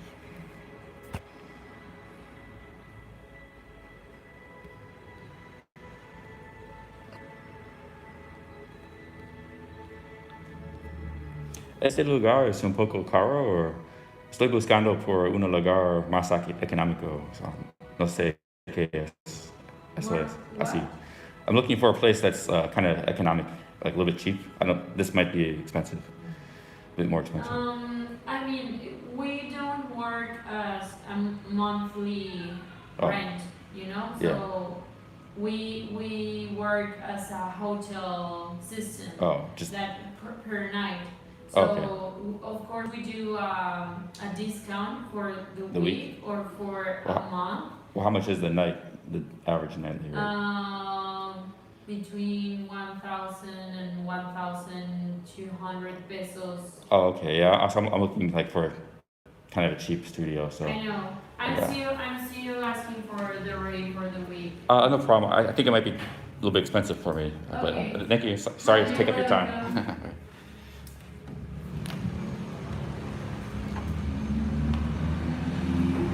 There's no point in wasting either our time anymore. I figured it'd be too expensive. It's like a hotel, but the weekly might be 20-30% cheaper, but it's still way too expensive. So.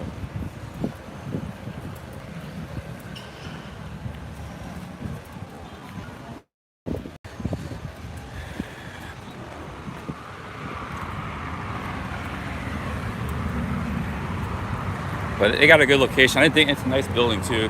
I didn't think it'd be cheap. If you want cheap, you got to go like a few blocks off the side streets. Like that neighbor walking around this morning by the park, where I had that coffee. That's where you're gonna find those kind of places where you're gonna find your cheaper places. Actually, where I'm staying at now, like I said, they might rent for $500-600 a month. If that's the case, I'll just stay there maybe. If I really don't see any reason not to stay here for a couple months. So I can make a lot of good videos. I can live stream. I got the basketball. I just have to get a bike. Otherwise, I'll just keep traveling to different cities in Mexico. Let me see what you guys think about it. Press 1 if I should stay here for 1 or 2 months, which that would include a little bit of traveling around the region. Or 2 if I should just keep traveling all over Mexico. You guys see what the vote tally is here. 1 to stay in Tulum, 2 to keep traveling around different cities in Mexico.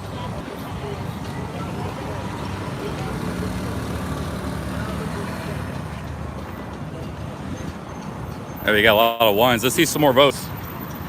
There's not a lot of votes. I got the cavalry coming in, military. 4 military trucks. We're not getting a big vote sample here. Only like 10 guys voted. Luis Cabo says 1. Marshall Leo. Mostly 1. Shorty Shrew. Some 2s. Steve Anderson 2. Joe. Again, it's kind of a mix. VG 2.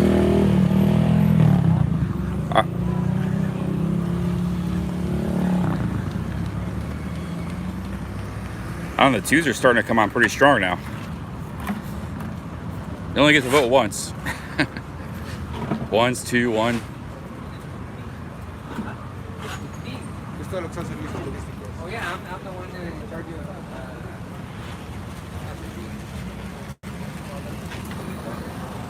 I mean, if you're interested in hot chicas, this is definitely the place, no doubt.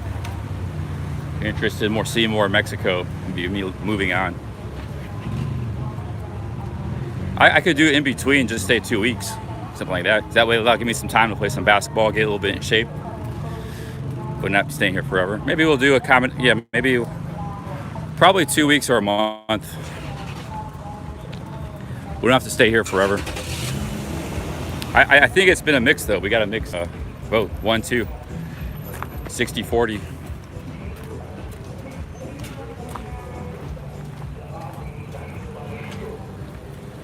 I'm gonna see if my hotel has a weekly rate. What I'm staying now. See if I get it down to $20 a night per week.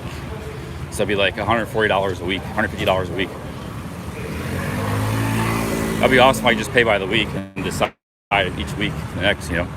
I might get bored of this place in a couple of weeks, who knows. But like I said, I can spend 4 hours a day on the basketball court. I love it. So I can watch it, playing it. So that's all I really need. And some food, fruit, that kind of stuff. and the ability to do some stuff on YouTube, which I have that too here. So this is a good location.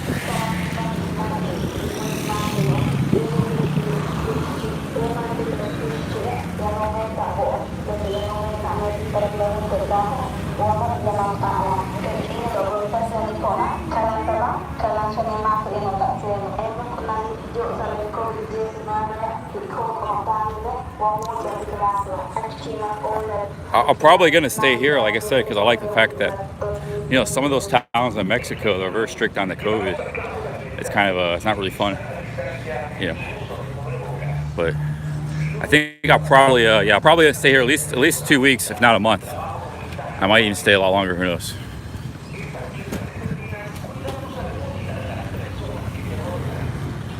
I got the potential of tapping a new audience too, because the people who watch my Pattaya videos, I got a whole different audience here.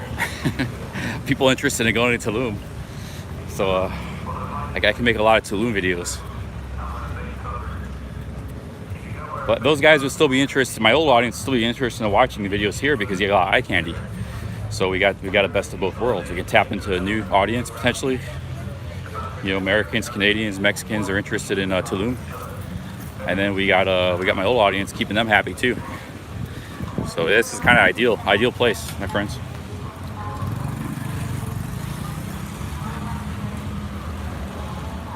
It's all working out. It's all working out here.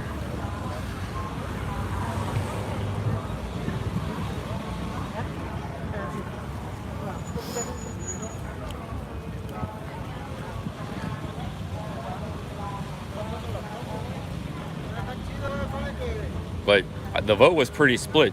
Even if I stay here for a while, a month or two, I could still keep traveling when I finish up here. I could travel other parts of Mexico, and maybe by then, you know, maybe things will be opening up more. It seems like the COVID's starting to go away a little bit, a lot of places.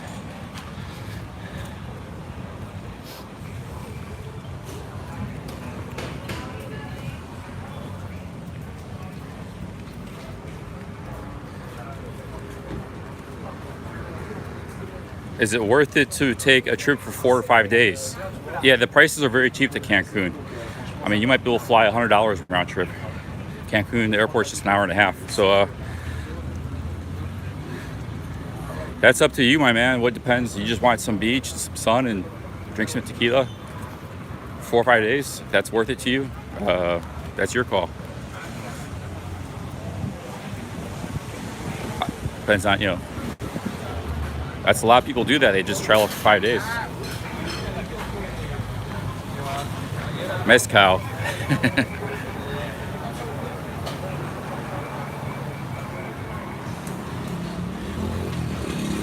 Actually, I'm gonna do more POV style videos. When I got a GoPro, but not even now. I could do the same, basically do the same thing you do with the GoPro with my GH5. I got 2 straps. I just put it on my shoulder. And I got an ultra wide lens. So it looks just like a GoPro, except much more beautiful footage, and it works in nighttime.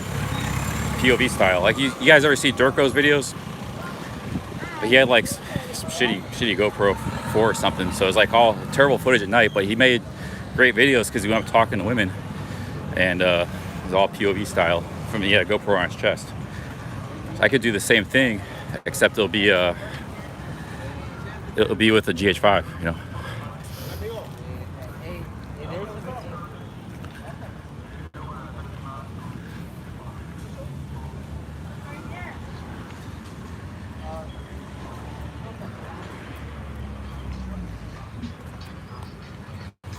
We got chicas on bikes everywhere.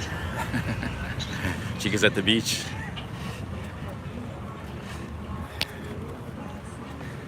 POV means point of view.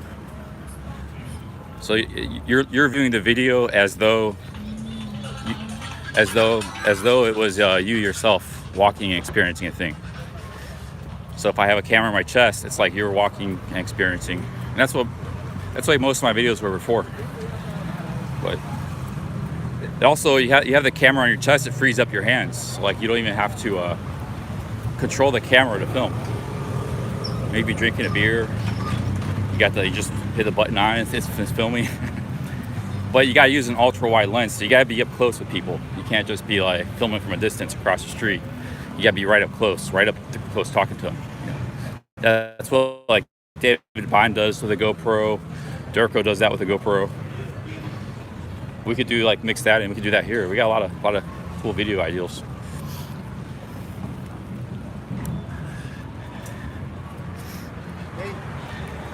Hey, how's it going?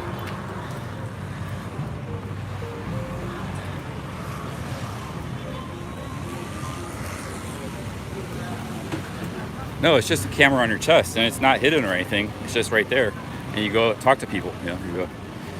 And also, you need ultra wide because it gets everything in the frame. If you got a shorter, you got a more narrow lens, it'll cut off.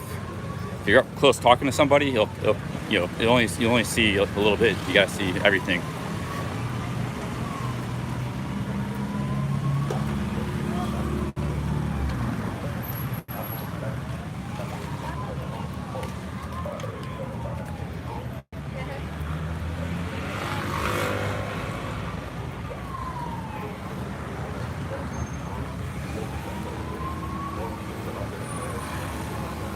Starting to get a little hot.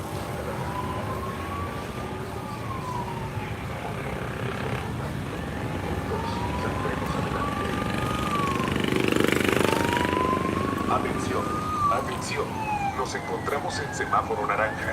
La policía Quintana Roo te informa. Para prevenir la propagación. I don't like. I made a few videos on my kind of like creative. Just tried something a little different. More and more, I think about. I don't really like those videos. Probably end up deleting them. And they're not I think very good in views either. We gotta get more back to basics.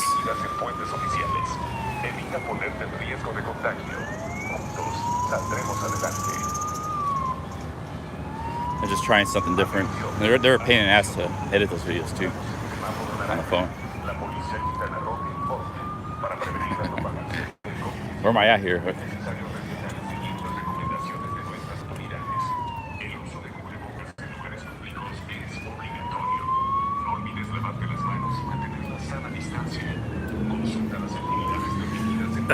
Man. Yeah, I gotta do some resting today. Pretty dang sore. All right, guys, I think this is it. Read some of your comments.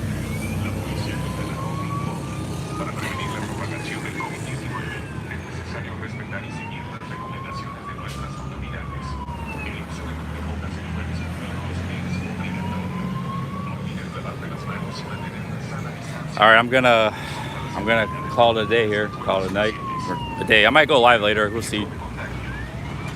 I had a little business to take care of, some resting to do.